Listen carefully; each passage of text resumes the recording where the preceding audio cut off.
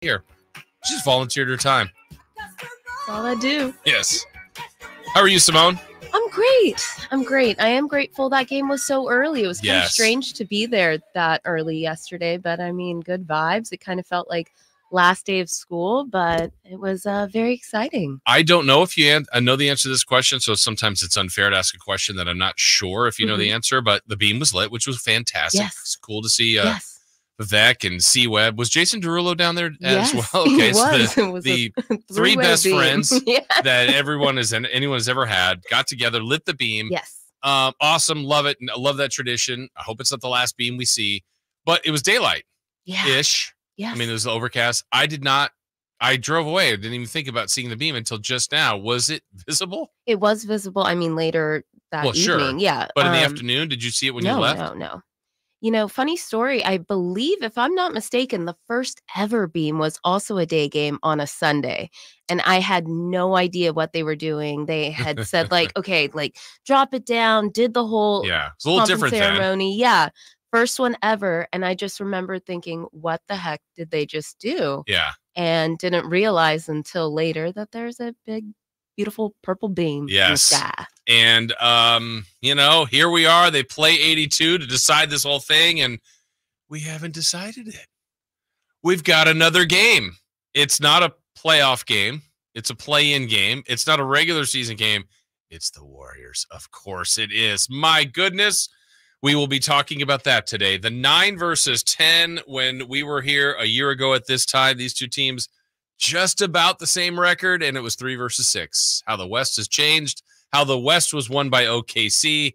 We will discuss all that and much more today. Jason Ross here with you, Simone here with you, and we appreciate all of you checking us out on YouTube. Good morning to you. You guys are up early and ready to roll because it's Kings and Warriors tomorrow. So today on the show, we will be talking about this with our very own Sactown Sports Insider, Frankie Cardicelli, who will join us at 9 o'clock. Also, from the Warriors perspective, former Sactown Sports, well, I guess he was either Sports 1140 host, John Dickinson, now working in the Bay Area for many years, has covered the Warriors, Kings, everything Bay Area sports and Northern California sports, will join us at 8:30 to talk a lot about the Warriors because he has watched all of their games as well and get a little perspective on that because tomorrow night, 7 o'clock, Kings and Warriors.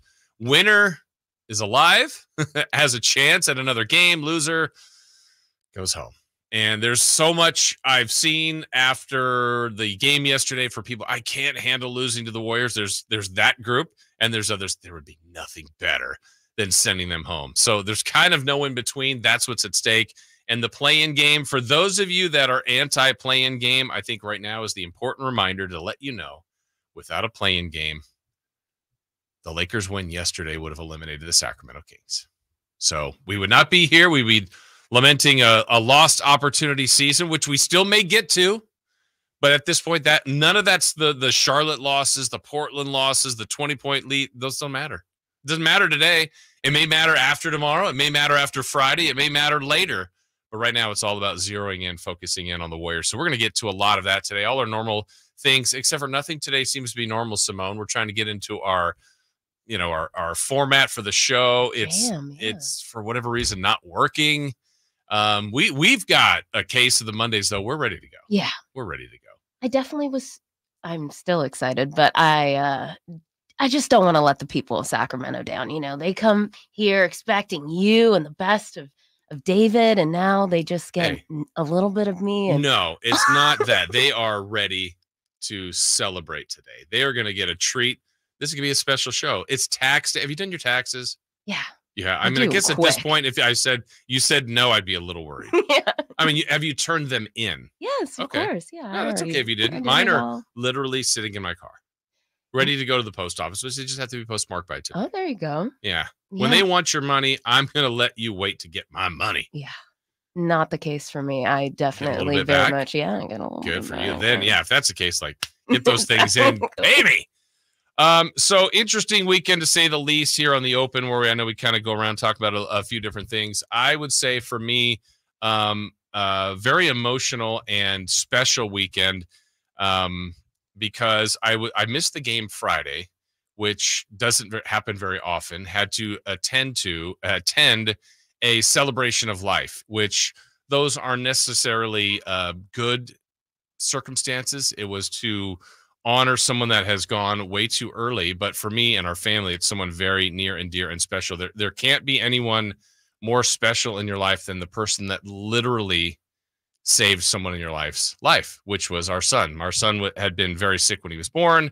If those of you don't know the story, I'll do a quick recap. He had leukemia, was born with leukemia, and had chemotherapy by a few hours in his life. Day 1, day 2, we weren't sure he was going to make it.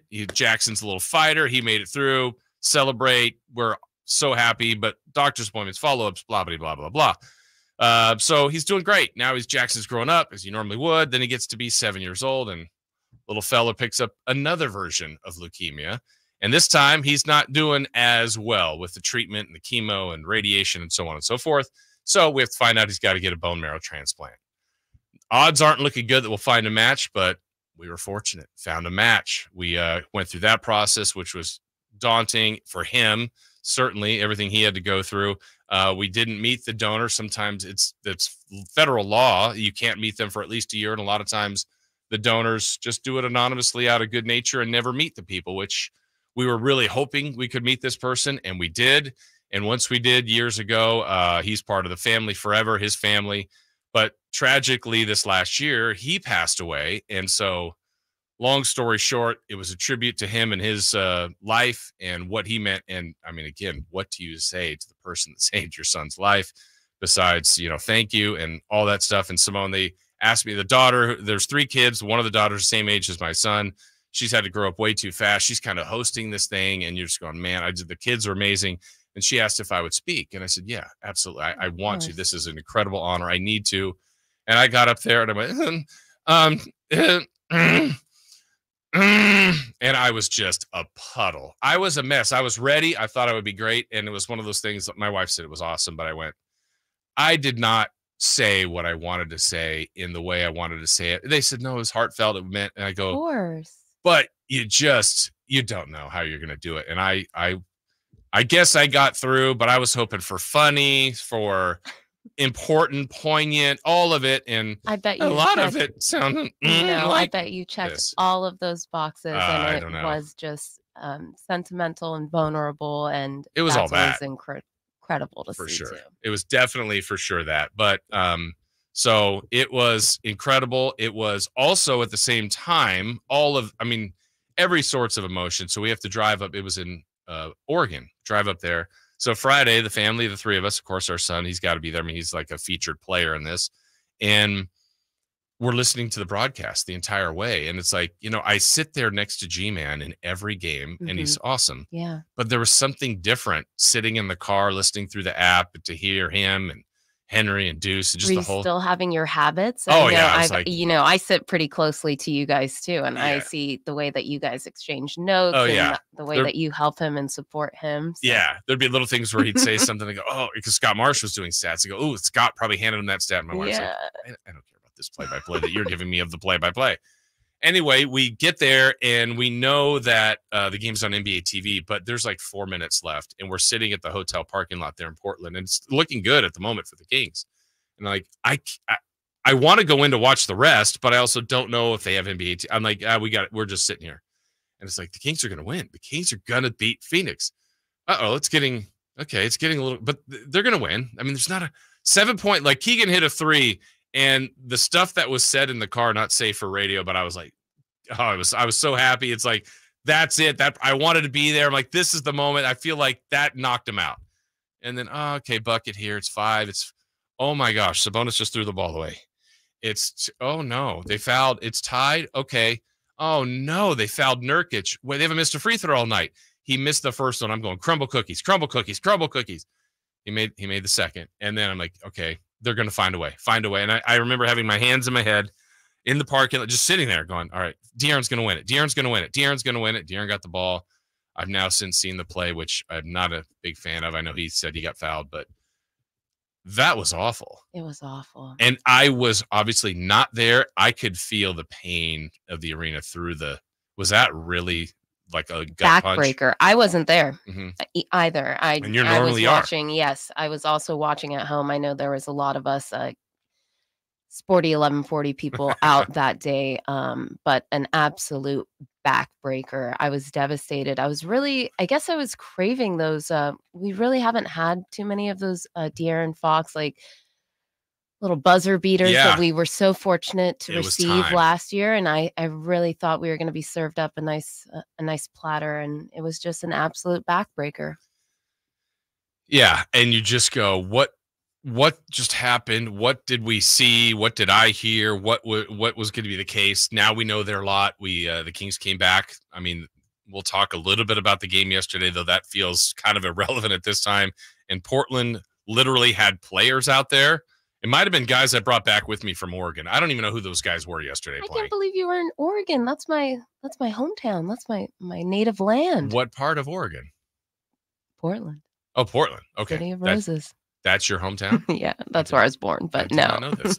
Well, I wasn't quite in Portland. We went to Bend. Yeah, so, that's a few hours out. Inland a little bit from Portland, but also on the way home, by the way. So it was, I mean, literally drive up there Friday, attend the services, everything Saturday, drive back Saturday. And we were still on, what is that road? 97, trying to get back to California. We're not even to like Klamath Falls, almost that way. And Simone, literally the loudest rain / hail, snow for about 6 minutes. And it literally, I mean, people have been in probably that kind of loud in our car. We're just in a regular sedan or whatever. It sounded like people were throwing rocks at our car and just going, listen to this. It was so loud. You guys powered through? You didn't I'm pulling over. Well, I mean, you could tell. I mean, it was also one of those things where there was still like parts of blue sky in the horizon, and like you knew it wasn't going to last long, but also like, do we stop? Is this going to end in 30 seconds or in an hour? We didn't know. Right. And it was one of those things where everybody's just flying, and then all of a sudden it got a lot slower. And if you got out of the tire track grooves of the car in front of you, I'm like, okay, I'm staying in these tire lines of the car in front of me, and made it home safely, made it back for the game yesterday. And here we are, the Kings, and of course, the Golden State Warriors in a weird situation. It's not a regular season game. It's not a playoff game. And the Kings lot, again, if you look small part, you're like, yeah, I don't want to lose to the Warriors. Yeah, it'd be great to beat the Warriors. But even Tuesday, if you get that thrill of victory, which would be great, you still have to win again on Friday. And that waiting for you is either the team you have not had a clue how to beat, the Pelicans, or the Lakers, who that sounds exciting, but are you going to beat them again? Maybe. Either way, it's on the road. But tomorrow's at home. We're going to discuss that. We're going to discuss the weekend. We're going to discuss the season. Again, Frankie Cardicelli joins us at 9, John Dickinson at 8, Safer out, 3 for Madness, who's hot, what's not, all that kind of, or who's not. We got streaking. We go look back at 3 in the key, celebrity birthdays, all that and more. Jason, Simone, here on a Monday with you on Sactown Sports. Our first year as the radio home of the San Francisco 49ers is one we will never forget. It's a toss to McCaffrey, a cutback run 30, breaks 340. McCaffrey midfield. McCaffrey 40, 30, 20, and toasted all the way down to the 3-yard line on the first play of the game. CMC Dynamite! Congratulations to the 49ers on a terrific year, and thank you for so many wonderful memories. Celebrate Sacramento Rivercats baseball during our 25th anniversary season. Pick your favorite weekly promotion, giveaway game, or theme night, and join the fun at Sutter Health Park. Stick around post-game every Friday and Saturday night as we light up the sky with the brightest fireworks in town. For a full promotion schedule and to buy tickets, visit rivercats.com. We'll see you there. The Arnold Law Firm has seen how an injury can turn anyone's life upside down. Whether it's a slip and fall, a car accident, or any other kind of injury. For almost 50 years, the Arnold Law Firm has been here to help you through the entire process to protect you and your family. If you are ever injured or in an accident, call the Arnold Law Firm. The Arnold Law Firm, providing real justice for you since 1975. Call 916-777-7777. That's 916-777-7777. Let's do it. Leading off, the 3 top stories in the morning. Huge news. This is very important. Here's cut number 1.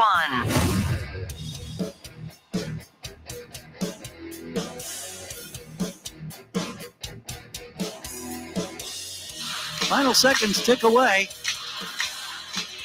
The 39th year of the Sacramento Kings in California has come to conclusion. Hall of Famer to be, Chauncey Billups embraces Mike Brown as the final score is 121-82 in favor of Sacramento.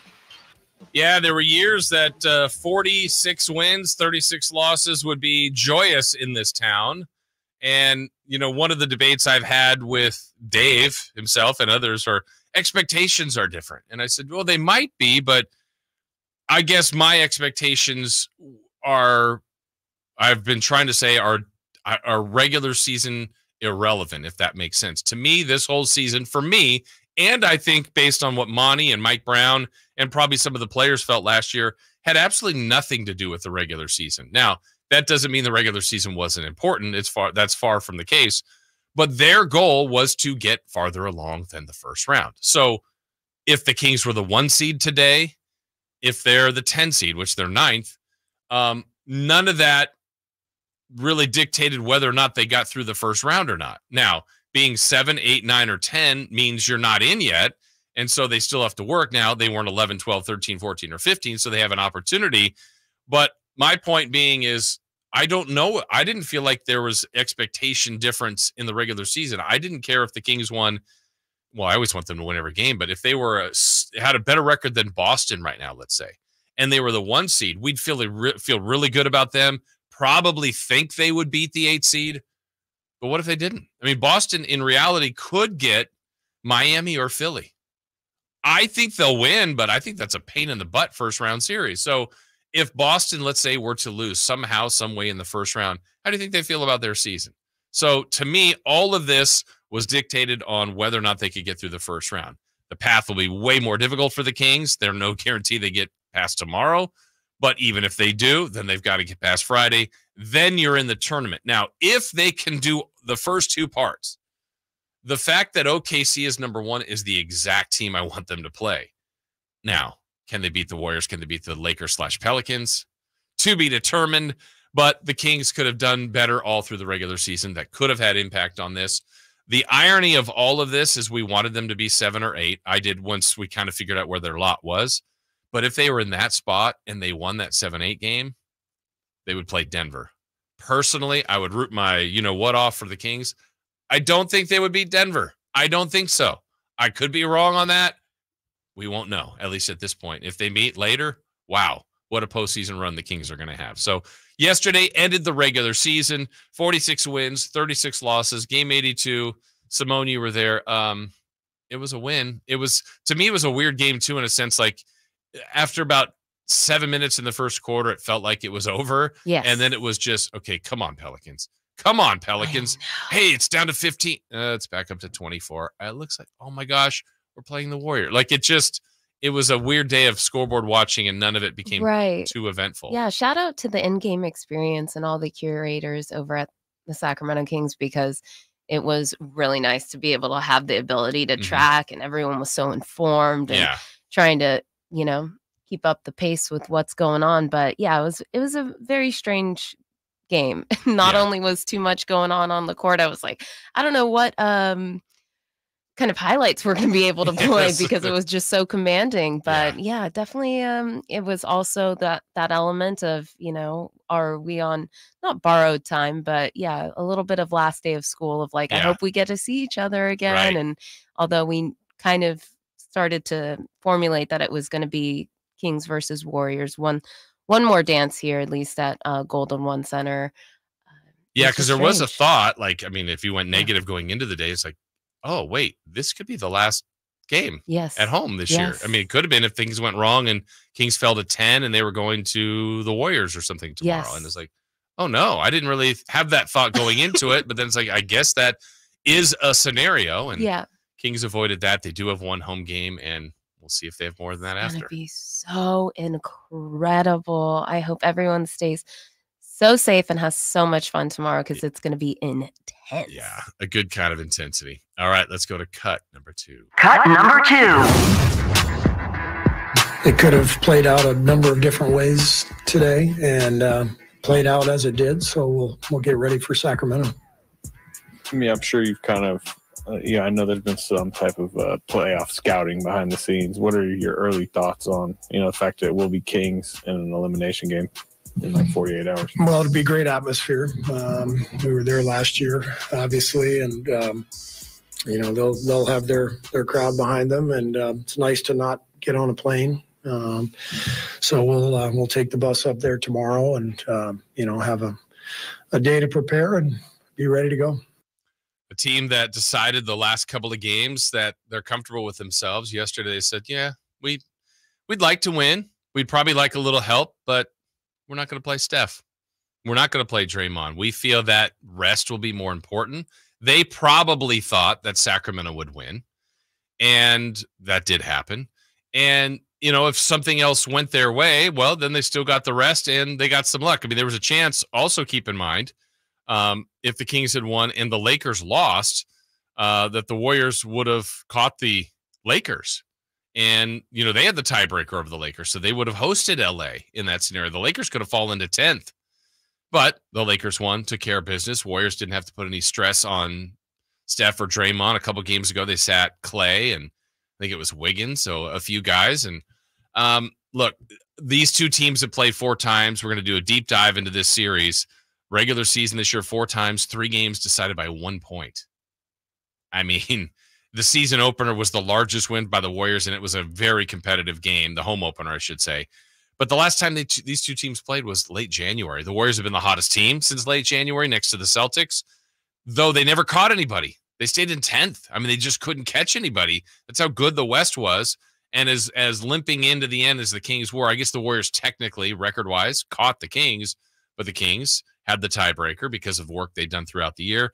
And so looking at the previous 4 matchups, I don't even know that it matters because the Kings are different. Certainly no one can know Herter. Keon Ellis in the 4 games this year has played a total of 5 minutes. So he's a huge factor now. Davion's playing more. And for the Warriors, look, last year the nemesis was Looney. They don't even barely play him anymore. They now play Trace Jackson Davis. Wiggins is back healthy. Clay's back in the starting lineup. Draymond's back. GP2. Oh, man, it's going to be intense. We got previews of it. We got more on that coming up, but let's get to cut number 3. Cut number 3. One of the greatest feelings in golf. Walking up that hill, being greeted, knowing you're going to be wearing a green jacket. His stardom confirmed. Well, that is Jim Nantz talking about Scottie Scheffler, winner of the Masters, one of the favorites to win it, does it again, second time in 3 years. The big storyline with Scheffler going into the weekend was he had said famously that, hey, he's anticipating the birth of his first child, and if it was happening, he was going to leave with the lead. And there was some talk like, well, he also said, my wife probably won't tell me if that's happening. So I'm like, wait a minute, they need to get on the same page there. But he made it through, got the Masters championship, and incredible weekend for him. It was a sign-off to Vern Lundquist as well, legendary golf announcer. And Scheffler just kind of cements his name in there amongst the golf elite. And the golf's first major of the year is complete, and Scottie Scheffler donning the green jacket. We've got more on that this weekend. We've got a bunch more on the Kings. We will break here, come back, talk about Game 82, a rout of the Blazers to set up the Kings and the Warriors. We'll look back at yesterday's win. That's straight ahead here on Sactown Sports.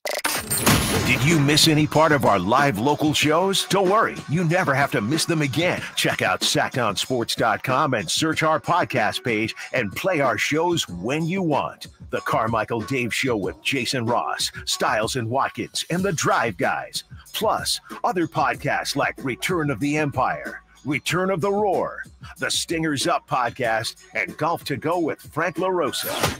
They're all available right now on SactownSports.com. Without the ones like you, who work tirelessly to keep things running, everything would suddenly stop. Hospitals, factories, schools, and power plants, they all depend on you. No matter the weather, emergency, or time of day, you're the ones who get it done. At Grainger, we're here for you with professional-grade industrial supplies. Count on real-time product availability and fast delivery. Call, click Grainger.com, or just stop by. Grainger, for the ones who get it done.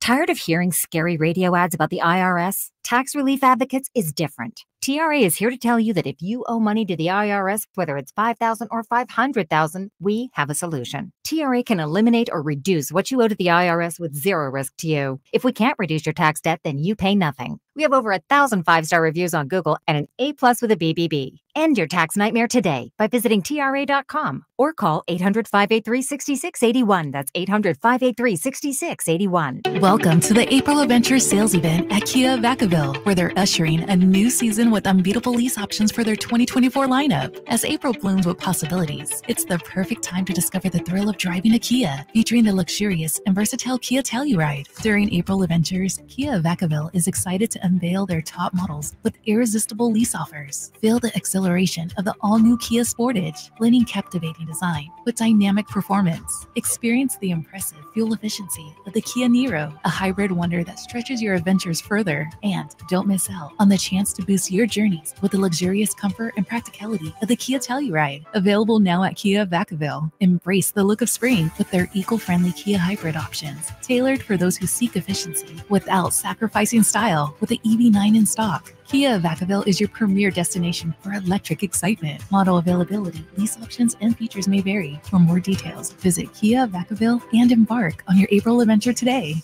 Guys, did you know your testosterone level impacts your energy, libido, sleep, weight, hair loss, mood, and even ED? And right now, Revive Men's Health Sacramento will check your testosterone for free. They're in Midtown in the Cal Sutter Medical Building and also offer telemedicine appointments. Schedule your free testosterone test, exam, and consultation today. Call 916-365-4566. That's 916-365-4566 or visit ReviveMen'sHealth.com. Slightly Stupid. Live in concert. Saturday, April 27th, 7:30 p.m. The venue at Thunder Valley. With special guest Fortunate Youth.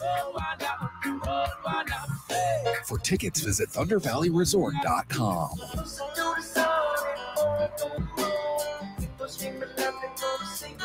Don't miss Slightly Stupid live. Hey there, wanted to take a moment of your time so I could talk to you about insecurity. I could talk to you about confidence. I could talk to you about girth. Yeah, what? Girth? Yeah, okay. Let me tell you about the Upsize Clinic at UpsizeMatters.com. My good friend, Dr. Jack, and his friend, Dr. Pash in San Francisco, have a safe, effective, long-lasting doctor-performed procedure. It's non-surgical, virtually pain-free. Now listen, girth is consistently ranked as the most important attribute. What Dr. Jack and Dr. Pash are offering is a free consultation. The procedure can be done on the same day as your consultation and get that confidence back. Reset in the bedroom with your partner. Financing is available. It's very private. It's very discreet. Available in Roseville with Dr. Jack and San Francisco with Dr. Pash at UpsizeMatters.com. That's UpsizeMatters.com.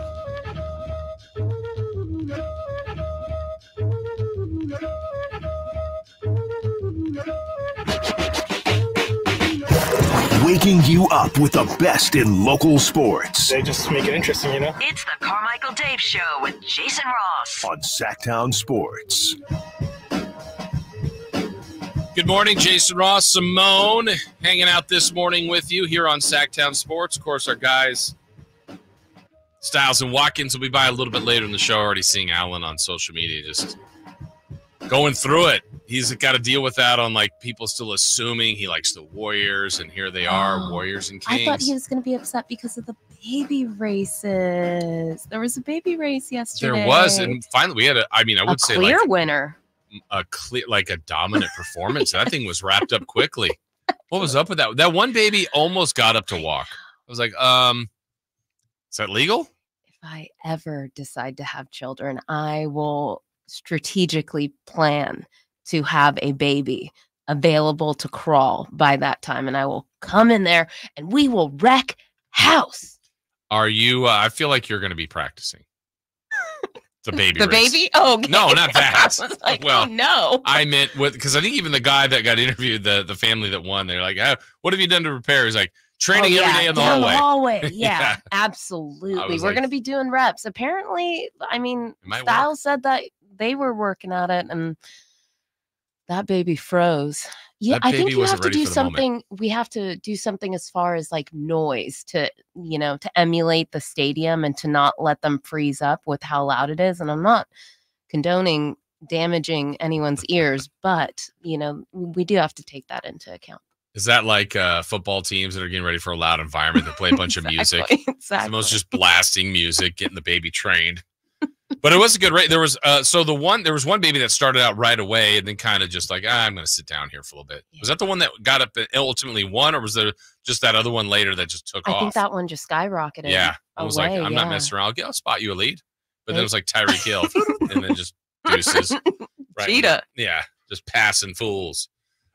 Interesting day yesterday for those of you that checked out Kings basketball, whether you watched it, listened to the great G-Man, or had a chance to attend it. It was, the way the season has gone, there were a portion of people that would hear throughout the day that, oh no. And everybody gets triggered. So we got a chance to talk to Travis, the Blazer radio play-by-play voice. He said, hey, just to let you guys, G-Man and I were kind of sitting up in our location way early, way before pregame. And he came back and goes, well, you guys won't have any trouble today. And I think G-Man and I both looked at him the same way, like, did you know this season is gone? But he said, look, all of our veterans are out. And I'm getting word that Scoot Henderson's probably not going to play. He was honestly, we're not going to try to lose, but it would be better for the Blazers to lose. Like they've got some lottery concerns and they would rather have the highest pick possible or at least the opportunity. So, and he goes, literally, I think we only have 7. And then he came back and said, we just signed somebody today that's going to be here to be our 8th player. And they just didn't have it. I mean, they just didn't have it. The Kings made sure they didn't have it, which is what they needed to do. And, Sacramento won the home finale. I think it was important to do that. It ended up being pretty easy work. Let's hear a call, at least from the G-Man. And keep in mind, we still later at 7:45, the Jiffy Lube drive of the game. If you heard that and identify that, you'll be a winner of the $100 gift card at 7:45. But here's a little sample of how it went yesterday and how smooth sailing it was for the Kings. Here's DeMattis in the paint. Kick-out pass goes to Ellis. Swings to Keegan. Murray now to Sabonis. 1 on the clock. Has to launch a long 2, and he hits it from the left angle. Didn't panic. Very composed. And he hit about a 21-footer out on the left angle. I do stats there for G-Man while helping out with the broadcast. At one point, I'm like, wait, I'm doing some serious math. I'm trying to go, they're up 45? Yeah. Light work. It was light work. Sabonis did not get the triple-double, though. It was, I think, the 8th time this year that he missed a triple-double by either 1 assist or 1 rebound. Generally, it's probably assists. And he was dominant. Fox made sure it was over. He cruised. He had those back-to-back-to-back steals at one point. Ends up, by the way, the steals leader for the 2023-24 season, steals per game. Sabonis ends up as the rebound leader. And, a season that I think had some many frustrations for people, understandably. And, I know they were more injured, let's say, than last year. I still think big picture, they were relatively healthy. I mean, right now is the worst time to have 2 key contributors out in Herter, who's done for the year, and Monk, who I keep hearing is progressing faster than they thought, but it's like, can faster than they thought Simone be tomorrow? I know. It's on the Aaron Rodgers. I know. Could you imagine the pop tomorrow if it's like there's kind of like a little scuttlebutt? I mean, it's not going to be the case, but then all of a sudden, like Malik comes out of the tunnel, tears off like his what was he wearing? Not the tearaways. Yeah, his own tearaways from like his own personal sweat collection. And there he is in uniform. That place would go bonkers. Erupt. Yeah. It's just, don't get me started. I know. It's too bad he's out at the most important time. And let's remember the original evaluation, by the way, when they say it's going better than they had hoped. The original evaluation was 4 to 6 weeks being reevaluated. It's been just over 2. So, I mean, I think the totally uneducated opinion. I mean, I guess it's an educated based on years of doing this, but with no intel from anybody. I mean, I think best case scenario, if you somehow got through this week, the first round, fortunately, in some sense takes about 2 weeks if you get all the way through 7 games. Maybe there's somewhere in there, maybe. But look, we're worried about tomorrow right now. And the Kings are going to have to find a way to beat a nemesis. I mean, the Warriors. And it got set up with the win yesterday, game 82, taking out the Blazers. And, you know, Sacramento, I will say this. I don't know what that last win does for them, you know, just in their overall morale, because I would say at the finish, they have had some of the most difficult losses. I mean, we look at that last road trip where they lost 2 20-point leads. They had a lead and technically kind of possession for a half a second in Boston in the final 10 seconds and didn't win. Come home, you lose a game where you played pretty well against the Pelicans, but also felt you couldn't beat them. And then you lost a game you gave away to the Suns. And so that's kind of how they were going in. Yesterday was a no-doubter, but I think they needed to see that. I think they needed to have that feeling. I think they needed to enjoy that situation. And let's get a little perspective on that as post-game Harrison Barnes was able to visit with the G-Man. And, I mean, again, Sacramento was in this position. They needed the victory. And let's hear Harrison Barnes with Gary Gerald. The Falcon, Harrison Barnes, has slipped on a headset after playing in his another season, Harrison, where you played and started in every game. How proud are you of that run? Season, definitely thankful to be able to be out here every night with this team for this city. So keep going in the postseason.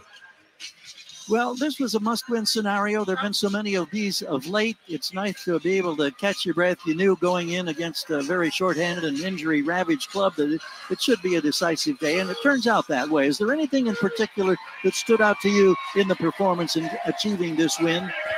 You know, I think our biggest thing tonight was this is our last tune-up before we were able to go out and hit the postseason, so we want to come out here strong, play together, play hard, and get a win. And stay healthy, or as healthy as you can in the process. I hearken now to the fact that it's not formally official, but it's all but official. You're going to be hosting the Warriors on Tuesday night in this building. I look back at, I think it was the last game you played against the Warriors. You had a career-high 39 points. You remember that one?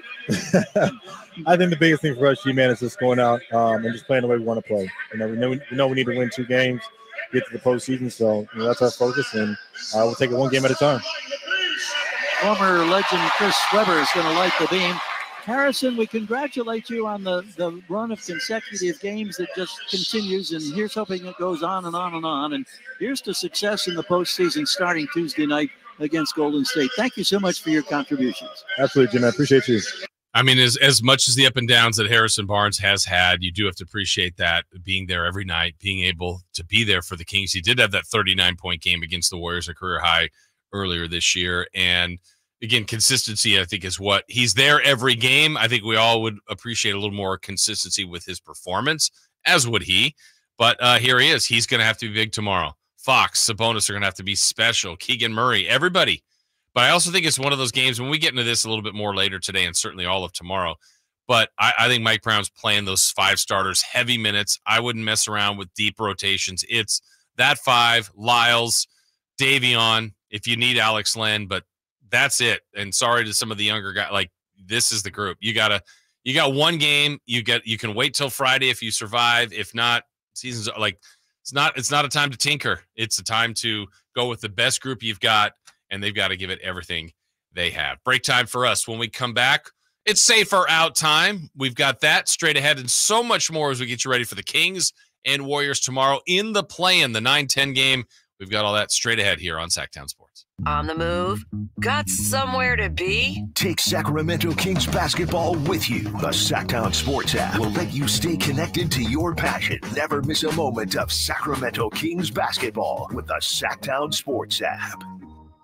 Hey, it's Carmichael Dave for my good friends at American Energy. Now, I've told you this before, but this is what we call extending a good deal. Right now, American Energy Heat and Air is offering an HVAC diagnostic for $99. Oh, wait, I'm sorry. Never mind. They're offering it free. It's a $99 value, but you get it for $0. Let the American Energy team test your system connections and all the moving parts of that system to ensure that it's functioning properly. Now, this is a limited time offer. Call today to schedule your appointment at 916-520-9990. Speak to the company that has an A-plus rating with the Better Business Bureau that's been making the greater Sacramento area proud since 1981. 916-520-9990 or AmericanEnergyAir.com. Tell them Carmichael Dave sent you. Call 916-520-9990 now. Welcome to a brighter future with Aztec Solar, serving Sacramento since 1980. Everyone knows that solar saves money. How much? The answer is a few clicks away. Visit yourpowersavings.com. It's fast, easy, and reliable, giving you instant insight into your potential savings. I used to pay $400 a month to the power company, and that $400 a month added up to $48,000 over the past 10 years. That all changed when I switched to solar with Aztec Solar. Now it's your turn to stop overpaying for electricity. Calculate your solar savings right now at yourpowersavings.com. And Aztec Solar will email or text you how much you'll save every month. Plus, we've got an exclusive offer for you. Get your solar electrical system for just $9,995 cash price after incentives. Don't wait. This deal won't last forever. Visit yourpowersavings.com today and take the first step towards energy independence with Aztec Solar.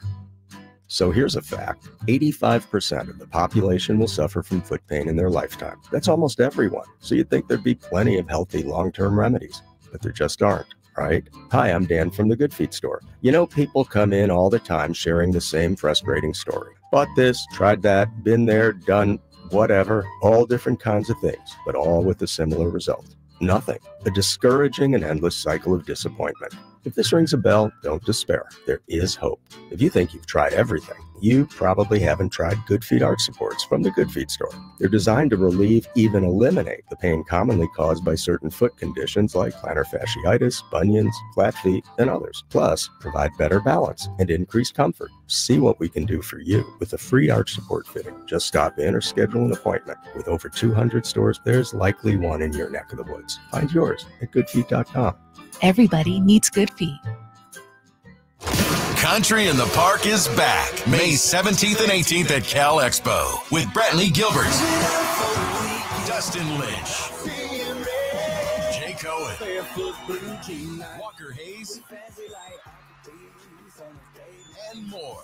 Tickets start at just $46. Country in the Park, May 17th and 18th at Cal Expo. For more information, visit CITPFest.com. Brought to you by Tug Shed, New Dawn Treatment Centers, and Raising Cane's Chicken Fingers. Safe or out? It's time to go around baseball. 3 pitches, 3 swings. It's safe or out on the Carmichael Dave Show with Jason Ross. All right, it is time for Safe or Out. Again, a reminder, a lot more on this Kings-Warriors play-in game tomorrow, 7 o'clock, of course, right here on Sactown Sports. The great G-Man will have the call. We get some Warriors perspective with John Dickinson. He will join us at 8:30. Frankie Cardicelli, our Sactown Sports Kings insider, will help preview that game as well coming up at 9. But let's wrap up this first hour, Simone, with a little Safe or Out question number 1. Question number 1. It says maybe Sacramento will be getting a better team in the A's than people thought. Safe or out? I know. It's too bad Dave's not here this morning. He's just been dumping on the A's. If they come here, I don't want to see Sacramento across their chest. Well, we know they're going to be just the A's when they're here. I said, they might be better than you think. I'm telling you, they might be better than you think. And look, there's a long baseball season ahead. I mean, a long, long way. But people are like, it's be the worst team in baseball. They're barely going to win 40 games. All that could still be true. But right now, today, here are those A's at 7-9. 1 game out of first in the American League West. That's not a team you want. Well, no, ideally they should stay in Oakland. But if they're coming here, that's a team you can support. They're not the worst team in baseball. Let's start to list the teams worse than them in baseball. The Twins, the White Sox, the Mariners and Astros from their own division, the Nationals, the Marlins, the Cardinals, the Giants, the Rockies. There's a list. It's not one team. There's quite a few teams, and it's 7-9. They've won a few more games than I think a lot of people thought. And look, there's still a long way to go, but they're competing, and that's all you want. So Say safe. At this rate, they are getting a better team than a lot of people. I just want to add really quickly. Did you see over the weekend? This is actually, now that I say it, pretty unresearched, but I saw on social media that they were trademarking. We should say then it's official. Exactly. Yeah. This is legit. Trademarking Sacramento Athletics. Yes, I think that and the website properties, all that. And I some people are like, does that mean they are going to change their name? I also just wonder if they're protecting them. Right. So correct. Probably more of that, but again, if they get here, there is a chance that could happen. There's a chance that without them being here, there's no baseball talk here besides what we do have in the River Cats. So we'll see where that ultimately goes. There's still some moving parts. As we know, Vegas is not locked in stone. I think there's a lot of potential potholes there. And but for now, the A's off to a decent start at 7-9. All right, question 2. Safe or out? Blake Snell has struggled in his first 2 outings with the Giants. Safe or out? San Francisco Giants fans should be concerned. I would say this is out in this sense. Not concerned with Blake Snell, but concerned with their team. Overall, it's 6-10. They've had some tough losses. Blake Snell, I didn't see him pitch yesterday for obvious things. Kings were playing, but the first pitching outing he had, played the Nationals, and it was his first game. He had the delayed start, was signing so late. Not really much of a spring training. So that's another thing to keep in mind. Arm will continue to develop, and I would anticipate the 2-time Cy Young Award winner will pitch better. But what I did not know, as someone that has not regularly watched Blake Snell, boy, does he get deep into the count with a lot of people. That first match, or first outing, I should say, for him, he was basically a 3-ball count on every batter every time. And so the pitch load and the defense just waiting and waiting and waiting around. I would say for anybody that's played any kind of baseball, if you have a pitcher that works slowly, works long counts, it's tough on the defense. I mean, it's a sport where you already there's not a lot of action when balls put into play. But if you're waiting on, this is a 9-pitch at bat, because he's a grinder, though. He knows how to pitch. He can get down 3-0 and just battle back and still not be afraid to challenge hitters. So he knows how to pitch. He's too gifted. I wouldn't be worried about him. I'd just be worried about overall just about kind of everything getting going and getting an offensive spark. I believe in Bob Melvin. I do believe they've got a couple of nice pieces there, but they still may be missing a few things. And really the last couple of years, they haven't been able to add that truly significant offensive franchise-type player that they've been looking for, right? They tried to get Shohei. They tried for Aaron Judge. They tried for Bryce Harper. They're in the mix in all those guys, but in that, it doesn't matter if you finish 2nd or 5th if he's not on your team, right? They're somewhere else. And so right now, slow start for the Giants at 6-10. Snell, Webb, I think that will be a good part of the future of the Giants. And even in this season, they'll have some good runs together. But overall, I wouldn't be that worried about Blake Snell. All right, third one on safe or out. Safe or out? The New York Mets retired Dwight's number 16 jersey over the weekend. Safe or out? Is Dwight a classic case of what could have been? Yeah, that's safe. That's a guy who came on to baseball like just a lightning bolt, was transforming the sport, and then had different things go wrong. Obviously, he had a drug issue. He was a really good pitcher, had great career numbers, but Simone, I was thinking about this question in this sense. Would you rather be someone that has like a long, maybe let's word it unremarkable career, but someone that played in a perfect, like baseball, people can play 20 years. So like a 15 to 20 year career where maybe there's an all-star appearance, but just steady, not a Hall of Famer, but just, hey, wow, I played the sport for 15 years, or be on the scene and be a dude, or be like the person for a couple of years. But at the end, they're like, yeah, they were really good, but probably could have been a little bit more. Like he left something out there for people. Right. No, I take longevity. Yeah. And Dwight Gooden, there was a time, man, that was a guy that was must watch. He was such an amazing pitcher early on in his career, was doing dominant things for the Mets, and being in New York City, and he and Darryl Strawberry got caught up in things that, some of the temptations can get the best of them when you're young and you're gifted and you're making tons of money in a city like New York. Man, that would be tough too, to be a famous person with access. Well, everybody has some opportunities there, but just things can go the wrong way for you. But I'm glad he's getting his shine.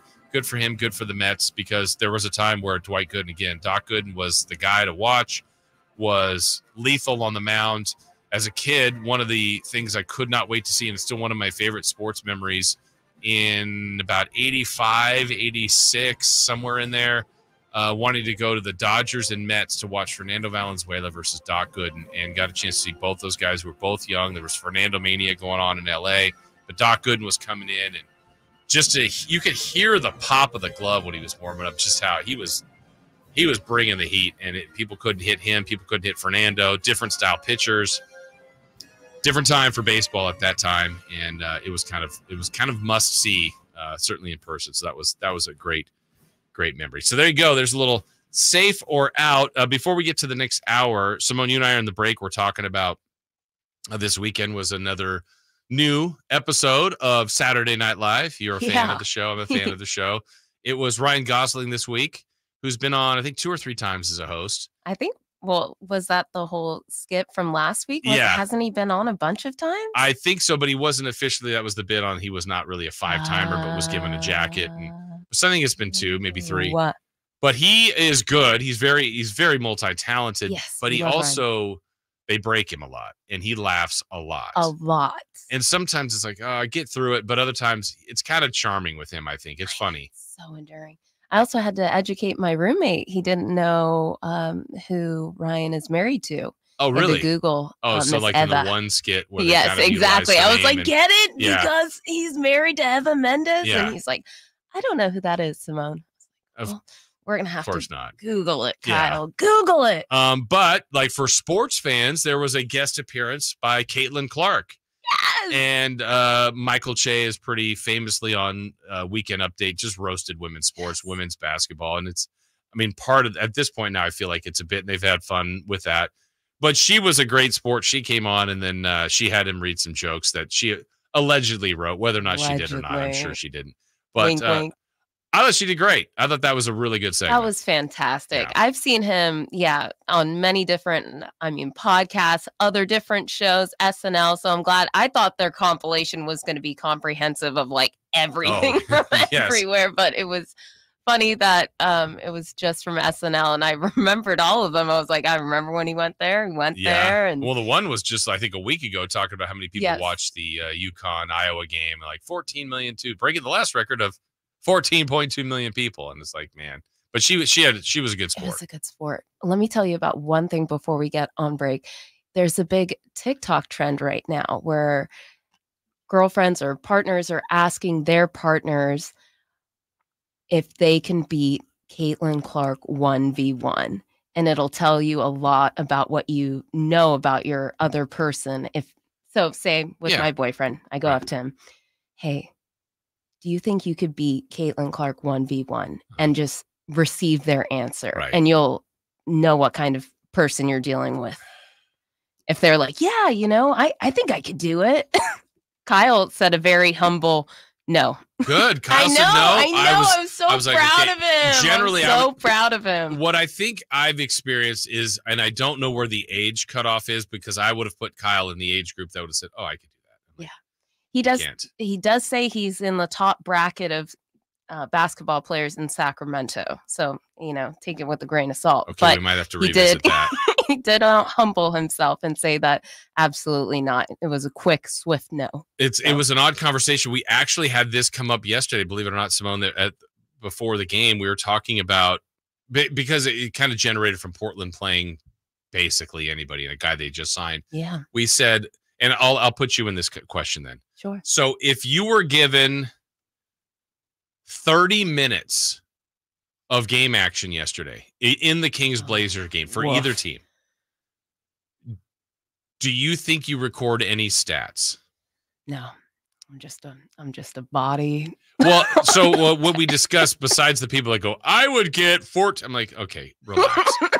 I was trying to get down to the point where I think there's probably the best chance to get a stat is, well, one, I don't think anybody would cover any of us. Like, what's the point? Yeah. So you might get a shot attempt. You might. You might make it. You might be lucky. But I thought the more realistic one is if you were somewhere on the defensive end and the ball just came your way and you grabbed it. Like, I got a rebound. It just came right to me. Sure. So I got a rebound. But, I mean, are you getting an assist as possible of like, oh, I threw the ball to De'Aaron. De'Aaron scored. Hey, assist me. But I don't know. There are people, I mean, unless you've like really played at like a high level. We're talking about people that are, okay, maybe you shot baskets in your driveway or something like that, or like you just haven't played. Right. I don't think people appreciate how great professional athletes are. I agree. I don't think people really know, too, not to sound like, this person, but I don't think you really know until you're down there on the court, seeing how big the bodies are. Correct. It's a different animal down there. I was saying this story yesterday. There were two things that were really eye-opening to me, and I'll do this in our final a couple of seconds. I remember in the early 90s kind of getting into this profession after graduating, mid-90s, let's say, and the Bulls were coming in. And it's like, I hear the Bulls like, oh, little Steve Kerr, because he looks so tiny on TV. I'm like, he's 6'4".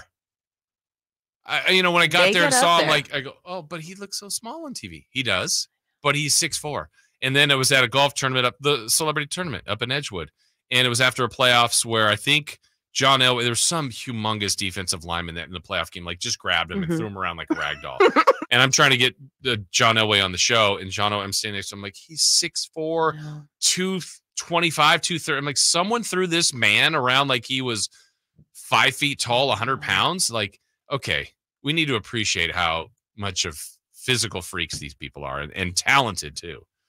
All right, first hour in the books. Set. Next hour ahead, we got 3 for Madness, but when we come back, the playoff field is set, kind of, for the NBA. What it looks like so far, the other playing games, including the Kings. We'll look at what the postseason looks like ahead next on Sactown Sports. I didn't ask to be thrown in the streets with nowhere to go. I didn't think I'd survive. But I did ask for help, and Covenant House was there for me. 1 in 10 young adults will experience a form of homelessness this year. For these kids who didn't ask to be put in this unthinkable situation, Covenant House is there. Covenant House helped me break the cycle of homelessness in my family. They gave me the love that I needed. Over 2,000 young people will sleep safely in a Covenant House bed tonight. When youth who are experiencing homelessness have a hot meal, a safe place to sleep, medical care, and love, they can overcome heartbreaking challenges and have a brighter future. They just really genuinely just wanted to help me succeed, and I'm succeeding. I'm a speaker, I'm an author. Covenant House really helped me and really helped mold me into the woman I am today. If you or someone you love is asking for help, go to safeplacetosleep.org today. Grab the keys to a new Toyota. Explore more this season in California with Toyota's legendary reliability. Shop a wide selection of cars, trucks, and SUVs, including more hybrids and plug-in hybrids than any other brand. Right now, get low 3.99% APR financing on the spacious Highlander, or check out great lease deals on the stylish Camry, sporty Corolla, and dynamic RAV4. Toyota, let's go places. Offer available on 2024 models through TFS to buyers with premium rated credit, excludes hybrids, ends 4/30/24. Power Business Technology is proud to be 100% independent, locally owned, and managed Toshiba copier dealer. Local ownership cuts out the red tape, allowing ourselves to never be too busy to personally answer the call when our clients need us. Recognized for excellence in service execution, training, and customer service, we're proud to be named a 2022 Toshiba ProMasters Elite Dealer. Contact us today for all of your business printing needs at 844-POWER-BZ. That's 844-769-3729, or visit us at PowerCopier.com. Fans, the NBA playoffs are on their way. But before they begin, it's the SoFi NBA Play-In Tournament. Winner advances, the loser goes home. 8 teams vying for the last 2 spots in each conference. Hurry! Some teams will get in. Do or die. Others, they're coming up short. Forget about X's and O's. Who wants it more? It's now or never. The playoffs are calling, but first, you gotta win to get in. Shoot! The SoFi NBA Play-In Tournament, April 16th through 19th on ESPN and TNT. Oh, honey, it's our favorite leaf filter trusted pro, Matt. Matt, come in. Hi, Mrs. Sparks. You wanted me to stop by? Is everything okay with your leaf filter gutter protection system? Okay, of course, silly. We wanted you to stop by for dinner as our way of thanking you. Yes, to thank you for that free gutter inspection, the free estimate, and what was the other thing? That lifetime guarantee. Well, Mr. and Mrs. Sparks, those are just Leaf Filter's policies. Everyone who calls Leaf Filter gets a trusted pro to come out for a free gutter inspection and estimate. And every leaf filter installation comes with a lifetime guarantee. So So it's not just us? No, sir. We don't want anyone to worry about clogged gutters ever again. You mean everyone gets this level of service? Everyone. They just need to visit leaffilter.com/build to schedule their free inspection. Okay, but you must be starving. You work so hard. Ready to love your gutter protection as much as we do? Visit leaffilter.com/build and get up to 30% off today. See representative for warranty details. Promotion is 20% off plus a 10% senior or military discount. One discount per household. Celebrate Sacramento Rivercats baseball during our 25th anniversary season. Pick your favorite weekly promotion, giveaway game, or theme night, and join the fun at Sutter Health Park. Stick around post-game every Friday and Saturday night as we light up the sky with the brightest fireworks in town. For a full promotion schedule and to buy tickets, visit rivercats.com. We'll see you there. Thinking of remodeling your home? Say goodbye to endless internet searches and visit Subcontractors United. Find a list of 3 pre-qualified and licensed contractors in each home service category. From cabinets to landscapers and everything in between, Subcontractors United makes finding qualified contractors free and easy, with no accounts to set up. Visit subcontractorsunited.com and experience the joy of stress-free home improvement. Save time and money at subcontractorsunited.com. Golf to Go is brought to you by the Hagen Oaks Golf Super Shop. Here's Frank LaRosa. Everywhere you look, someone is always telling you how to get more fit. While we may feel like we're fit, we can all get fitter. Maybe you have a favorite pair of jeans that don't fit anymore, or maybe you just want to lower your blood pressure a bit. Here are a few suggestions. Walk more rounds, walk to work, walk to the store, walk the dog, but walk. Strengthening the most important muscles in the golf swing, your glutes. Even Tiger couldn't fire his. Buy a foam roller and knead the muscles of your body 3 times a week, especially your hips. You can do this while you watch television. Eat more vegetables, and potato chips and carrot cake don't count. Stabilize the muscles of your core by raking leaves or sweeping floors, and eliminate soda, especially the ones with artificial sweeteners. Maybe you'll be able to take a little bigger turn. Maybe you won't get tired around the 15th hole. Either way, you're going to be much happier with yourself. That's your Golf to Go. I'm Frank LaRosa. This segment is brought to you by Aztec Solar. Skip the sales pitch. Calculate your solar savings at yourpowersavings.com. KHTKAM Sacramento. KYMX HD2 Sacramento. From the Power Business Technology Toshiba Studios, your new home for 49ers football in the 916. Sactown Sports.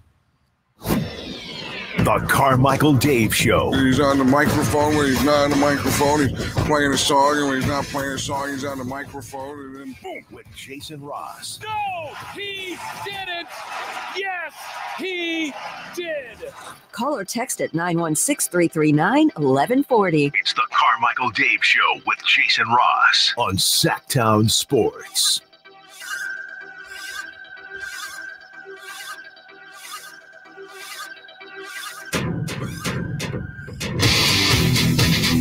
All right, welcome into the second hour of the show. No Carmichael Dave today. Not I don't even know what the exact wording was of the late text. Meds not kicking in. Was that what it was? Yeah, that was fun, man.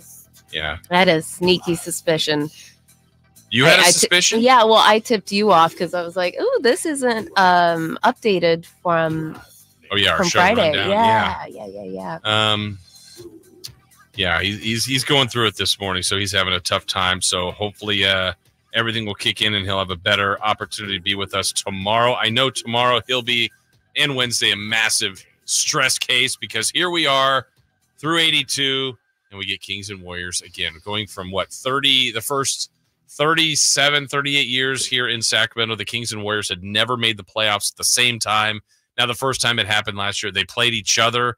This year, technically, it's not a playoff game, but one of the teams will end the other team's season tomorrow night. So Jason Ross here with you. We got Simone. We're so glad to have you guys all here. Simone, you had asked the question. I guess it wasn't your original question, but it's going through TikTok about the 1v1? Yes. Where was the one I liked on our YouTube? Oh, Family Schlegel. Wait, where did that go? Oh, Clark could beat me 1v1 while she has COVID and the flu. Exactly.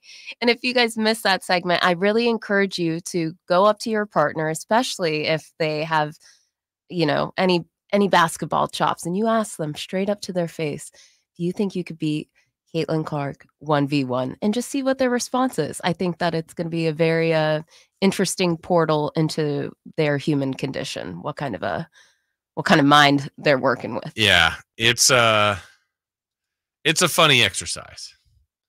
That's for sure. Not everyone passes the test. No, and for anybody that's listened to this station for any length of time, one of the particular things I used to have fun with, Simone, this would be kind of one along those lines, but when I used to have the show with Deuce and Morgan, and Deuce was big into, like, he was so convinced. Wrestling. Well, not only that, he was so convinced at that time that he could stop guys like Isaiah Thomas on the Kings and Jimmer. And I'm like, you can't. And then, but he would talk it up. I know I could. I would be this. And even if you think whatever player is the worst on whatever team, they're professional athletes. Correct. There are levels to this. And I'm sorry, you are not at their level. Even if you think you're great, good for you. Yeah. I love the confidence. I would go in there trying to say I will do my best and I think I will be successful, but also knowing that this is unfair. Yes, and that was one of the points. I've been surveying many people this question, and one of the answers that I received where it was like, well, okay, maybe if I train for it, I think I could do it. And I just am always going to have a reverence for people that, she's obviously super talented, super gifted, and she's put in a lot of work. And I just think that it's really interesting if you think that, like, a couple months training, maybe I could get there. I'm like, she's gonna cook you. Yeah, it's funny so for me, as someone I've been fortunate enough, Simone, to play with a couple of different Kings at times, and maybe they're even at the end of their career or retired. Whoa! But you can see, like, generally they're just playing just to get exercise, right? And then if someone out there gets a little lippy, like, hey, I just scored on blah blah blah, it's like, okay, activated. I'll turn it up to 4, but I'm not going to 6. I'm not going to 8 or 10. It's like, I'll show you a little something. You ready? Okay, here we go. And it's like, that's fun to watch because you're like, they're out there so they don't want to get hurt, because sometimes you weekend warriors, some of you don't know what you're doing. You don't. You're almost more reckless and dangerous. And they're literally out there like, oh, they probably know someone, or so we used to have a group of people here at the station that used to play all the time. And Kyle would have loved that. He would. I mean, it was great at the old building at Madison, just down the street. It was a smaller gym. It was perfect. We played all the time, but we were able to get a few Kings to come out there that we just knew. They're like, oh, I'll show up there and goof with you. And one of my favorite stories of all time was Jay Will came out there. And again, I mean, he did some of his flashy stuff, but he was playing. I mean, I don't even know. He would tell you better, but I felt like at a 2 or a 3. And then we had one of our guys that was talking and legitimately stole the ball from him. Went down the other end and scored and was like, woo, and then I was like, oh my gosh, the next 3 minutes was probably the best thing I've ever seen in my life because he talked and then it was on. It was like, all right, you ready? And then, Jay Will just got into a mode that I think, again, for him was on a 1 to 10 was about a 3 or a 4. Yeah. Served him a hot cup of. And it was great for the rest of us. Like, I didn't say anything. I watched and marveled. Like, I didn't think I could beat him or stop him or score. I just was out there having fun that he was playing with us. Yeah. That's incredible, man. I wish I could have been here. Yeah. Back in the glory days. The glory days. Played with some Monarch. Like, it's awesome. They're awesome. I'm not ashamed to say that. Yeah, I get it. They're incredible. Absolutely incredible. Kings or the NBA, let's kind of go there as a bigger picture. The NBA playoffs are set-ish, we could say, because we know 1 through 6, that was the goal. Just to recap for those, Boston earned the 1 seed. They were clearly the best team all year. They cruised in with the 64 wins. The mess that was yesterday for the East, we were all locked in on what was going on in the West. But New York, good for the Knicks. They got themselves into the 2 seed. So Boston will wait for the impact of whoever gets out of that 7, 8, 9, 10. So will New York. The 3-6 matchup has Milwaukee versus Indiana. Those two teams had basically we almost got to fights earlier in the year between those two squads. So Milwaukee will face Indiana, and Cleveland, Orlando. That feels like a playoff series that will happen and we won't know anything about. Like, will we watch? Does a playoff series happen, Simone, if nobody watches? Correct. No. Like in a forest, No, like exactly. the tree falls, falls, whatever no. the thing is. The 7-8 is Philly, Miami. Here's a situation that Boston fans should be dreading, I would say. The loser of that game plays the winner of Chicago, Atlanta. And I'm assuming, it's unfair to do this, but I'm assuming that Philly, Miami loser will beat the Chicago, Atlanta winner. And that's who Boston's going to get in the first round. Could you imagine Boston winning 64 games and having to get Joel Embiid? Woof. Or Miami, the team that knocked him out last year, that's Woof. been their nemesis, who made it to the finals last year? That's like supposed to be like a bye series. Like, yeah, we'll win in 4. Eat culture. Yikes. So that's what's going on in the East. In the West, good for OKC. They found a way with tiebreakers to be the 1 seed. This is probably, this one may come back to haunt me. I do not believe in the Thunder. I don't. I'm so happy for them. They had a great season. They may prove me completely wrong, but I think that team is so vulnerable. I really do. I think experience. I think they lack some size, some toughness in the middle. They've got some very good players. Don't get me wrong. I'm not saying this would be easy for anybody, but as I pointed out in the first hour, if the Kings, or for that matter, the Warriors, can navigate through this week, I think that would be a really good path for that winner, like to take on the Thunder as far as the reward of being 8. I think that's not bad. The Denver Nuggets are 2.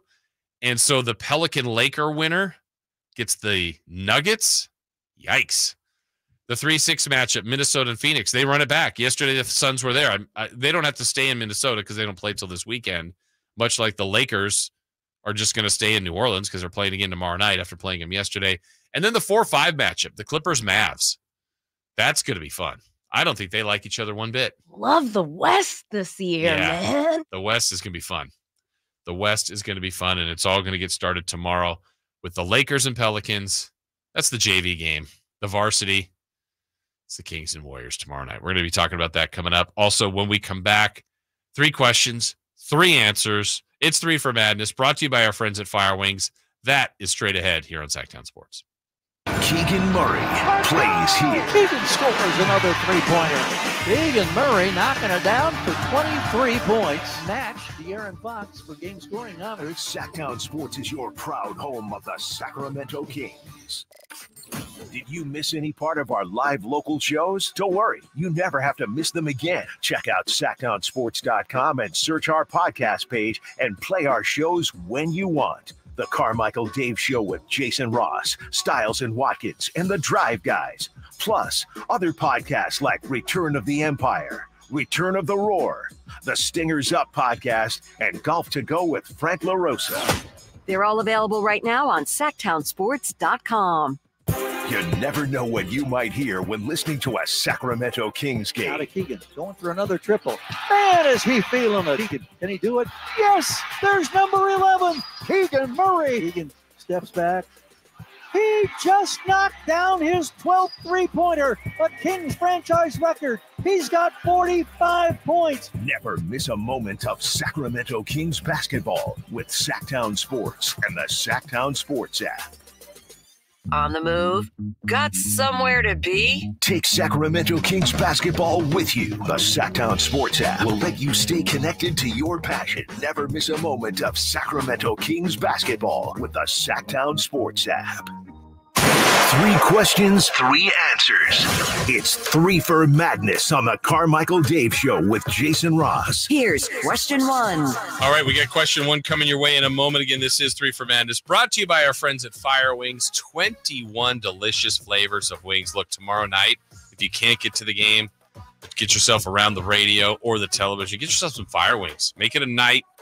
Get all 21 delicious flavors of wings if you need it. It's going to be a big night tomorrow night, Kings and Warriors. But Simone, it is time. 3 questions, 3 answers. Question number 1. Of course. Out of all of the NBA playoff matchups that are set, which one are you most excited about? All right, since we don't know the 7, 8, 9, I mean, look, there's some pretty good drama right here. Sacramento and Golden State, but technically that's not a playoff matchup. This is a weird no man's land, this play-in thing. I mean, it's not game 83. It doesn't go in the win-loss call. I think it just kind of evaporates. I don't even know if the stats. I mean, like if It's something I got to figure out, Simone. If De'Aaron Fox scores 60 tomorrow, becoming the first Sacramento King to ever score 60, does that go somewhere in the record books or does it just disappear? Like because it's not a regular season game, it's not a playoff game. Right. I guess it would be a play-in record, but like that would be pretty significant. What happens to the stats?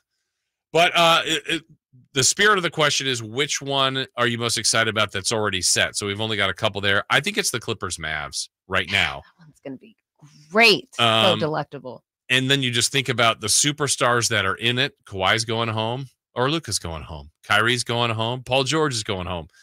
That's the tough part about the playoffs. And both those teams are really good. They both can't win. But I think of the teams, it's even. That was set. Nothing mattered yesterday to those two. Dallas didn't play anybody. They lost by about 100 yesterday. Clippers didn't have to play anybody, but that's what they dictated the terms. They could do it because they won enough games. They didn't have to worry about the finish of the season. But I would say, to the spirit of the question, the one that excites me the most, the Clippers and the Dallas Mavericks. That one's going to be so interesting. Who do you think? I mean, is it too early to speculate or to call anything? I mean, who do you think is going to come out of that one? The way the Mavs are playing right now is the best basketball of the year, but I'm going to go with the Clips. Really? Yeah. I don't know that home court will matter much, but I'm going to take the Clippers in that. And they have like a lot of things going for them right now because their stadium. No, the Clips, because their stadium will be completed or their arena will be completed by next year. I feel like they're going to get them a little farther, try and generate some fandom behind them. I'm also mad still at the Mavs for beating the Kings twice and for Luka falling on Malik Monk. I know. So I'm not done with that. I'm not done with that frustration. Wish I knew the drops a little bit better. You know, if I was Verlaud, what I'd be firing up right now. But all right. Question number 2. Question 2. How great is Boban? How great is Boban? Well, we got to protect him at all costs. He is a man of the people. If you don't know the story about Boban Marjanovic from yesterday, just listen in to this. Fans are getting excited here. There might potentially be some free chicken on the board if he misses the second free throw. Oh, man, free chicken on the board. Yeah, so that's why the fans are getting a little frothy. Oh, they're pointing to Boban's playing with the crowd saying, "You want chicken? Here's your job." Oh, he gave him chicken. He's a man of the people. He's a man of the people. He did that on purpose? He did. He gave out free chicken. How great is that? Incredible. Playing the bit. He knows. He knew that, hey, look, I missed. I think he tried to make the first free throw, but he missed. But everybody's getting so hyped. Just like Crumble Cookies. It's like, hey, it's game 82. Yeah. I'm going to help you out. I'm going to miss on purpose. I know we can relate here in Sacramento, as you just aptly point out. Wow. There isn't. I don't know why. It's free stuff, I guess. But that's the loudest the arena gets for Crumble Cookies. It's crazy. I mean, the cookies are fantastic. That's not a shot at the cookies. But it's like, I wish we could measure the missed second free throw noise versus a buzzer beating Kings pops. win. Yeah. It's like some of the biggest pops out there. For cookies and for chicken. And Boban's like, yeah. And if you haven't seen the video too, Boban's literally like, I know what I'm doing here. Yeah, I know what I'm doing here. Stick around, what kind of watch chicken this. It's probably Chick-fil-A or something. I know. And then the other part Fire is wings, it should be. Right. How many people actually go through it and do it? Like I'm sure it's probably a QR code or an app or whatever and download this and go get your chicken. Never do. But it's there, and Boban's like, I literally will do that. Would it be different if they literally handed out the gift to everybody? I know. I miss the good old days where it'd be like the 2 free. It wasn't Jumbo Jacks. It would be the tacos, right? That they used to give away. Tacos. Yeah, and just a paper coupon. Yeah, I mean, and literally get off my lawn, Simone. People would walk down the aisles and hand out the coupons. Love it. Now we're so tech savvy, or not in my case, but everybody has the opportunity to just hit the QR code, punch in the number. There's your free cookies or chicken in this case. I love it. But more people should do that. It's like the game didn't matter. Game 82. Blazers didn't help us out yesterday. None of those guys No, where's Chris? Why won't he help us out? That's right. Chris Murray just getting every rebound possible. Made Keegan laugh. What's going on with those two? Love that. And Keegan even posting was like, yeah, he's annoying. I know. I sat in for post game and it was a great question and even better response because he just annoyed me. Twins Keegan's are so priceless. trippy. All right, question 3. Question 3.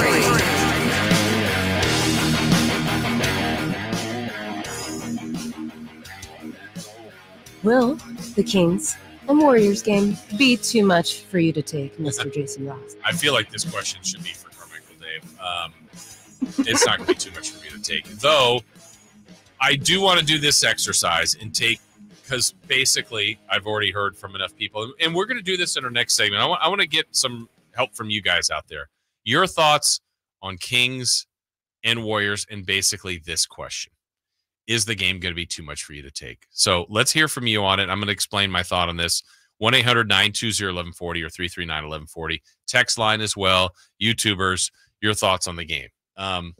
So each side of the spectrum, Simone, I'm going to kind of take both angles. Let's take the negative one first. Dave. Yeah, exactly. Okay, Dave. Yes.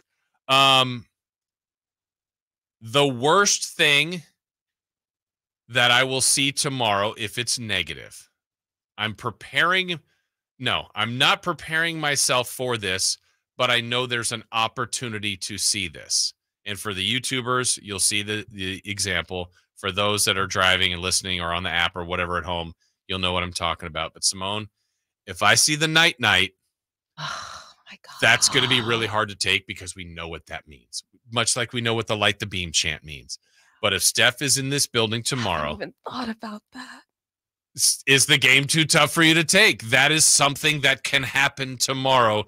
The team that knocked the Kings out last year, however the game is going, if there's a moment that sets up night, that will be very hard to take. Now, let's go positive. Please. I don't even know the scenario. It doesn't even matter the scenario. But Light the beam. That Light the beam. would hit a little differently tomorrow night. That would hit differently. I think a lot of people are going to be calling out on Wednesday. Yes, because David, the opportunity to knock out a team that knocked you out last year is in front of the Kings. Right. I mean, that spectrum of feeling is about as diverse as you can get. And that's what this play-in has set up. It's one game. It's like when you got here last year, everything was so exciting about being the 3 seed. Oh my gosh, it's the Warriors. Okay, let's go. Bring it on. You could lose game 1 because you could lose 3 times. You could lose game 2. The Kings didn't. They won the first 2. Now it's like, oh my gosh, are they gonna beat the Warriors? All right, lose game 3. Game 4 was the 50-50 game. You lost it. It's okay. It's 2-2. You're coming home. You beat them twice at home. Oh no. They beat you in game 5. This is probably over. I don't think they can go to San Francisco and win. Oh my gosh, they played the game of the year. we did it. They set up game 7 at home. What else could you want? Here we are, one game, one opportunity, one possession game at halftime. And then Steph Curry took over. And it wasn't a game at the end. And it was night. And it was painful. Then it was also like, this really hurts. This is tough. But what a year. What a year. A little bit different. Reflection was like, wait till next year. Wait till next year. Well, here we are. We're here. So is this game, you already got I could see you like getting tense when I did the night. Like that could happen. Yeah.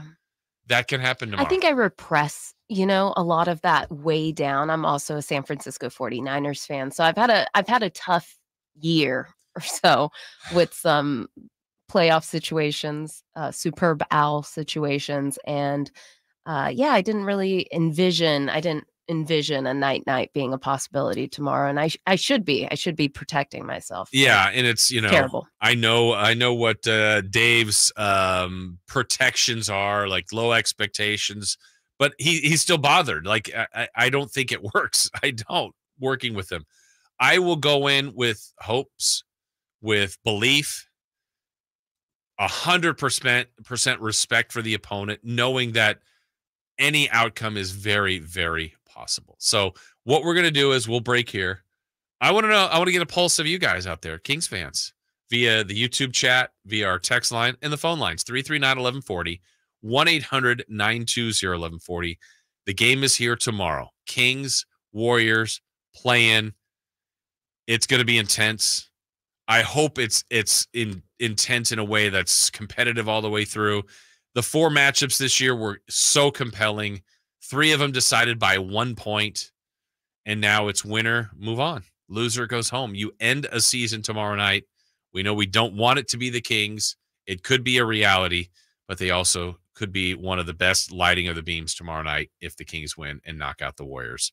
It's so drastic, the difference of the feeling of how everyone will feel tomorrow night. Well, let's get your early thoughts, your anticipation, your expectation, and will the game be too much for you to handle? Those questions I want to answer from you guys. Again, 1-800-920-1140, 339-1140. We're back with more here on Sactown Sports. Subscribe to Sactown Sports on YouTube and watch the Carmichael Dave Show with Jason Ross, Stiles and Watkins, and the Drive Guys. Live Monday through Friday from 6 to 6. Plus view archive shows and exclusive content. Subscribe at youtube.com/Sactown Sports. Sacramento weather is brought to you by Folsom Lake Kia. I'm Tamara Berg in the KCRA 3 Weather Center. It is Monday. Welcome to a new work and school week. We're looking at sun and clouds for today. It'll be a dry day and mild as well. Highs will peak in the low 70s with overnight lows in the 40s. Get the latest forecast on the KCRA 3 News and the KCRA 3 app.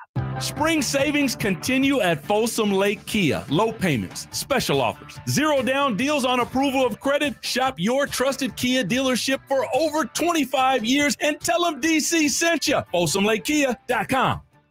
I'm Ken Korak with your Green and Gold Report, brought to you by Xfinity 10G, the network made for streaming. Well, on the same week, the A's announced that beginning next year they'll be playing at Sutter Health Park until the move to Las Vegas. Paul Blackburn did some very impressive things on the mound. When he blanked the Tigers for 6 innings in Detroit, it gave him 13 consecutive scoreless frames to begin the season, the 4th best total in Oakland history, the record being set by Matt Keogh with 16 back in 1980.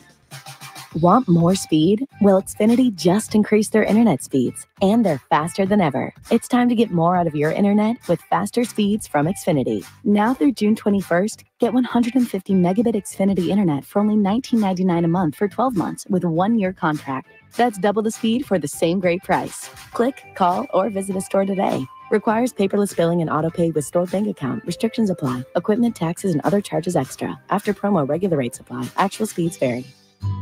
Seems like all this artificial intelligence stuff stirs up the age-old debate of man versus machine. Hi, it's Dan from the Good Feet store, and let me ask you, would you let a robot cut your hair? Would you rely on an app to teach a kid to ride a two-wheeler?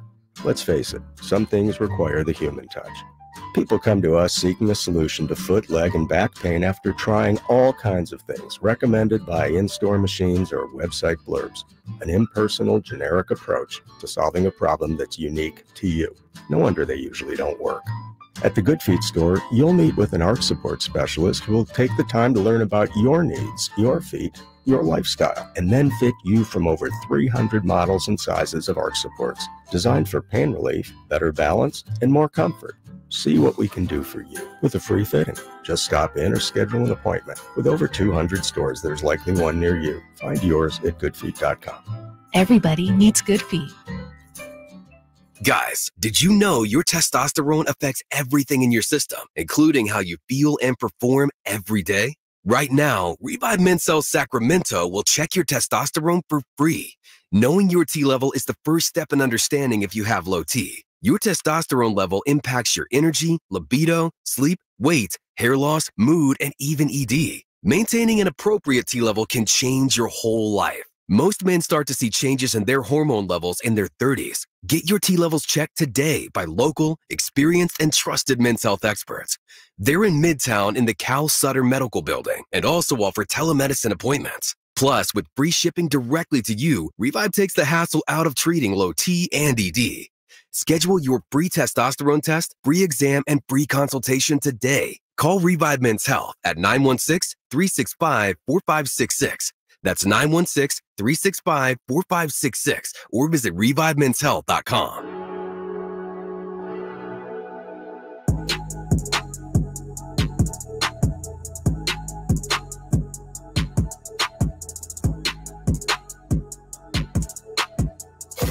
Waking you up with the best in local sports. They just make it interesting, you know? It's the Carmichael Dave Show with Jason Ross On Sactown Sports. I mean, I like it. I like it because we haven't faced it yet, you know, and that's what's exciting to me is, okay, what are we made of? You know, can we go get this done, especially versus a team that knocked us out last year, a team that has 4 or 5 championships and championship level coaching staff. Can we go get it done in this type of environment? Because it's a different type of pressure than a 7-game series. Because, you know, if you drop one, you still got it. You're going to have another opportunity. You don't have no other opportunity here. You got to go get this one. And so it takes a different level of focus, a different level of confidence or belief going into the game, and for sure a different level of execution throughout the course of the game on both sides of the floor. So I like it, and I truly feel our guys will embrace it. That is Mike Brown yesterday talking about the opportunity ahead for the Sacramento Kings. And so I've asked the question to you guys out there, again, 339-1140 or 1-800-920-1140. Is this game too much for you to take? On our text line, you're right, Jason, I'm not sure my heart can take watching this game, almost to the point where I'm considering not watching. Oh, my goodness. You're thinking of the night-night part of that. Let's see. We got plenty coming in on our YouTube. I will watch. I might break my TV tomorrow. I'm not sure I can go. I might We're gonna have the home. compilation of the Kings fans all breaking TVs. We can't have that. Yeah, it can't be that for this play-in game. No. We need Angry Fox tomorrow. Sure, we need great De'Aaron Fox, whatever version that is. So, want to get your perspective. How you guys feeling? Let's get to the phone lines. Check in with David. David, good morning. Your thoughts on this play-in matchup? Kings, Warriors, win or go home?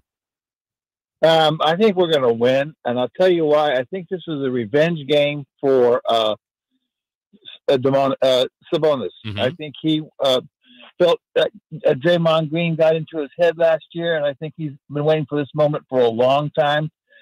And how much more fitting would it be for the Kings to knock out the Warriors again? But, you know, what worries me, though, is our next match with the Lakers or New Orleans. Uh-huh. That's what worries you more than the Warriors? Oh, yeah. Okay. I don't think we can get past New Orleans. We don't match up well against them. That's true, but what if it's the Lakers? They beat them every time this year, right? The Lakers don't scare me because we're faster than they are, and we've seen how we seem to got their number, what have you. But the thing is, if we get the 8th round, I think we take Oklahoma. I really do. Well, and that's the thing. And thank you, David, for the call. I said that the Kings can somehow get through this week. And really, I'd say the same for the Warriors. I think the road through OKC, it's way better than having to play Denver. But look, there's many, hurdles, let's say, along the way. Yeah, I'm not as concerned right now about the Pelicans and the Lakers as I am the Warriors. I mean, that's what's in front of the Kings. And I know they are. They're not looking ahead to anybody. But that is an interesting second layer of this, the team, if it is somehow New Orleans, because the way yesterday started, Simone, I really, in my mind, I did think the Kings would beat the Blazers. Yeah. And honestly, I thought the Pelicans would beat the Lakers. I thought the Kings were going to be playing Phoenix. Me too. That's like what my thought was driving to the arena yesterday. Like, all right, it sucked losing to Phoenix, but if today ends with the Kings being 8 and going to Phoenix, I think that's good. Like, they'd avoid the 9-10. And I feel like they have a good shot to go to Phoenix and win that game. And if not, then they're coming home to play. Wow, it'd be the Lakers or Warriors. Okay. Like, I thought that path was about as appealing that was left. And instead, they didn't get help. New Orleans has been the Kings' nemesis. They lost to them 5 times, and then New Orleans didn't help yesterday. But this is the path they have. They got the Warriors first, and if they get through that, then you worry about the next part. I'm never eating a po' boy sandwich again. Me neither, till this summer. I'm there for the family reunion. But I'll show them. Letitia, you're next here on Sactown Sports. Good morning. Hey, good morning. How are you this morning? Hey again, Simone. Hi. We're doing well. How are you? Are you hanging in there with this anticipation of the big game tomorrow? Well, I'm kind of torn because I enjoyed the 7-game series last year, but I'm kind of excited. Now, I will warn you, in case y'all don't know or forgot, I am a Dubs fan. born and raised in Oakland and grew up like over the overpass, 15-minute walk from the Coliseum Bar. So I'm going Dubs all the way, but I'm rooting for the Kings. If they beat the Dubs, I'm gonna be rooting all the way. I got a De'Aaron Fox shirt. It's always exciting when the Dubs and the Warriors play. Unlike the previous caller, though, if the Kings have to face the Pelicans seem to have had the Kings number this year. So I'm a little concerned, but I know tomorrow is going to be so hyped and so excited. So exciting. So I'm looking forward to the matchup. Yeah. All right, Letitia, thank you very much. I guess Warrior fan calling it. No, absolutely. We appreciate that. But you can feel that the Kings' tendencies are there. She's got a Fox shirt. She'll root for the Kings. Well, let's hope you're rooting for the Kings after this point tomorrow, at this or on Wednesday. Hop on board. Hop on board. There's room. Plenty of space. Plenty of space for you out there. So how is everybody feeling? Huge matchup tomorrow night. Kings, Warriors. Mitch, he's from out of town. So, Mitch, how are you feeling about this game coming up tomorrow? How you guys doing? How you doing? I feel real good about it. Okay. I think the pressure's kind of on the Kings. I'm just talking. I'm sorry. There's my wife there. And I'm sorry. But you got like a starting five. Overall is better. I mean, Keon. I'm even liking Barnes and Keegan and Keon. You know, it's going to be Fox and Sabonis. Who's the second guy for the Warriors besides Curry? You can't trust Green. The team that won multiple championships with Clay and Wiggins and Draymond. I don't know why I'm defending. I don't know why. And thank you, Mitch. There's a lot going on with Mitch's call there. I don't know why I'm defending the Warriors. I'm really not. But yeah, I think there has to be 100% concern and respect for what they've done, what they've been, and what they could do. Look, the Warriors are completely different than when the Kings played them in January. We're going to learn a little bit more about them coming up at around 8:30 when John Dickinson joins us, who's covered both teams, but really a lot of work with the Warriors on KMBR and done their post-game stuff and has covered this team for a long, long time. And this team is different than earlier. Look, the Warriors have kind of reshaped as this season went along. They don't play Looney as much. Trace Jackson-Davis is in there as more of a factor. Podziemski, who they were playing more earlier in the season, is off the bench. Kuminga's now off the bench. Wiggins, Draymond, Steph, Clay. I mean, this is championship pedigree type team that I think is so comfortable with themselves. They didn't care that they are the 10 seed. Now, again, none of that means they're beating the Kings, but this moment I know is not too big for them. I don't think it's going to be too big for the Kings. I just hope we get the best version of the Kings. And the way I always try to measure games is if each team plays their best, who will win? I don't know the answer to that. I think there would be, if you told more NBA people that the Warriors will play their best game and the Kings will play their best game, I believe, truly, though I want the Kings to win, I think people would tell you the Warriors would win that game. I think more people would say that. Doesn't mean that will happen. So now, if you're slightly off, why? What's off? What happened? What's different? Or was that special game by that other team just too powerful? Kind of like we saw last year. I said this last year during that postseason series, during the regular season with the two. Yes, factually, the Golden State Warriors won. They won fair and square. They won 4-3. But if the Kings had won that, if they played 9 games, if they played 11 games, if they played 13 games, I'm not convinced either team was better than the other. The Warriors won the 7th game. That's in the way the format is structured. It allowed them to move on. If the Kings had won 4-3, I would have gone, the Kings were better. I don't think it proved it. I think they were about as even as can be. There was just an odd number of games. The Warriors won the 7th one to make them a 4-3 winner. I didn't leave that series going, the Warriors are better. They had the best player, and he was fantastic in the 7th game. They still have the best player. They do. Doesn't mean De'Aaron Fox cannot play Steph Curry tomorrow. Doesn't mean Sabonis can't be the best player in the game tomorrow. But history has shown in series and in playoff games and in meaningful one-and-done games like this, the Warriors have been able to get it done. Tomorrow's a new opportunity. Absolutely a new opportunity. All right, we will break. Leezy, I see you. Ashley, I see you. The rest of you, jump on in. Your thoughts on tomorrow's Win or go home, play-in game, Kings and Warriors as we continue here on Sactown Sports. The only place you'll find De'Aaron Fox is Sactown Sports. Spins away from the defender, in the paint, soft floater. That's a great play by De'Aaron Fox. Hey, Sacramento, it's De'Aaron Fox, and you're listening to the home of the Sacramento Kings, Sactown Sports. Your local sports leader. I love a beautiful lawn. I hate doing lawn care. That's why I use True Green. They're the official lawn care treatment provider of the PGA Tour. And we all know those are some nice greens. So just imagine what they can do for your lawn. All you have to do is water and mow. And to top it off, when you sign up for an annual plan by April 20th, get one application free. Visit truegreen.com for the best lawn at the best price, guaranteed. Restrictions apply.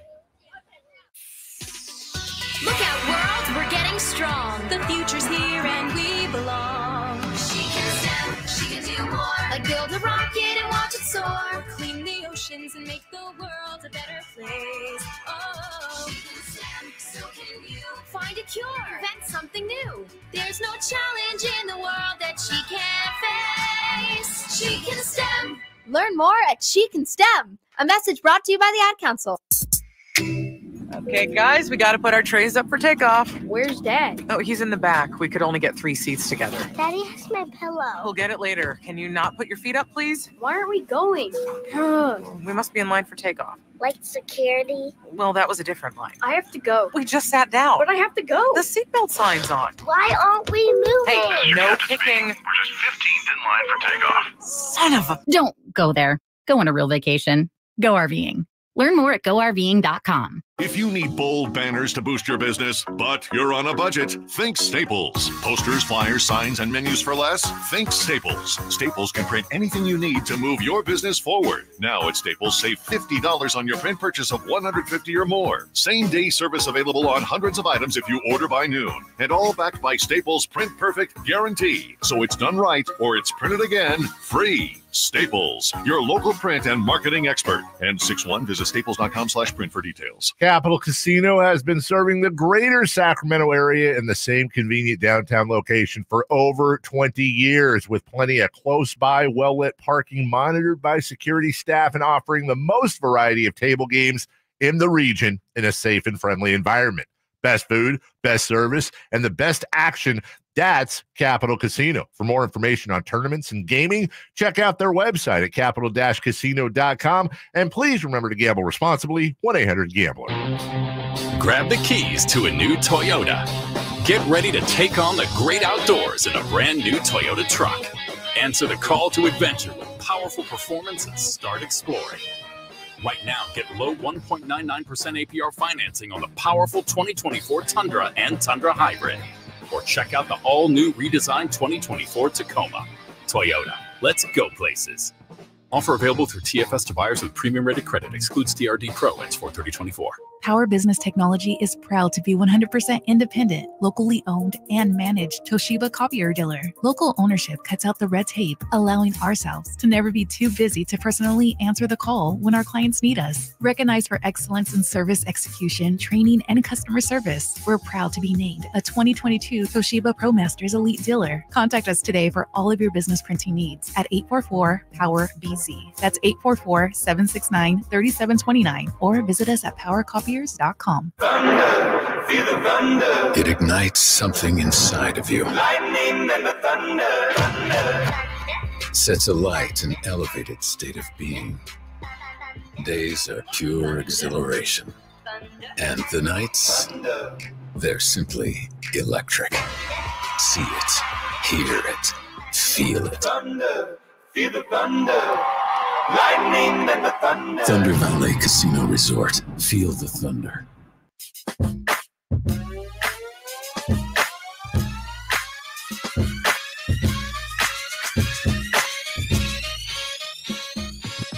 The Carmichael Dave Show with Jason Ross. Call or text at 916-339-1140. On Sactown Sports.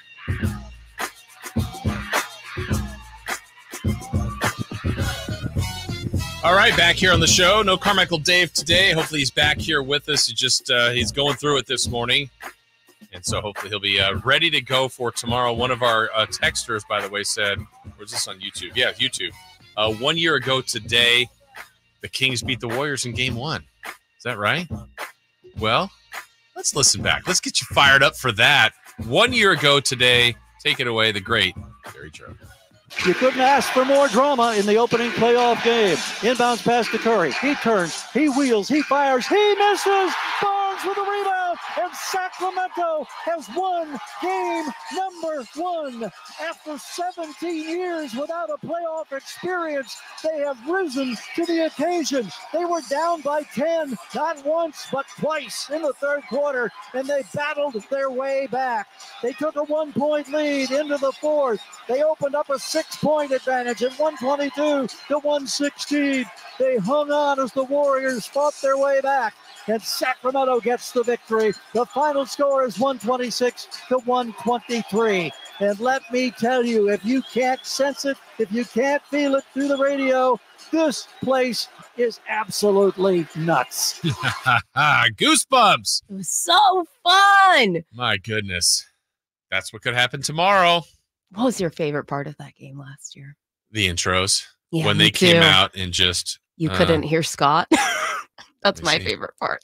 3 playoff games earlier today. Sixers take a 1-0 lead, 121-101 over the Nets. It's the Celtics beating the Hawks, 112-99, and the Knicks beat the Cavs, 101-97. Our game, Kings and Warriors with the call. Here's the G-Man, Gary Gerald. Well, our starting lineups are presented by Clean California. Mo getting ready to introduce the Kings starting lineup. We're just going to sit back and savor and embrace the moment. The house lights are down. The purple glow sticks are absolutely amazing. Extra lasers have been added. More pyro is in store. And now let's listen to Scott Moe. Crank it up.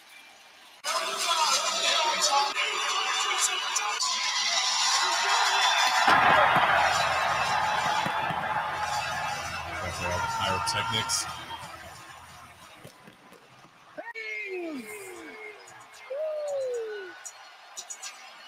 Running the points from the Kentucky Wildcats. 6'3", number 5, De'Aaron Fox. Your 6'7" guard from Maryland, number 9, Kevin Herter. From North Carolina, at forward, 6'8", 40, Harrison Barnes. In his first season, your 6'8" forward from Iowa, number 13, Keegan. And at center, 6'11", from Gonzaga, number 10, Domantas Sabonis. That part. That part. You can hear it a lot more clear there, but I assure you, if you were in the building, you could not hear that man. So we've got that tomorrow. My goodness. All right. How are you feeling out there? Also, at this moment, want to hear from you if you can remember what yesterday's Jiffy Lube drive of the game was. 1-800-920-1140. 339-1140. Jiffy Lube drive of the game. Identify that. You'll be a winner of the $100 gift card courtesy of Jiffy Lube. But first, let's go to our guy, Leezy, checking in this morning. Good morning, Leezy. Yo, Jason Ross, the boss. What's going on, man? How are you? Feeling great. What's up, Simone, too? You in there?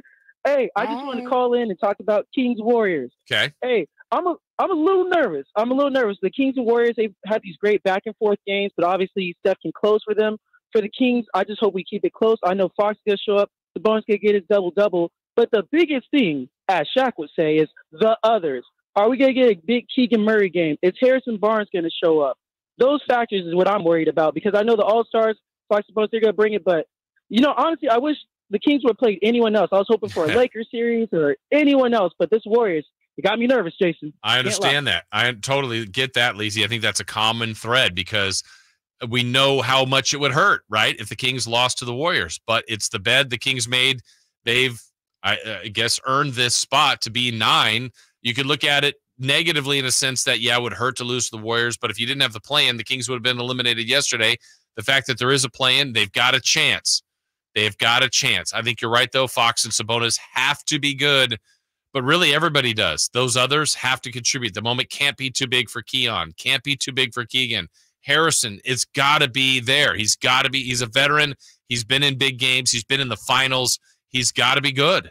I mean, these things are non-negotiable if the Kings want to win tomorrow. All right, before we get some more calls, let's see if we can identify our Jiffy Lube drive of the game from yesterday. And Leslie is up first. Leslie, do you know the Jiffy Lube drive of the game from yesterday? Yes, I do. Okay. What was Aaron Fox steals the ball for a breakaway, two-hand slam dunk. Aaron Fox steals it for a two-hand slam dunk Very on a breakaway. concise. Let's see if Leslie is correct. And now a steal to Aaron Fox. Keep that steal streak intact. Drives to the rim. Scores with the left hand. Great take to the basket off the steal by De'Aaron Fox. Fox has now got a steal in 28 consecutive games. Then he steals again. Breaks away. This time with a two-hand flush. Back-to-back buckets from De'Aaron Fox. It's not truly a drive, but it's kind of a drive. And we're going to make it the Jiffy Lube drive of the game.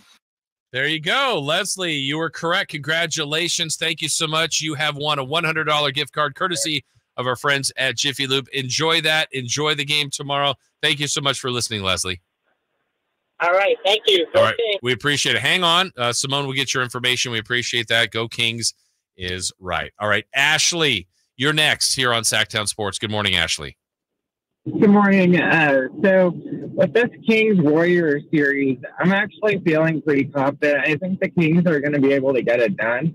One of the biggest matchups I'm looking at here, and I don't know if he's going to start, but he has been lately, is Trace Jackson Davis versus Domas.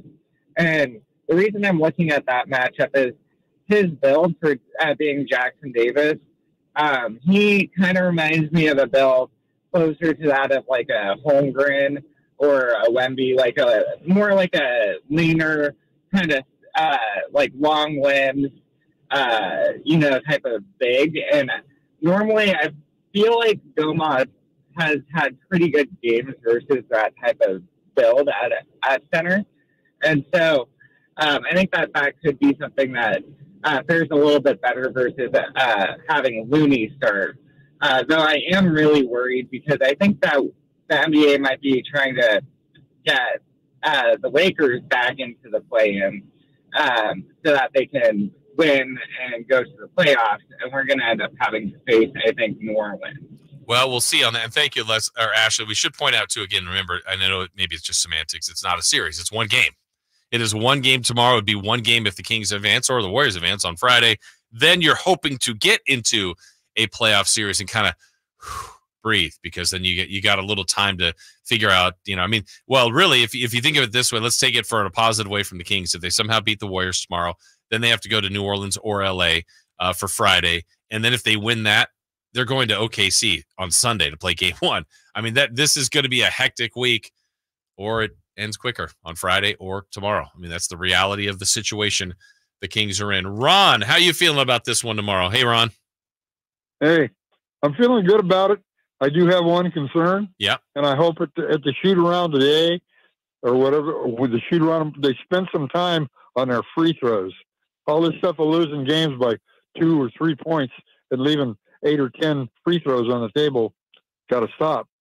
Yeah. And that's the kind of thing that, if it doesn't go well, it's not like the problem alleviates itself. Some nights they just shoot it better, but those are things that give you concern, Ron. Thank you for the call that, the Kings have not been a good free throw shooting team this year. There's been stretches where they've been much better, but tomorrow night can't be a night where we're here on Wednesday going, man, those 8 missed free throws in a 2-point game. You just can't have it.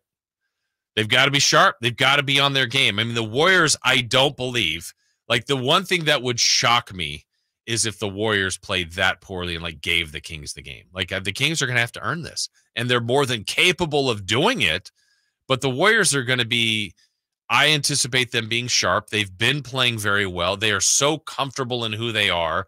I don't think the moment will be too big.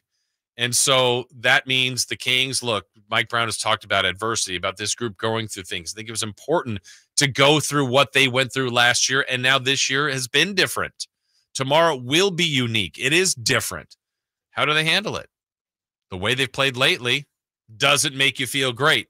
But none of that matters tomorrow. They can be great tomorrow, and they're probably going to need to be. And we'll talk more about that coming up in this hour with you guys. Also with John Dickinson, who will join us from KNBR, get the Warriors side of things, and much more straight ahead. We're halfway through. It's a busy day. So much hype for tomorrow's play-in game, not in-season tournament. Kings and Warriors were in that as well together. But the play-in 9-10 game, win or go home. Kings and Warriors, much more on that straight ahead here on Sactown Sports. The NFL's leading rusher plays here. The handoff to McCaffrey, walks in the end zone. Handoff to McCaffrey, takes it right down to the goal line. He does his thing again. McCaffrey goes in motion right. Backwards pass led by Juszczyk. A block there. Hurdles a man. 10, 5, touchdown! CMC! You can hear all of Christian McCaffrey's touchdowns on your home for 49ers football. Sactown Sports. I didn't ask to be thrown in the streets with nowhere to go. I didn't think I'd survive. But I did ask for help, and Covenant House was there for me. 1 in 10 young adults will experience a form of homelessness this year. For these kids who didn't ask to be put in this unthinkable situation, Covenant House is there. Covenant House helped me break the cycle of homelessness in my family. They gave me the love that I needed. Over 2,000 young people will sleep safely in a Covenant House bed tonight. When youth who are experiencing homelessness have a hot meal, a safe place to sleep, medical care, and love, they can overcome heartbreaking challenges and have a brighter future. They just really genuinely just wanted to help me succeed, and I'm succeeding. I'm a speaker, I'm an author. Covenant House really helped me and really helped mold me into the woman I am today. If you or someone you love is asking for help, go to safeplacetosleep.org today. Sacramento weather is brought to you by Bonnie. I'm Tamara Berg in the KCRA 3 Weather Center. It is Monday. Welcome to a new work and school week. We're looking at sun and clouds for today. It'll be a dry day and mild as well. Highs will peak in the low 70s with overnight lows in the 40s. Get the latest forecast on the KCRA 3 News and the KCRA 3 app. Imagine taking a nice warm bath in your shower. Let's fix that. Right now, get that clogged drain unclogged for just $67. Plumbing, sewer, electric, heating, and air. Bonnie.com. Some restrictions apply. License 696-355.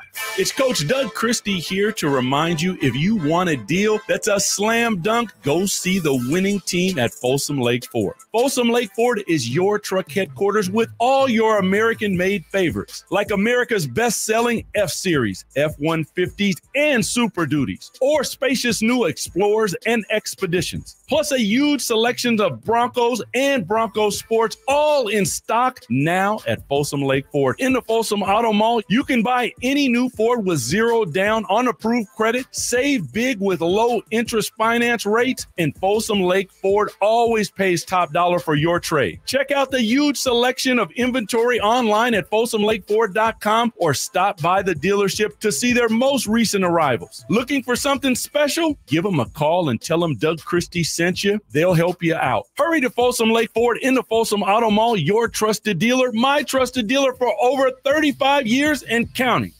Jiffy Lube has a special promotion going on right now. Simply purchase a Pennzoil Platinum full synthetic oil change at Jiffy Lube and receive a $25 e-gift card from popular brands for food, gas, and more. It's that easy. Simply purchase a Pennzoil Platinum full synthetic oil change and receive a $25 e-gift card. So basically, going to Jiffy Lube can get you a free lunch or a pizza for dinner. That's what we call added value for the consumer. That's why Jiffy Lube is #1 in the greater Sacramento area for oil changes. Visit jiffylube.com for more details and valuable coupons today. Every day, Cintas service reps help businesses get ready for the workday. They provide freshly laundered workwear delivered every week. Mats, mops, restroom and cleaning supplies. First aid and safety products to help your employees stay safe. They even test and inspect fire extinguishers and emergency lights. Cintas helps keep your business running smoothly. See what Cintas can do for you. Visit Cintas.com. Oh, I'm ready! And get ready for the workday. So you just used bug spray in your home. Now what? Well, between the waiting for things to dry up and keeping your family away from the mess, it hits you. You could have used Zevo. Unlike other bug sprays that stick around, Zevo goes from kill to clean in seconds. Plus, it's safe for use around people and pets when used as directed. Zevo, people-friendly, bug-deadly. This segment is Box brought to you from the by logo, Aztec creeping. Solar. Skip the sales pitch. Calculate your solar savings at yourpowersavings.com. KHTKAM HD1 Sacramento, KYMX HD2 Sacramento. From the Power Business Technology Toshiba Studios, This is Sactown Sports. the Carmichael Dave Show. He's on the microphone when he's not on the microphone. He's playing a song, and when he's not playing a song, he's on the microphone, and then boom. With Jason Ross. No, he didn't. Yes, he did. Call or text at 916-339-1140. It's the Carmichael Dave Show with Jason Ross on Sactown Sports. Box from the logo, creeping forward. Now in 2-point range, backs out, hooks it past to Herder. Herder swings to the right side to Monk, attacks the baseline, jab step. Now he keeps the dribble alive, gets in the paint. Tough ball away, bank shot is good! Malik Monk somehow banks it home. 7.4 seconds to go. 124-123 Kings. Here's Curry. He'll try to get a shot off to win it. It's on the way. It's front rim short. The Sacramento Kings will advance in most dramatic fashion. It's 124-123, and full-blown late-season pandemonium reigns at Golden Run Center. Fans on their feet, waving the rally towels, savoring the moment after a most improbable, desperate step-back 2-point shot from Malik Monk was banked home, and the Kings get the victory by 1. Vazenkov, fist raised in the air, embraced now by members of the coaching staff for his contribution late, and a night when free throws didn't fall for Sacramento. On a night when they launched 43 three-pointers, made 15 of them, they somehow found a way. That was in November. An in-season tournament win for the Kings helped get them out of Group C, beating the Warriors, coming from 24 down to beat Golden State. Same two teams tomorrow night, 9 versus 10 play-in game. First time ever for the Sacramento Kings to be in the play-in. We'll tell you about the Warriors' history in that in a moment. Taking your calls this morning, later this hour. Again, we're going to visit with John Dickinson, get some Warriors perspective. Frankie Cardicelli, 1 hour from now, our Sactown Sports Kings Insider will join us. Again, Jason Simone here this morning on Sactown Sports. Let's welcome in Larry. Larry, welcome to the show. How are you? Yeah, hey, great show. First time I'm calling. I have a question. If the Kings, I don't understand this. If the Kings lose the game, I understand they fall back into the lottery.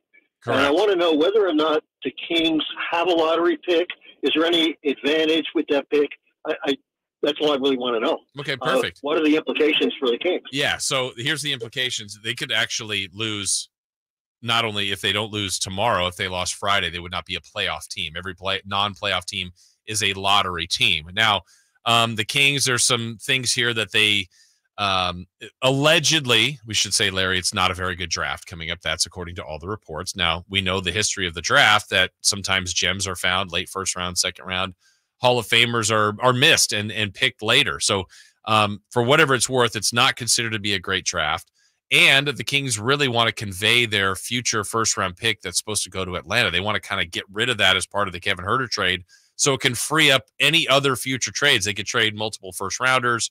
So ideally, for multiple reasons, the Kings make the playoffs and are able to convey that pick to Atlanta. Technically, the way some of the early restrictions were, if they're a playoff or if it's in a lottery pick, it can't go to Atlanta. So multiple reasons to try to make sure you beat the Warriors and the Lakers or Pelicans later this week. So lots on the line there. I don't know if the Kings can work their way out of that, if Atlanta would accept those terms.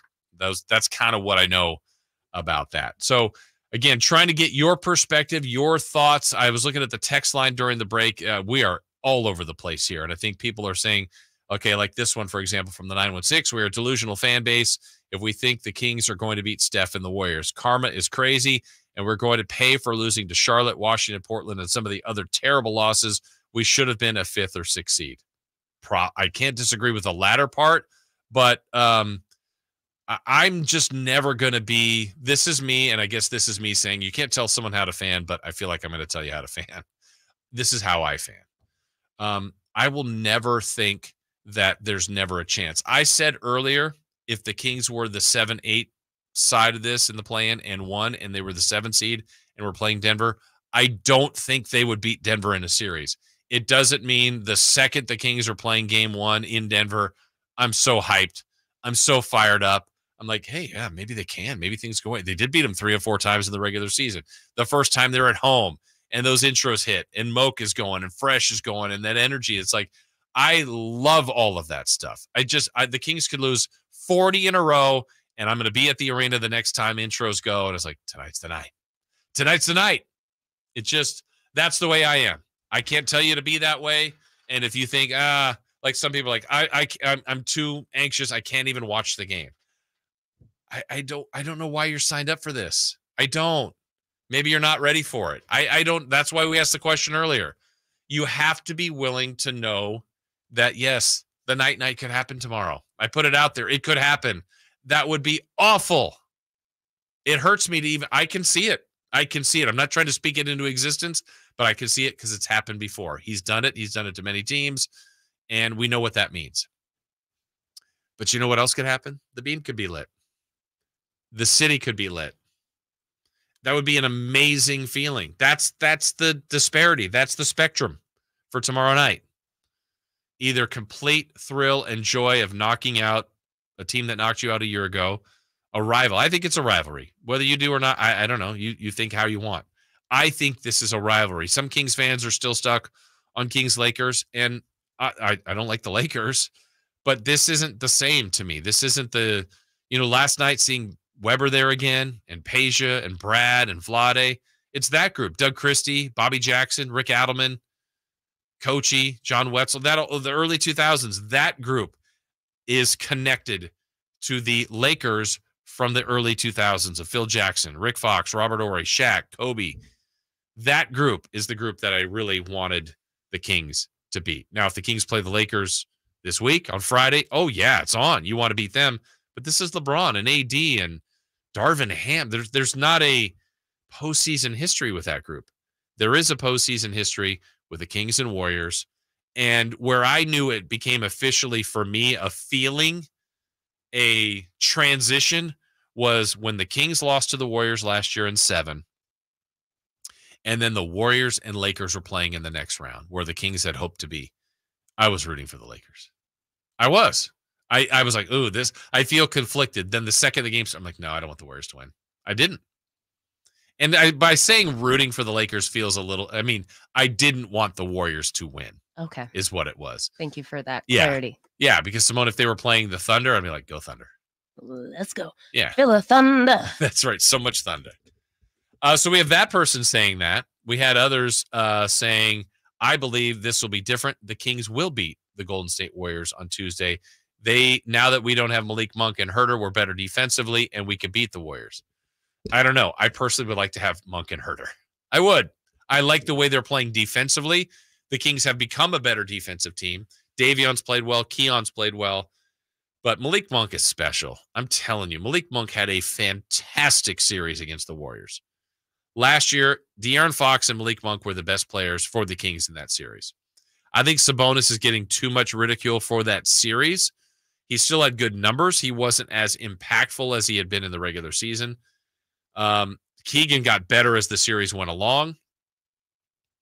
But in the end, in the last game, in the second half of Game 7, Steph Curry tortured the Kings. Just torched them. He was the difference. So what's going to happen tomorrow? What will be the difference tomorrow? Again, to recap what I said about the Kings, I think the things that are absolutely non-negotiable, the two best players the Kings have to offer, are De'Aaron Fox and Domantas Sabonis. They're stars. They're great players. I hate to say it. There's pressure on them. They have to be great. They have to. But that's what you get when you're a great player. I think there really isn't a scenario in my mind, and I hope I'm wrong, but can you see a scenario tomorrow where De'Aaron Fox and Domantas Sabonis are subpar and the Kings win? I can't. Now, I anticipate them to be good. So they could be good and they don't win. That's also a reality. But I think if Fox and Sabonis are very, very good to great, there's a chance. Now, I like those odds of them being great, But that doesn't, it's not where it ends for the Kings. Keegan, Keon, Harrison Barnes.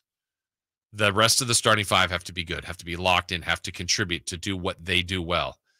And to me, if I'm Mike Brown and the coaching staff, this is a tight rotation game tomorrow. I'm playing Trey Lyles. I'm playing Davion Mitchell. And if I need Alex Len, I'm playing Alex Len.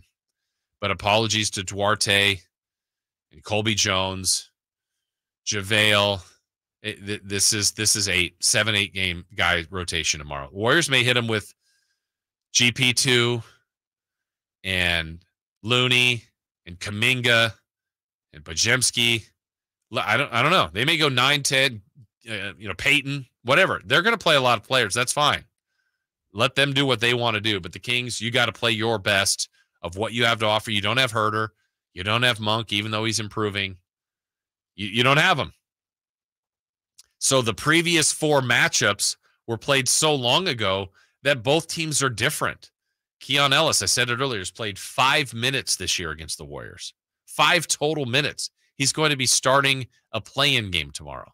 He is going to be guarding Steph Curry. He's going to be guarding Klay Thompson. He's going to be guarding maybe Wiggins at time. I mean, the Kings are going to have to throw Davion, Fox, maybe Keegan, and Keon at Steph Curry. The non-Curry minutes on the floor have to be great for the Kings.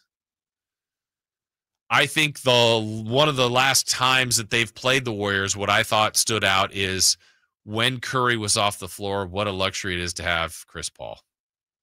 They're different, but they're still really good with Chris Paul. This team has been the second best team in the NBA since January. That's a scary sight, but also keep in mind they stayed kind of 10th. They couldn't move up the Western Conference ladder. These are the same 2 teams with basically the same records as a year ago. As a 3-6 matchup, now it's 9-10. How different the West was this year. All right, we'll break. When we come back, more reaction from you guys, more thought on what you believe will happen tomorrow at 339-1140, 1-800-920-1140, and a little history of the play-in game. This is new, relatively new. This format since 2021 is the format we've had. Warriors have been in it before. Kings have not. We'll explain that next. Last season, the Sacramento Kings gave us a little bit of everything. A Pacific Division title, GM of the Year, Coach of the Year, Clutch Player of the Year, All-Stars and All-NBA performers. Plus, we got to light the beam. Here's a steal by Fox, the breakaway. He's got the rip with the left hand. What does this season have in store? Find out. Each and every Sacramento Kings game can be heard right here on your proud home of the Beam team, Sactown Sports at SactownSports.com. If you love to travel, Capital One has a rewards credit card that's perfect for you. With Venture X, earn unlimited double miles on everything you buy and turn everyday purchases into extraordinary trips. Plus, receive premium travel benefits like access to over 1,300 airport lounges where you just check in and chill out. Open up a world of possibilities with Capital One. What's in your wallet? Terms apply. Lounge access is subject to change. See CapitalOne.com for details. As a roofer, spring means the start of my busy season, which means I've got to get organized. With help from Beacon, I can save time with Beacon Pro Plus and 24/7 access to live pricing, delivery tracking, order history, and more. Plus, this spring, I can earn $1,000 and the chance to win a $25,000 backyard renovation just by buying my Certainty shingles online with Beacon. No purchase necessary. Now that's what I call a spring cleanup. Visit BECN.com for official rules and to start earning entries.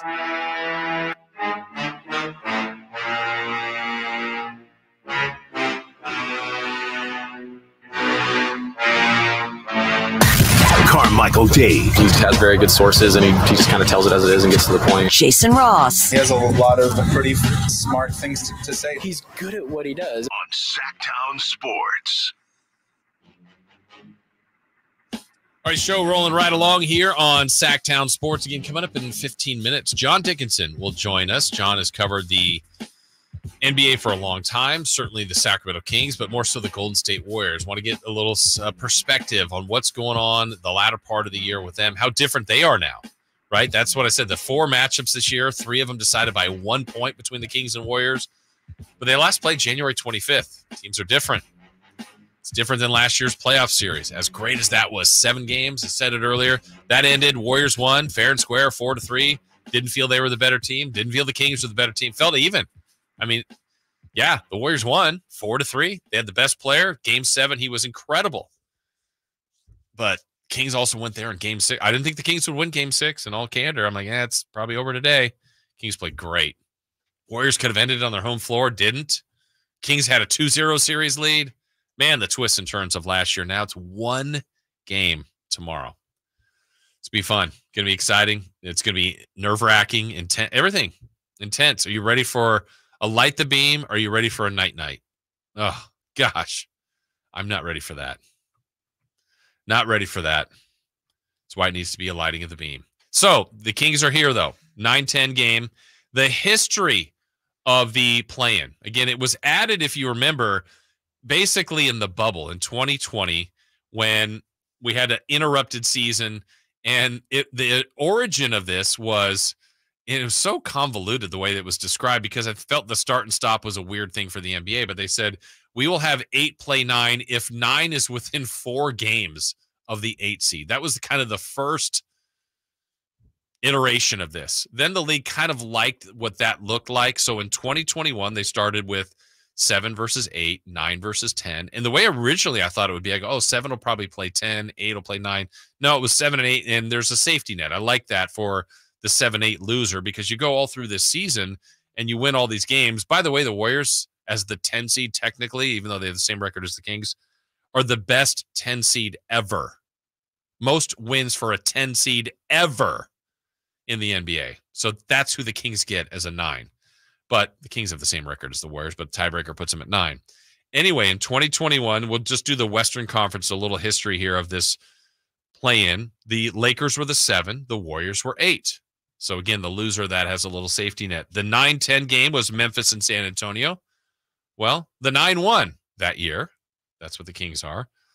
They advanced to play Golden State, who had lost to the Lakers. Well, guess what? 9 also beat the Warriors. So the only time the Warriors were in the play-in was in 2021, and they had the advantage of being 8, but they lost to the Lakers and then lost to Memphis and never made the playoffs that year. In 2022, Minnesota was the 7. They beat number 8, the Los Angeles Clippers. Clippers have a new life, though, as that loser in that game. The 9-10 was New Orleans and San Antonio. New Orleans won that, so the 9 won the first 2 years. New Orleans then went on and beat the LA Clippers. So the first 2 years of this, the 9 seed won both games. Last year, a little different. So we don't have a bunch of history. Last year, the 7-8 game was the Lakers in Minnesota. Lakers won that. OKC was the 10 and beat number 9, New Orleans. And then Minnesota went on and beat number 10, OKC. So the Warriors are in this for 1 year. They lost both play-in opportunities. Kings have never been in the play-in. And I think it's important to note, for those of you that don't like the play-in, the Kings would have been eliminated yesterday. They wouldn't even be here. So they are here. We can all agree they should have more wins than the 46-36, which I think, I didn't look officially, I think still is the 7th best season in the history of the Sacramento Kings in this city for wins. Didn't feel like it to a lot of you, did it? A lot of you were griping and complaining, this team, this is my least favorite team I've ever seen. Really? Really? As someone that's done this a long time, I can tell you this season was enjoyable for me. Now, I'm not saying I love those 20-point leads that they blew. I did not like them losing to Charlotte or Portland. I want to say I do remember. I do have the perspective. I hated the 17-win year. I hated the year. They have more 20 to 28 win seasons than probably most teams have. We were thinking about watching March Madness because who's the next king? What's the lottery going to be? I played the lottery generator more than any human should probably ever have to do. I will take this. Tomorrow is going to be potentially awful. It's also potentially great. I think this is also a test. Simone, you gave us the test earlier, like the TikTok that's out there, where it's the 1v1 question your partner whether they think they could beat Caitlin Clark. Yes. I almost like to put the poll question out there to test like who you are as a person. Are you an optimist or a pessimist? Really? I mean, because tomorrow, I know what tomorrow can be. in a negative way. I also know what it could be in a positive way. And I think there's some that are already lined up and they might lose. I'm not saying, hey, just because you think positively they'll win, but it's kind of a test of human traits, I think. Mm-hmm. Yeah. And how you think about, how you think about tomorrow. And also how you handle tomorrow in a positive way or a negative way as well at the game, which way it goes. Chicken wings. No chicken wings on the court. That's the only thing I request. Why did that happen, by the way? Did you do it? No. Did you throw the wings? And it was multiple wings. I am of the mindset that chicken wings need to be consumed, not thrown on. I agree. And those weren't fully, weren't they already chewed chicken wings, or were they not? I was told by my host that day that it was actually a chicken tendy that went down. A tender went down. Oh. Unfortunately. That can't be done. Chicken tenders need to be consumed. You're right. So again, we want your feedback, your thought, your belief, how you feel about tomorrow. Why are you confident? Why are you not confident? Is it the history of to just lump, it's the Kings, so I'm ready for this? What does that mean to you? Because of years of losing, that's what's going to happen tomorrow? Might, but I don't think it's relevant to the 39 previous years. I will be nervous. I will be excited. I will think that the Kings, again, have to play well. I think the non-negotiables are Fox and Sabonis have to be great. Have to be great. And then you need those others to do their part. And so the fact that the Kings are different than the way they were constructed before, I don't know how much game film the Warriors and Kings will be looking at their coaching staff from the previous 4 matchups. I got to believe the coaching staffs now are looking at the last 10 games of what the Warriors are doing, the personnel, their play sets. I mean, they know Steph, they know Clay, they know Draymond, but what do they look like now with Trace Jackson Davis? What's different about that? Why did the Warriors choose that? There is a why for this. So why are they playing better? What have they figured out? Chris Paul back from injury. What's better for that? What has Wiggins found out now that he's kind of got his stuff back together and back in the starting lineup? Clay back in the starting lineup. Why? What are they better at with this? So Kings have to figure all that out while the Warriors are looking at, all right, we don't know a lot about Keon Ellis because in this year, he's played 5 minutes. He didn't play against them really in the playoffs last year. They're utilizing Davion a lot more. Why? What's the difference there? So I'm sure the Warriors will do their part like they did last year to really make it difficult for Domantas Sabonis. And last year, the 2 best players for the Kings in that series, De'Aaron Fox and the one they don't have, Malik Monk, unfortunately. All right, so let's get more perspective on this. John Dickinson, who used to work here at this station, been in this market a long time, now has been in the Bay Area a long time, has just been a reporter. He's at games all the time. You go to Kings games, John's there. You go to Warrior games, John's there. We're going to get his thoughts, his perspective on this win or go home play-in game tomorrow. Warriors and Kings. We'll get the Warrior side of things from John. That is next here on Sactown Sports. Last season, the Sacramento Kings gave us a little bit of everything. A Pacific Division type, GM of the Year, Coach of the Year, Clutch Player of the Year, All-Stars and All-NBA performers. Plus, we got to light the beam. Here's a steal by Fox, the breakaway. He's got the rip with the left hand. What does this season have in store? Find out. Each and every Sacramento Kings game can be heard right here on your proud home of the Beam team, Sactown Sports and SactownSports.com. At Ashton & Price, over the last 25 years, we've won just about every injury case you can think of. Slip and fall, falling merchandise, fell through rotted decking, we won those. Dangerous stairs, falls into holes, dog bites, won them. Injured while pedestrian or on a bicycle, auto, motorcycle, big rig, company vehicle, Uber, or Lyft accident, we've won them all. And the best news is there's no fee until you win. So no matter how you got injured, remember, for the best advice, don't think twice. Call Ashton & Price. Power Business Technology is proud to be 100% independent, locally owned, and managed Toshiba copier dealer. Local ownership cuts out the red tape, allowing ourselves to never be too busy to personally answer the call when our clients need us. Recognized for excellence in service execution, training, and customer service, we're proud to be named a 2022 Toshiba ProMasters Elite Dealer. Contact us today for all of your business printing needs at 844-POWER-BZ. That's 844 888-769-3729 or visit us at powercopiers.com. Maida Chevy saves you $10,000 off MSRP on every new 2024 half-ton Silverado, LT, RST, and LTZ in stock after rebate. Over 50 to choose from. Exclusive all in-stock pricing at MaidaChevy.com. Together, let's drive. See dealer for details. M43024. Thinking of remodeling your home? Say goodbye to endless internet searches and visit Subcontractors United. Find a list of 3 pre-qualified and licensed contractors in each home service category. From cabinets to landscapers and everything in between, Subcontractors United makes finding qualified contractors free and easy, with no accounts to set up. Visit subcontractorsunited.com and experience the joy of stress-free home improvement. Save time and money at subcontractorsunited.com. Subscribe to Sactown Sports on YouTube and watch the Carmichael Dave Show with Jason Ross, Stiles and Watkins, and the Drive Guys, live Monday through Friday from 6 to 6. Plus, view archive shows and exclusive content. Subscribe at youtube.com/Sactown Sports. Elevate your golf game at Timber Creek Golf Course in Roseville. Just named to the prestigious Golfer's Choice 2024 Top 25 Public Golf Courses in all of California by Golf Pass, Timber Creek offers an unparalleled experience. Our revamped practice facility features a grass driving range, expanded putting greens, and a chipping area complete with sand traps. Whether you're a pro or just starting your golf journey, Timber Creek is the place to be. Visit us and discover why we're the talk of Sacramento and beyond. Unwind and tee off at Timber Creek Golf Course. Country in the Park is back May 17th and 18th at Cal Expo with Brantley Gilbert, Dustin Lynch, Jay Cohen, Walker Hayes, and more. Tickets start at just $46. Country in the Park May 17th and 18th at Cal Expo. For more information, visit CITPFest.com. Brought to you by Tub Shed, New Dawn Treatment Centers, and Raising Cane's Chicken Fingers.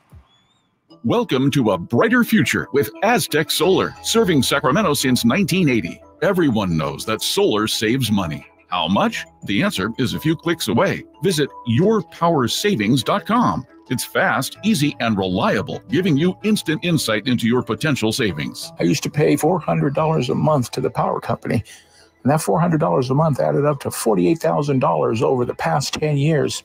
That all changed when I switched to solar with Aztec Solar. Now it's your turn to stop overpaying for electricity. Calculate your solar savings right now at yourpowersavings.com. And Aztec Solar will email or text you how much you'll save every month. Plus, we've got an exclusive offer for you. Get your solar electrical system for just $9,995 cash price after incentives. Don't wait. This deal won't last forever. Visit yourpowersavings.com today and take the first step towards energy independence with Aztec Solar. Spring savings continue at Folsom Lake Kia. Low payments, special offers, zero down deals on approval of credit. Shop your trusted Kia dealership for over 25 years and tell them DC sent you. FolsomLakeKia.com. Did you miss any part of our live local shows? Don't worry, you never have to miss them again. Check out SactownSports.com and search our podcast page and play our shows when you want. The Carmichael Dave Show with Jason Ross, Stiles and Watkins, and the Drive Guys. Plus, other podcasts like Return of the Empire, Return of the Roar, the Stingers Up podcast, and Golf to Go with Frank LaRosa. They're all available right now on SactownSports.com.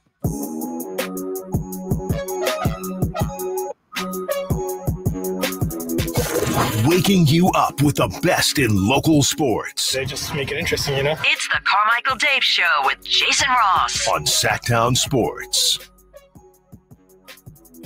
It could have played out a number of different ways today and played out as it did, so we'll get ready for Sacramento.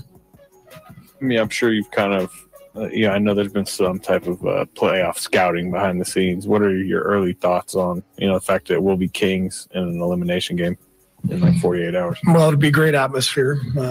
We were there last year, obviously, and they'll have their crowd behind them, and it's nice to not get on a plane. So we'll take the bus up there tomorrow, and have a day to prepare and be ready to go.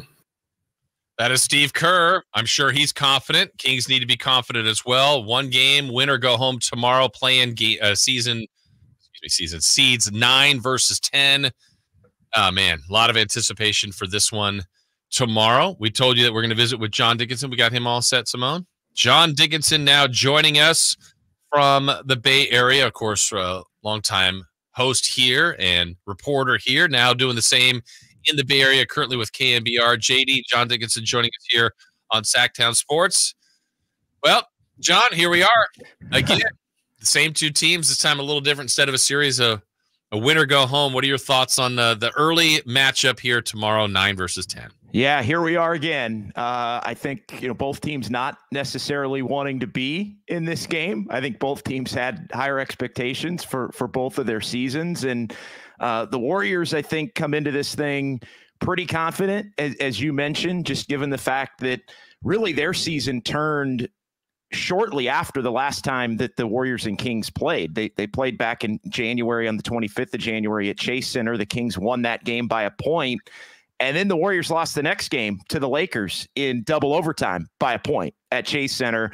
They were 19-24. They were at their low point of the season, but since then they've gone 27-12. And it was right there 2 games after the last time they played. And it's just so different. The Warriors are a completely different team. I think the Kings in many ways are a completely different team.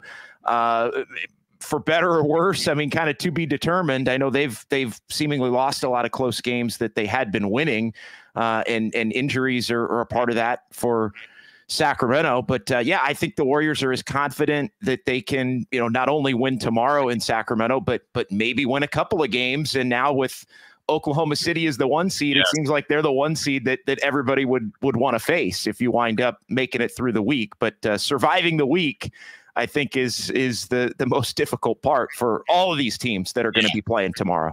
I agree completely. You and I kind of shared that text yesterday as well. Like, I think for the Kings or the Warriors, if they, the winner tomorrow, and if they somehow get through Friday, I think the path of the Thunder is ideal, much more so than getting Denver. But that's probably a later conversation. As far as your first point, John, on the Warriors being kind of that turning point, much better since that last game against the Kings. Why? What changed the most in kind of this revamped looking Warriors team? Yeah, well, Draymond Green coming back was part of it. Draymond had just come back before the Warriors and Kings last matchup. And then they had the tragic passing of assistant coach Dejan Milojevic right on January 17th, the week before that game when they were in Salt Lake City at a team dinner. And, they had the week obviously off to grieve. And that Kings game was the second game back after all of that. And I think they just kind of rallied. I don't want to say around that, but Draymond coming back at that point, it was really when Draymond got into the flow off of the suspension again. And they started playing much better defensively. They fixed some things as far as, Klay Thompson really struggled to begin the season. Andrew Wiggins really struggled to begin the season. I think Wiggins has played a lot better, although not up to expectations in the Bay for the full season. Klay started to come around when Steve Kerr moved him to the bench right before the All-Star break. That move was still forthcoming a couple of weeks after this run sort of started. And then the other part, and the Warriors saw, or the Kings saw this rather in that game, was Jonathan Kuminga. Mm-hmm. And he's kind of a question mark because he's been a little bit banged up. He's missed some games the last couple of weeks with knee tendonitis in both knees. And then that got cleared up. And then he fell in the game in Portland on his tailbone a couple of nights ago on Thursday, missed the Friday game against the Pelicans. Steve Kerr wanted to get him a run yesterday, and he played about 20 plus minutes, but didn't score, which is odd because the one thing Kuminga does in that practice game is what it became yesterday for the Warriors, with the Lakers and Kings obviously sealing the Warriors' fate by both winning. And yeah, he didn't score and looked uncomfortable and out of sorts. He's been moved to the bench after being in the starting lineup for Trace Jackson Davis, the rookie center, which has also solidified the Warriors' defense a little bit more than it even had been before here over the last couple of weeks. But Kuminga really came on and was a big part of that 27-12 with rim pressure and just the ability to attack and get to the basket and score in the paint in different ways than the Warriors are used to being able to score. So he kind of was a game changer for them offensively, him and Draymond starting on that front line. But if I had to, it sounds like it's going to be Trayce Jackson-Davis and Draymond that are going to be the starters. So even that is a little bit different from what had been mostly the norm over the course of the last couple of months for the Warriors. Yeah, so that to me is a fascinating storyline here, at least for tomorrow. I think one of the things everybody was excited about last year in that 7-game series was, to see how the Kings handle it. And I think, getting out to a 2-0 series lead, Warriors win the next 3. I thought it would be over in 6, and then the Kings won that game, and we know how it all went down in 7 with Steph being fantastic in that 7th game. But kind of a hero for the Warriors in that series, John, was Kevon Looney, and he was so great, so important. He really defended well. And he still plays, but not the same amount. And if they're going Draymond and or Trayce Jackson-Davis, how do you think, or will Looney be a guy that we see some tomorrow against Sabonis? Well, it's interesting because you asked me what changed. Well, part of what changed, and it was down the list among maybe some of those other things that I mentioned, but Kevon Looney basically was taken out of the rotation in favor of Draymond at center with Kuminga, and then as time went on, Trayce Jackson-Davis at center with Draymond playing the 4. And yeah, Looney basically been out of the rotation until about a week ago. Really struggled throughout the course of this season, was just not successful in ways that he had been defensively and rebounding. He was the Warriors' second best player in that series last year against the Kings. It was Steph and obviously the Game 7, and there were some big shots here and there from other players, but Looney with the rebounding, Looney with the defense on Sabonis. The Warriors really were able to, I know Sabonis got his numbers, and that was kind of a bone of contention in Sacramento was, well, Sabonis actually had a pretty good series. He really didn't have a good series by his standards and by efficiency levels and by flow of the way that the Kings get everybody else involved. Sabonis does his thing, but he gets everybody else involved as well. And so the Warriors, I do think part of their focus has been try to take him away because he is the guy that connects the others, not named De'Aaron Fox. He works with Fox too, but Fox is kind of his own animal. And so Looney has been a huge part of that along with Draymond. I think Trayce Jackson-Davis, as I said, is probably going to start. But the one thing we know about Steve Kerr in playoff games and elimination games, he's a lot like Bruce Bochy with the Giants, where if you don't have it, you might just be done, especially if you're a young player. The Kings really exposed Kuminga last year in that series. Kuminga was playing really well coming into that series. And by game 4, Steve Kerr was like, I can't play him anymore in this series. And, that was part of the reason why I think, the Warriors ended up being able to eke it out was Kerr was unafraid. By that same standard, he's not afraid to go to somebody that maybe hasn't been playing. He did that a little bit with Moses Moody in that series, and Moody actually played well against the Kings in Kuminga's slot in that one. So to answer your question about Looney, I think Trayce Jackson-Davis starts.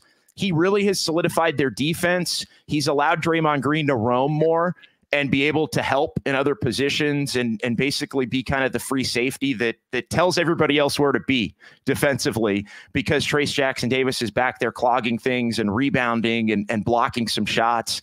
But I would not be surprised, and I said this on my show yesterday after the Warriors game, you really don't know what to expect. And I think that's, the Warriors are pretty dependent on Trayce Jackson-Davis. They're also pretty dependent on Brandon Podziemski, another rookie who does a lot of things. And you just don't know with rookies who are basically being thrown right into a game 7. Now, Podziemski and TJD are pretty poised. They play beyond their years on the court in terms of rookies, but they're still rookies. And, I said yesterday, it wouldn't surprise me if Sabonis got 2 fouls on Trayce Jackson-Davis in the first 3 minutes. And then all of a sudden, Steve Kerr's tapping Kevon Looney on the shoulder when maybe he wasn't on the original plan to play. And, he's in the game going up against a familiar opponent. I do think Sabonis played better against Looney and against the Warriors in the matchups this season as they went on, which is something also to keep an eye on after the Warriors had really kind of stymied him. Yeah, and so, you obviously cover the Warriors, talk about the Warriors, watch all their games, but for those that don't know, John, you do the same really for the Kings. You know all their games, their strengths, their weaknesses. So this is kind of a question in the sense that Kings map, a roadmap. How do they win tomorrow? Because you know what the Warriors' weaknesses are as much as the Kings. Warriors come in as looks like 2.5-point favorites. There's some history there, some respect for the way they're playing right now, and some injuries for the Kings.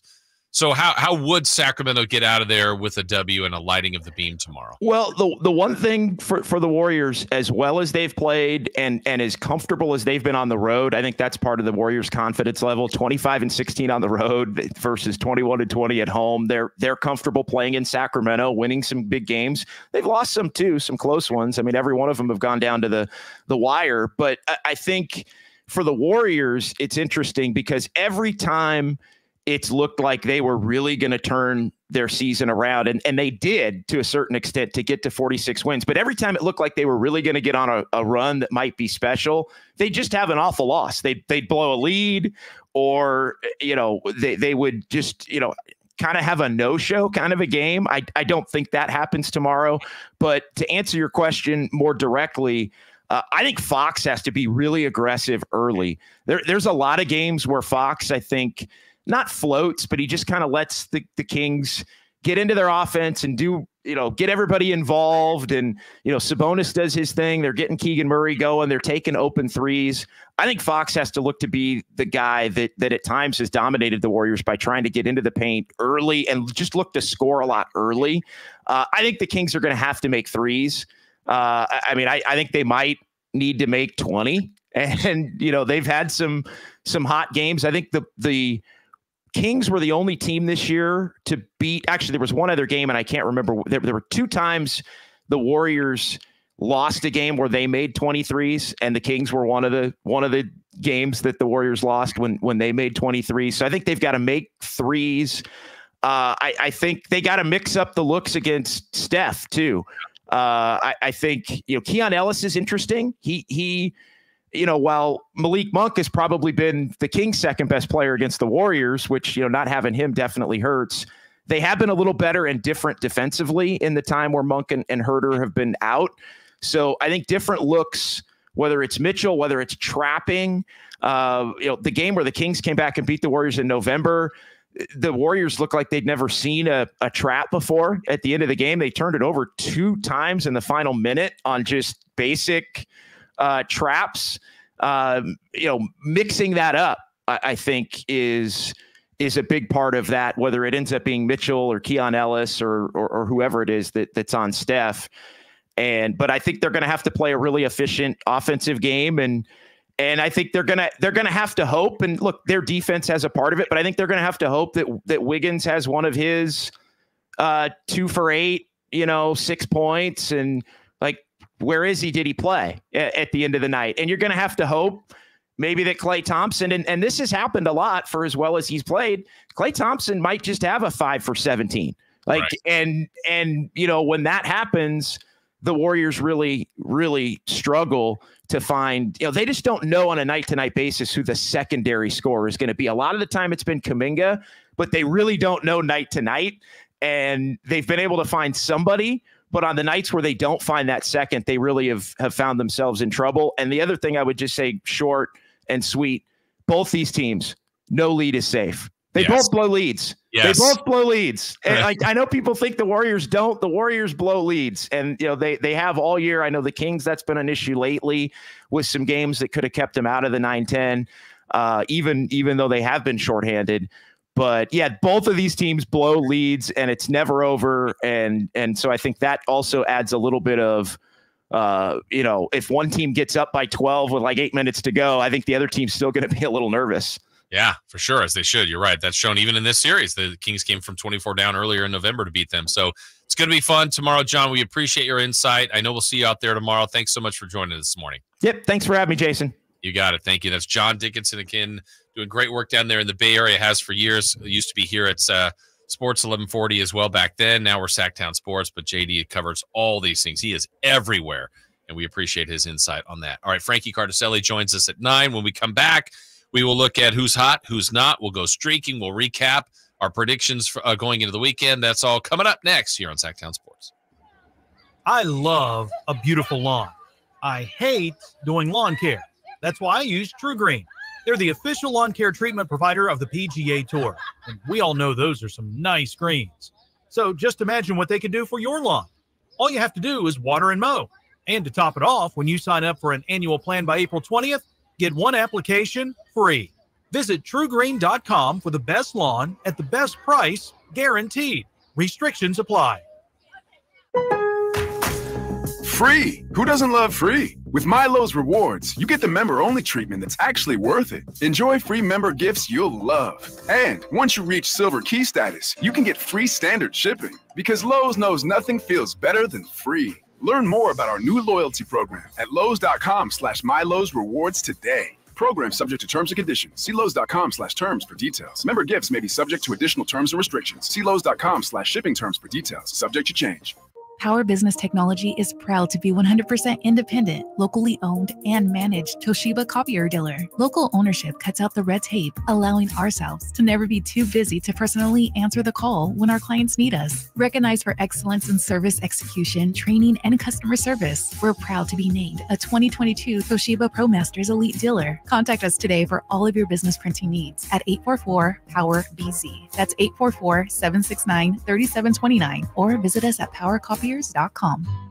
So here's a fact. 85% of the population will suffer from foot pain in their lifetime. That's almost everyone. So you'd think there'd be plenty of healthy long-term remedies, but there just aren't, right? Hi, I'm Dan from the Good Feet store. You know, people come in all the time sharing the same frustrating story. Bought this, tried that, been there, done whatever, all different kinds of things, but all with a similar result. Nothing. A discouraging and endless cycle of disappointment. If this rings a bell, don't despair. There is hope. If you think you've tried everything, you probably haven't tried Good Feet arch supports from the Good Feet store. They're designed to relieve, even eliminate, the pain commonly caused by certain foot conditions like plantar fasciitis, bunions, flat feet, and others. Plus, provide better balance and increased comfort. See what we can do for you with a free arch support fitting. Just stop in or schedule an appointment. With over 200 stores, there's likely one in your neck of the woods. Find yours at goodfeet.com. Everybody needs Good Feet. ZZ Top, the Elevation Tour.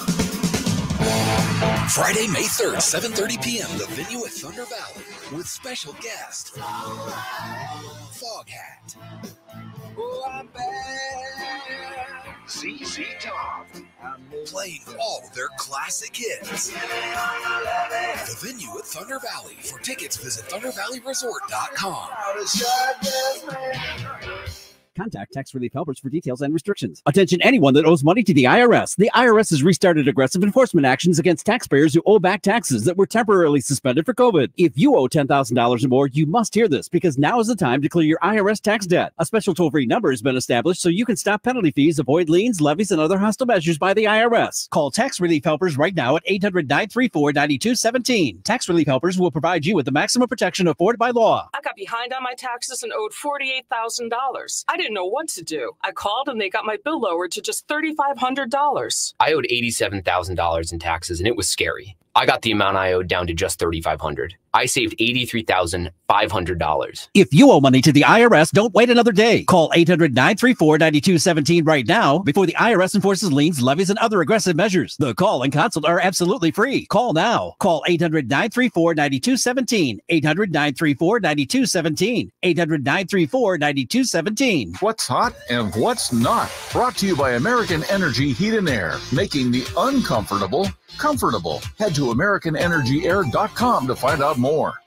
What's hot? Yeah, hot. Real hot. And what's not? It's not good. Brought to you by American Energy Heating and Air, Sacramento's complete heating and cooling company, and second opinion partner. All right, so Simone, we've got the big question today. Who's hot and who's not? Let's start with who's hot. Did you guys ever figure it out? Is it who or what is hot? What are we going with now? Yes. That's the answer. Who or what entity is hot today? Yes. That's going to be the Oklahoma City Thunder. Okay. The Thunder have won 57 games for the first time since Kevin Durant's 2014 MVP season. As we learned last night, of course, OKC has locked up the first seed of the Western Conference for the first time since 2012-2013. Good for the Thunder, much like John said, and I agree with John. I said it earlier, too. I think if the Kings and or Warriors get through this week, I think getting the Thunder is actually a pretty nice landing spot. But, hey, the Thunder, tremendous year. They can prove me wrong on that.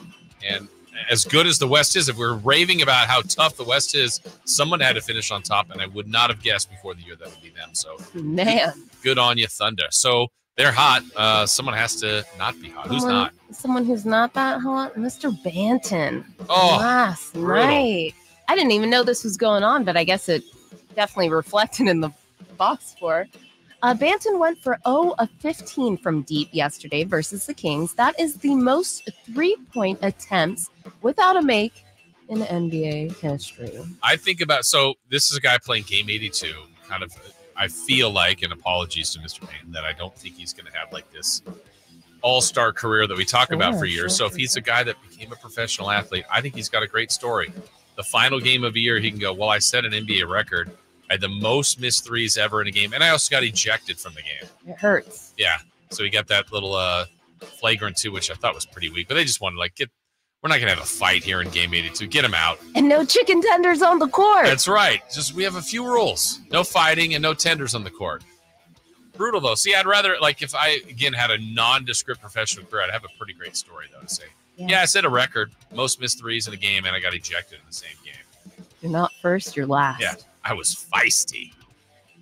All right, thank you, Simone. That is Who's Hot, Who's Not. Frankie Cardicelli to join us here coming up in a few moments to talk a little bit about the Kings' 82 games. And, of course, the big play-in game tomorrow with the Kings and the Warriors. Our thanks again to John Dickinson giving us perspective from the Warriors side of things and some Kings perspective, too. I thought he had a really good breakdown there. But it is that time. We got to go streaking to see how we did. It's time to go streaking. We're going streaking! Who is the Nostradamus of MLB? Who can keep the streak going? It's time to go streaking. What the hell are you doing? Streaking. We're streaking. That's what we're doing. We are streaking. All right, so Friday's show, of course, Dave was here. I was here. Kyle was in. He was picking Christopher Law. My bud. Yeah, Chris was off Friday, and today he'll be back tomorrow. We got Simone in here today, so you're going to get to pick a player today. You ready for this? Ooh, yes. Well, let's recap how we did. Dave was on a streak of 0, and he was selecting Ozzie Albies from the Atlanta Braves. Ozzie had 4 plate appearances, 2 hits. Dave got a hit, so Dave is at 1. He could try to continue that tomorrow. I was on a streak, had an end. I went with the rookie Jackson Holiday. He had missed, or he had not gotten a hit the day before. I said, you know what? This guy's a stud. He's like the number 1 draft pick. He's going to get a hit. I'm gonna run it back. He went 0 for 3. Jackson, my man, let me down. You suck. Sorry, it's over. It's over now. The streak is over. It's over, ladies and gentlemen. I'm devastated for you. Yeah, me too. That's too bad. What'd Kyle do? I know he had an eclectic baseball selection. I'm just sure of it. I've got to see here because I was honestly my chicken scratch. I was trying to find. I see Chris's last. Oh, there he is. I've got to find MJ Melendez. So Kyle, comes in randomly one day, picks MJ Melendez from the Royals, and let's see what he did on Friday. What's your gut telling you, Simone? You think he got a hit? Yeah. All right, let's see. We go back to Friday's box score. Kansas City. Ooh, they scored 1 run and got 3 hits. Wow. Now we get to the box score. Not looking good for MJ Melendez. 4 plate appearances, 3 strikeouts, 0 for 4. Ooh, you suck. Sorry, it's over. It's over now. The streak is over. It's over, ladies and gentlemen. Sorry, Remy. So Kyle did not get a hit in his only day. Today, we've got a pretty schedule of games. So, Simone, since you're new at streaking, you can pick any player today. Dave, I guess, has day off. I can pick from anybody, too, because I'm at 0. So I'll let you go first today. Yeah, you know who you're gonna super pick? Quick. I know we're up against it, and we still got to get to our 3 in the key. But give me a Lawrence Butler, please, out of the Athletics. I'll just leave it at that. Okay. You're taking an Oakland. You're believing in this 7-9 start. We're rooted for now. They're rooted in wherever they're going to be, in California. All right, so Simone takes Lawrence Butler. I am going to go, when in doubt, pick someone that you really trust. And let's see. I am going to trust Mookie Betts from the Los Angeles Dodgers. All right. Menace. There we go. So we did our streaking. Now it's time to see how we did on 3 in the Key. All right, we had predictions. We had 2 games to worry about. Oh, the Friday game. The Friday game. Oh, goodness. Kings and Suns. We asked Dave, myself, and Kyle, who was in, the lead swing. What would be the largest lead from the Kings to the largest lead of the Suns? What would that look like? Dave predicted 15. I predicted 22. Kyle said there would be no lead swing. Wire-to-wire win for the Kings. Well, that was wrong. Again, Dave 15. I said 22. It was 21. So I was closest there. Kings made 3-pointers. Dave said 16. I said 12. Kyle said 20. Let's see. Dave and I split the difference. It was 14. Dave's random stat, Devin Booker would get a T. That did not happen. I said a half-court shot would be made. I don't think that happened. I wasn't able to attend the game, but I don't think that happened. And Kyle said Fox would have 4 or more steals. Fox had 4 steals. Good job on you, Kyle. You got the random stat. Shout out, Kyle. All right, so that was Friday, but we had a game yesterday. Kind of a tough one to predict, but we made predictions anyway. So cue up John Tesh yet again. All right, we asked the last field goal of the season. I think we all anticipated a big lopsided victory for the Kings. We were right. Dave said it would be Kessler Edwards. I said it would be JaVale McGee.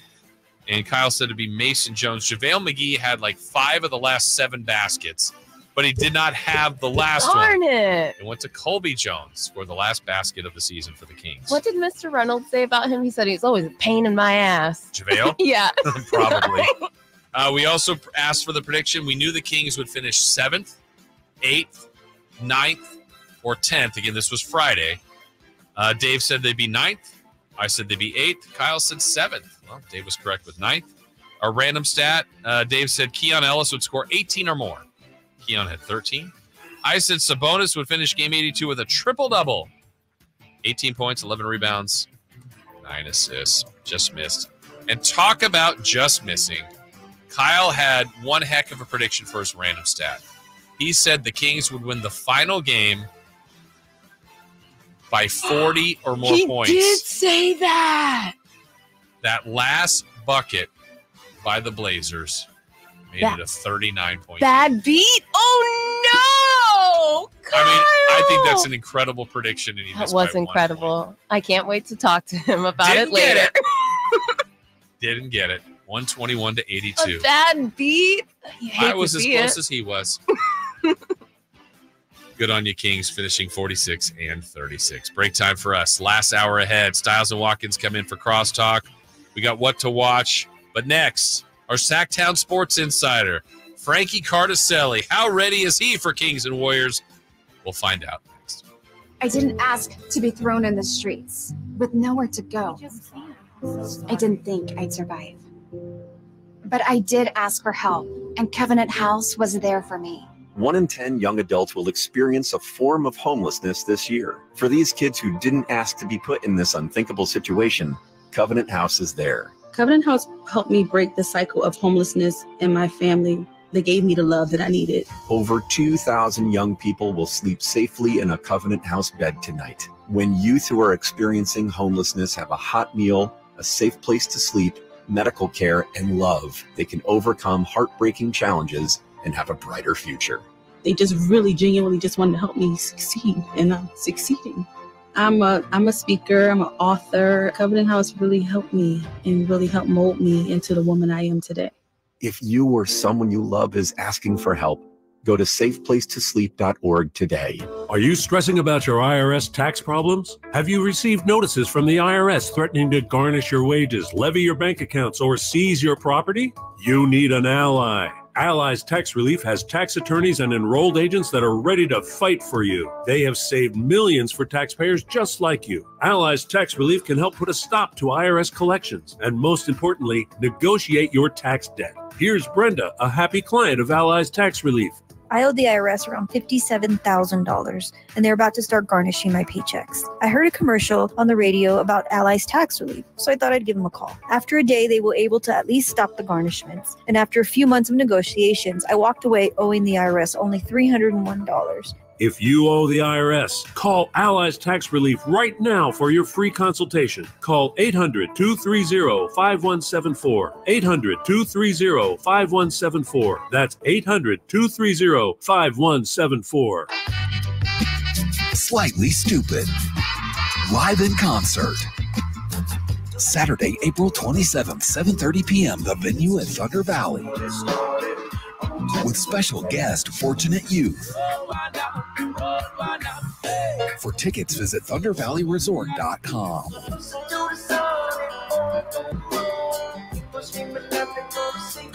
Don't miss Slightly Stupid live. Welcome to a brighter future with Aztec Solar, serving Sacramento since 1980. Everyone knows that solar saves money. How much? The answer is a few clicks away. Visit yourpowersavings.com. It's fast, easy, and reliable, giving you instant insight into your potential savings. I used to pay $400 a month to the power company, and that $400 a month added up to $48,000 over the past 10 years. That all changed when I switched to solar with Aztec Solar. Now it's your turn to stop overpaying for electricity. Calculate your solar savings right now at yourpowersavings.com. And Aztec Solar will email or text you how much you'll save every month. Plus, we've got an exclusive offer for you. Get your solar electrical system for just $9,995 cash price after incentives. Don't wait. This deal won't last forever. Visit yourpowersavings.com today and take the first step towards energy independence with Aztec Solar. Power Business Technology is proud to be 100% independent, locally owned, and managed Toshiba copier dealer. Local ownership cuts out the red tape, allowing ourselves to never be too busy to personally answer the call when our clients need us. Recognized for excellence in service execution, training, and customer service, we're proud to be named a 2022 Toshiba ProMasters Elite Dealer. Contact us today for all of your business printing needs at 844-POWER-BZ. That's 844-769-3729, or visit us at PowerCopier.com. KHTKAM Sacramento, KYMX HD2 Sacramento. Take it on the local level. Live and local, 6 a.m. to 6 p.m. Monday through Friday. From the Power Business Technology Toshiba Studios. Sactown Sports.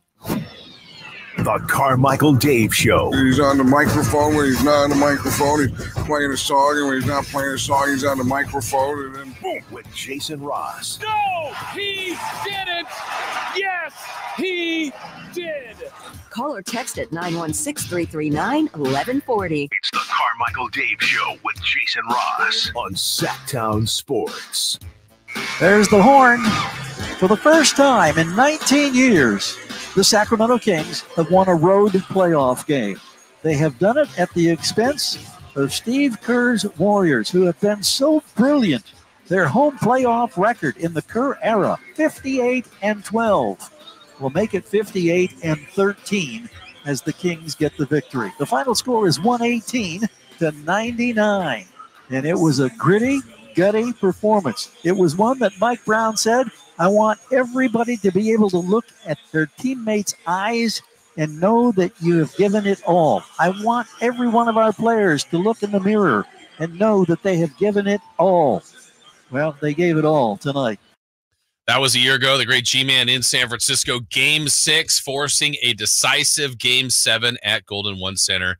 Ultimately won by the Warriors, but it's basically the same scenario we've got in front of us tomorrow night. Win and move on to another opportunity to get in the postseason, lose, and the season comes to an end. It's here. The Kings earned this spot, like it or not. 46-36, identical record as the Warriors, but the Kings have the tiebreaker. That's why this game is going to be at home tomorrow, and it should be a lot of fun. We had some perspective earlier on the Warriors side of things with John Dickinson.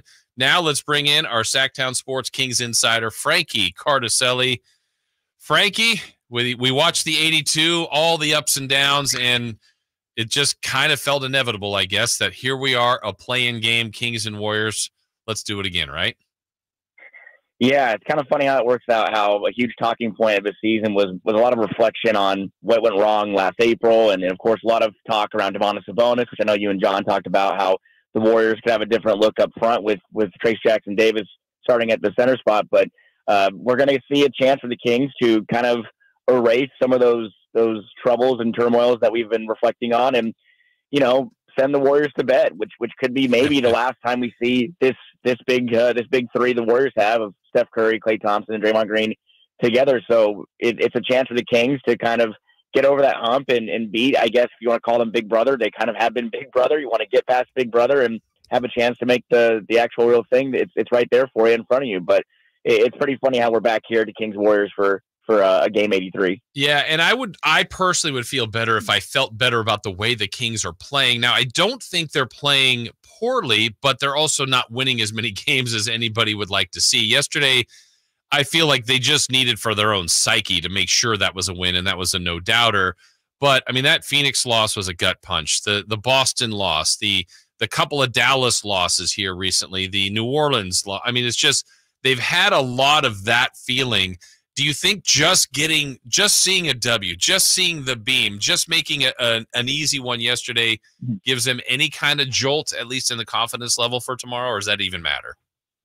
Yeah, I think just having a win like that, which they had one against the Nets a week or so ago, and I think just having like a palate cleanser like yesterday, seeing the ball go in, having everyone in the starting five get their offense going, everyone on the team getting some run, I think it is really good to kind of just clear things out and get back to the drawing board. And I think that a trend that all those losses that you've listed, there's been a similar trend in those games. They've really had a tough time executing down the stretch. Their late game execution has really just been head scratching. And even that game against Phoenix with some uncharacteristic things like Domantas Sabonis with the turnover to De'Aaron Fox, just things that you don't really see happen often. This team really has been surprising to me, at least, with their late game execution, whereas I think earlier in the year they were much better at that. And could it be because they're missing some key guys? Sure. Could it be because that they're still in the process of forming this new Malik Monk and Kevin Huerter-less identity? Sure. But I do think that the Kings do have enough talent to get where they want to be, and that's getting, of course, past the Warriors. I think that both of these teams are pretty unique in that front, that they've had an up and down season. The Warriors really had a bad front half of the year. The Kings have had a bad second half, and we're going to kind of see which Jekyll and Hyde half of these teams show up tomorrow night at Golden One Center. So it became pretty evident, I think, by like yesterday. I don't know how you took in the game, because obviously it was like the Kings are not going to lose this game. And I just found myself monitoring the Pelicans-Lakers game to see if the Kings could actually be 8. But once that also was feeling like the inevitable, Frankie, what first came to your mind when you're thinking, okay, one game, one opportunity, Kings and Warriors? What were you thinking then about how the Kings could do it, or Warriors related? Kind of what was your thought like, here we go again?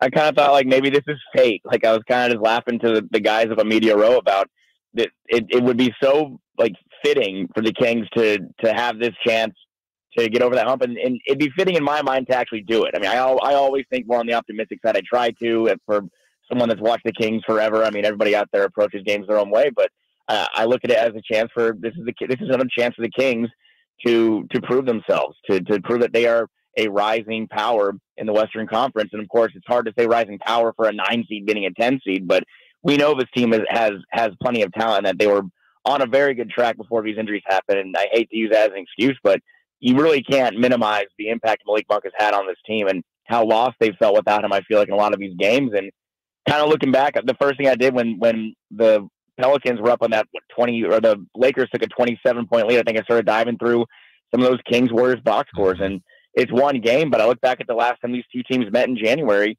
Malik Monk had a really bad game that night. He had 4 points, 3 assists, and 3 turnovers. He was a -11 and plus-minus. That was kind of like your example of, can the Kings survive without him?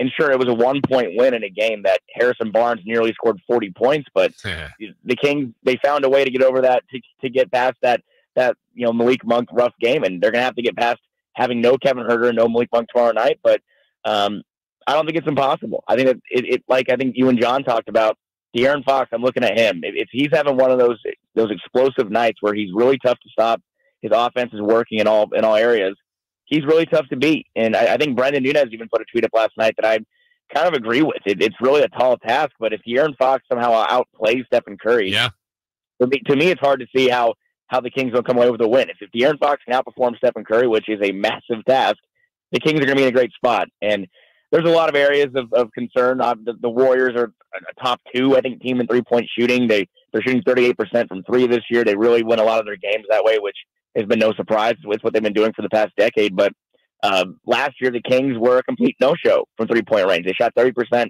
over that 7-game series. So I think a lot of tomorrow is going to come from behind that three-point line. And the Kings, as we've seen, they're very hot and cold. And when they're cold, they try to shoot their way out of it. And sometimes they get in too big of a hole where it's impossible. So I think it's going to be who gets going from three early and can kind of get a little bit of distance in the scoreboard. But it really is going to be an intriguing matchup for sure. Yeah, the one thing I think might be something interesting in speaking on Fox there, Frankie, is last year what I recollect in that series, Fox was just terrific. I mean, they tried Moody, they tried Kuminga, Draymond, Clay.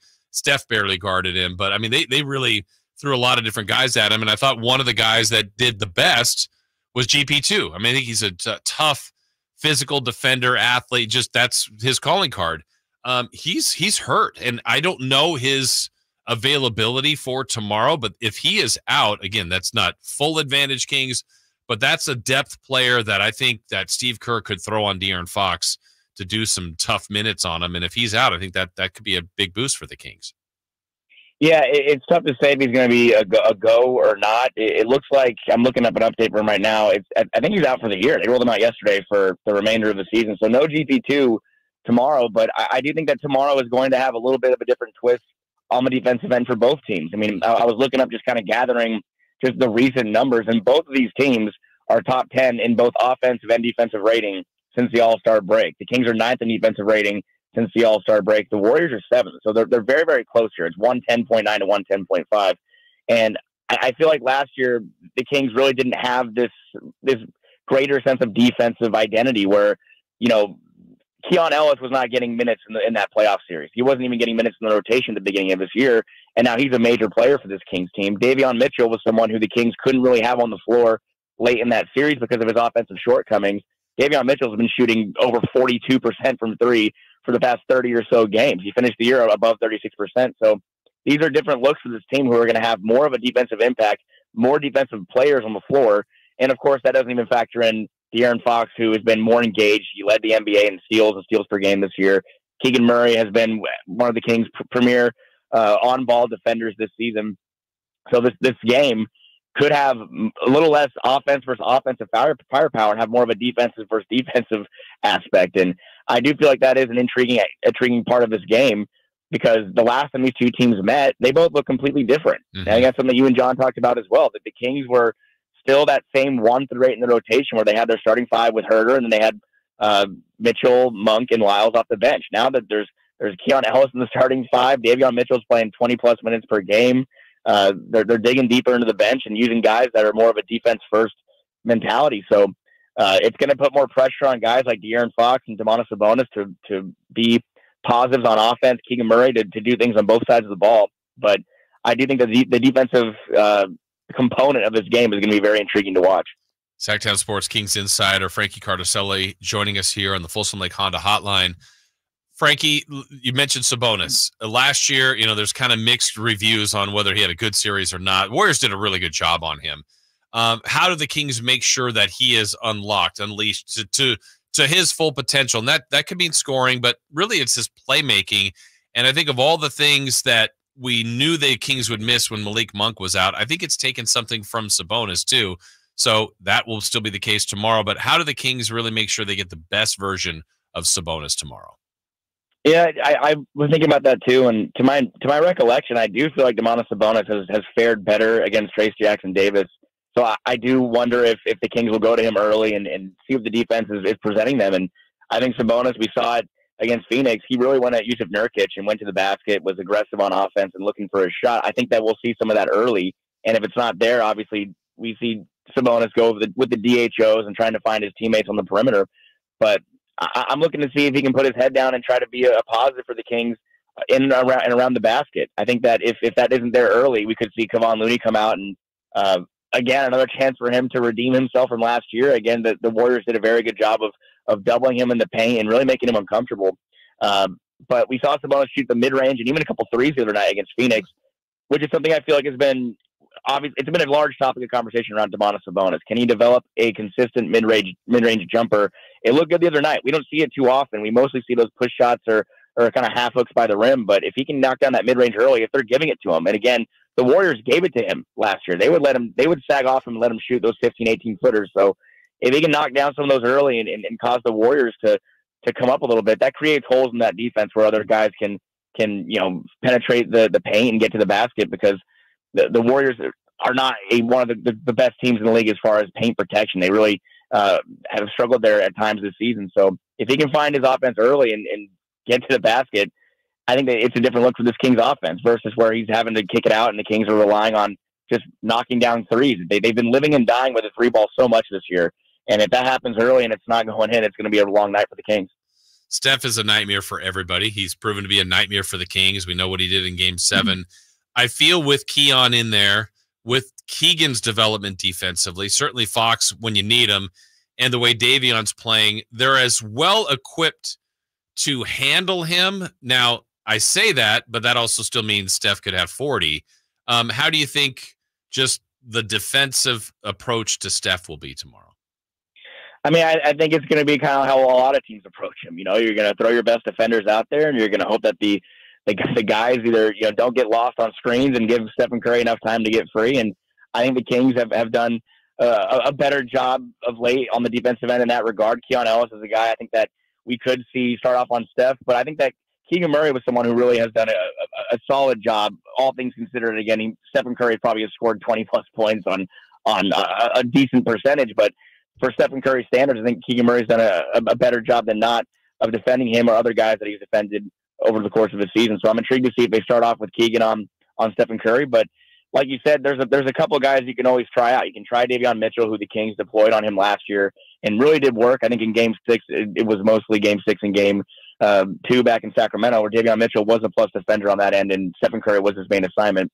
De'Aaron Fox is someone, again, who has had times guarding Stephen Curry. They're very familiar with each other. I wouldn't be surprised to see him pick Stephen Curry up if Curry gets going and Murray or Mitchell are having some trouble. But you have a multitude of guys that you can throw at him and say, okay, who's doing the best job of keeping Stephen Curry, first of all, near him, who's not losing him on those screens, because the Warriors like to throw those double picks to get Steph free at the top of the perimeter. So the Kings are in a good spot as far as that goes. That they do have the defenders this year, whereas last year you had De'Aaron Fox, Kevin Huerter, Malik Monk, and Davion Mitchell. And really, as Davion Mitchell had his shortcomings on offense, De'Aaron Fox struggled to defend Stephen Curry. So it's hard to sit there and say, let's slow down Stephen Curry and the game's going to go our way. But that's obviously going to be at the top of their list. If Stephen Curry has another 50-point game like Game 7, it's nearly impossible to pull out a win. When I think about games like this, too, we're obviously going to spotlight the superstars, which makes sense, Frankie, but sometimes it's another hero that comes out of nowhere. I would say the Warriors' advantage in that is that their bench is deeper based on just they have more personnel available. But is there a player or two in your mind, Kings or Warriors, that you're thinking, man, that they could have a huge impact in this game? Yeah, I mean, outside of the obvious two, like Fox and Sabonis, I do think the Kings will go as far as those guys take them. But I'm looking at someone like Harrison Barnes again, who has been scoring more as of late. I know that he's been under a lot of criticism this year, and he's disappeared in a lot of games. But they've really made an effort to get him involved in offense, kind of like they did during that stretch where he scored 39 points in Golden State. He's able to get into the paint. I've said it all the time. He's so valuable with his ability to get downhill and use his strength to get to the basket. He does a very good job of drawing fouls when he's engaged. So I'm looking to him to see, can he be a positive? Can he knock down his open triples, which has not been a problem for him more times than not this year? Can he get into the paint and be aggressive? I'm looking at him, and I'm also looking at the bench as a whole, just the bench unit. Trey Lyles is somebody who's knocked down some pretty big threes. He had some big triples last year in the postseason. Been kind of up and down for him. Obviously, they don't look to get him involved as much if other guys like Keegan Murray or other players like Davion Mitchell have their offense going. They're looking to get those guys on the perimeter as well. But I'm looking at the Kings bench unit. Again, maybe they're not as deep as the Warriors, but they do have some guys that can come out and make an impact. And those guys that is named, Davion Mitchell and Trey Lyles, are the ones I'm looking at. But I'm looking at it as a group effort. You're gonna need a little bit from everybody. But I think if your stars like De'Aaron and Sabonis are picking things up on their end, if Fox is locked in from the perimeter as well, where he's been hot and cold this year, it takes a little pressure off of some of those other guys to kind of just chip in here and there. But the Kings, I really do. I'm looking at it. And there's plenty of names that can step up and make an impact. But I think Harrison Barnes is somebody who it also would be kind of like a chef's kiss to his career storyline. With last year, what happened in Game 4, that open shot. Can he can he put himself in a position to eliminate his old team? I think that'd be a very nice way to kind of, help Harrison Barnes feel a little better about his season and maybe how fans view the season if he shows up in a big game. So a lot of areas for redemption for the Kings, and HB's at the top of that list. Yeah, I'm thinking too about like other people to watch in this one on the Warriors side of things. Chris Paul, I felt like a couple times the Kings in matchups this year, maybe Curry goes off the floor, you're like, whew, you can exhale a little bit. But then he comes in and just runs the team differently. And you're like, man, it's so nice to have a Hall of Fame point guard coming off the bench like that. He's a guy that'll worry me tomorrow. And that's why they got him. This is kind of like the first look we're going to get at the Warriors in a postseason environment with Chris Paul. How valuable is that? Is there like not much of a drop off? I mean, the way that he's generated offense, again, I would expect that he's going to be making an impact.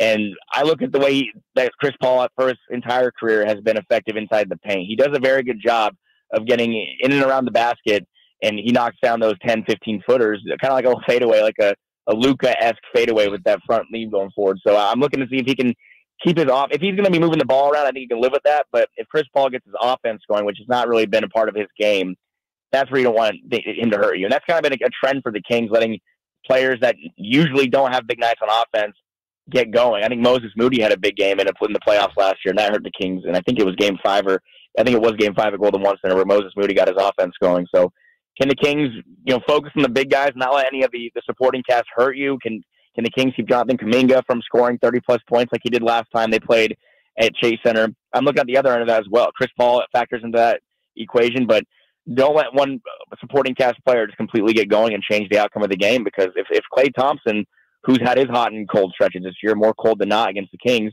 if those guys are struggling, him and Curry, you really don't want to let someone like Moses Moody and Jonathan Kuminga get going while those other guys kind of sit back and get ready to re-engage later in the game and find their offense. So it's kind of like a scenario of let's avoid having a hero situation and have someone step up on the other end and kind of become part of Warriors postseason lore. So the Kings will have to control those guys and especially Chris Paul. I know you were in the media room yesterday in the post game where I think Davion was or Keegan came out first, then it was Davion, and Davion was, asked about the Warriors, and it looked like he was like, yeah, like, let's go, bring it on. Where I felt, again, I'm reading the room without being down there, but Mike Brown was kind of like, yeah, here we are again. And it's funny. It's probably a mixed reaction for some. Like, yeah, this is the team I've been thinking about, circled. I want to play them again, whether it's play-in or a playoff. And then others like, oh, this team again. Because remember the beginning of the year, Frankie, from the 7-game series to I think there was a couple preseason, and then they played 3 times in like the first 10 games. Like, enough with the Warriors, but here we are again. Yeah, and there's practice today at 12:15 or so we'll get a chance to hear from the other guys like Sabonis and Fox and maybe others about how they truly feel about this series. But I do think that if there's a wide sense of something, it's got to be a sense of excitement that they have a chance to be in the same exact position they're in last year. They're in a single elimination game at home with a packed house at Golden One Center. This is exact. I mean, if you had to draw up a single elimination playing game, I think this is the exact way you'd want it. You have a chance to change a lot of those narratives that have been following the team for most of this year.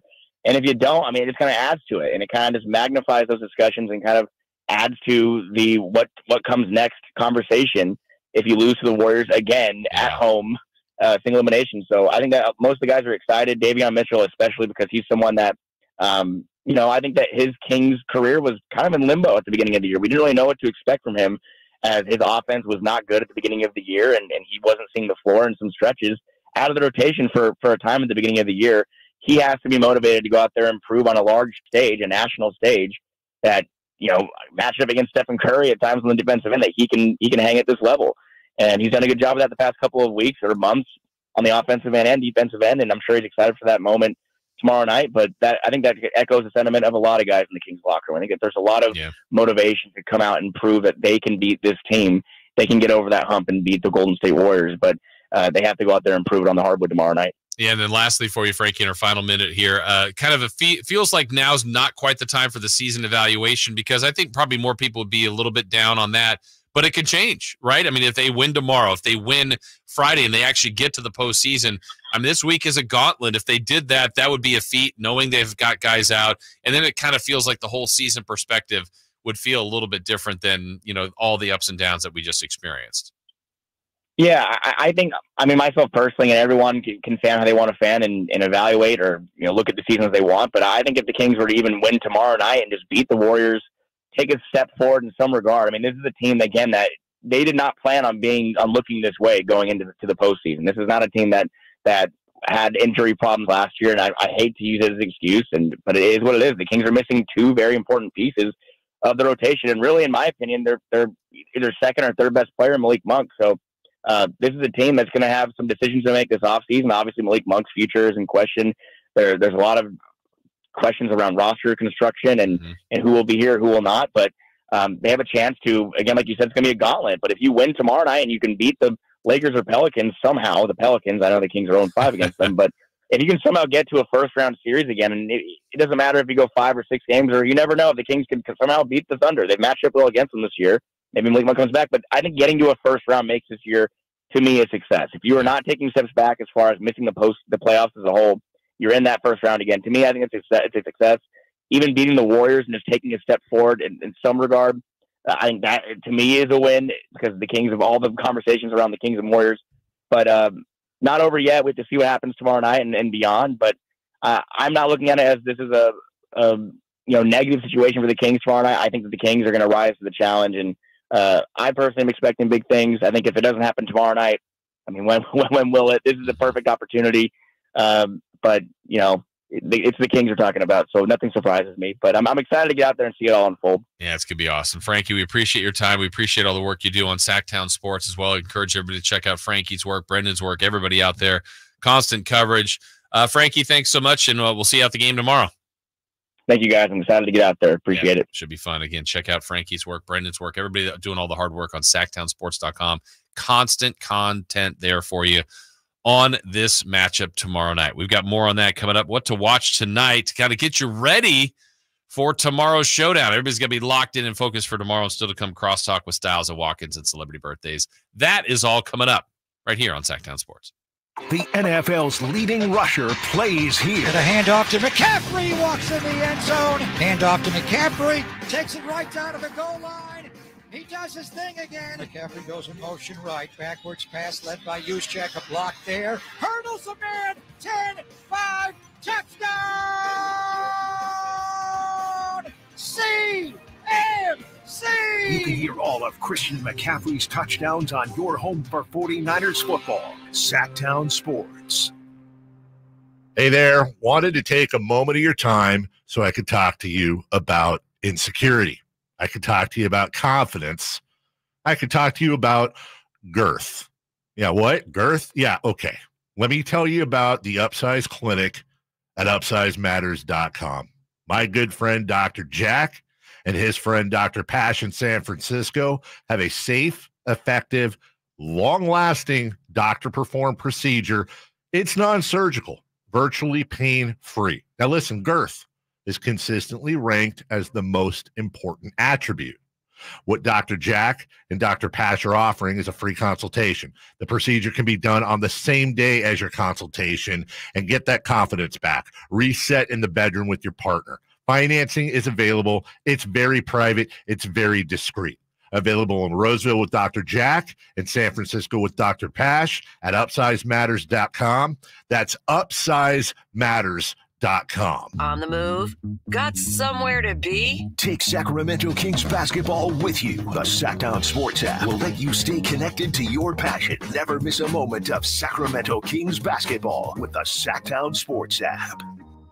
Hey, what's up, everybody? It's Kyle Draper here from Mercedes-Benz of Stockton. I tell everybody I know this is the greatest place ever to get yourself a new or pre-owned Mercedes-Benz. Their dedication to their customers is just incredible. And if you're a business owner, well, you need to know that this is also a Mercedes commercial van sales and service center. That's right, Mercedes-Benz vans, they are rugged. They'll haul anything you can put in them. And best of all, buying a Mercedes Sprinter van for work qualifies you for very generous tax breaks. I mean, who doesn't doesn't love a tax break, right? Well, 2023 Sprinters are available at rates as low as 4.9% APR. Mercedes-Benz of Stockton, I'm telling you, you got to see their beautiful new showroom also. It's where I got my EQS, and I tell everybody I know that if you're going to roll in a Mercedes-Benz, get it from my good friends in Stockton. It's just a short drive right off the 5, a half hour from Sac, right at the 8 Mile Road exit. So head there right now or go online at mbfstockton.com.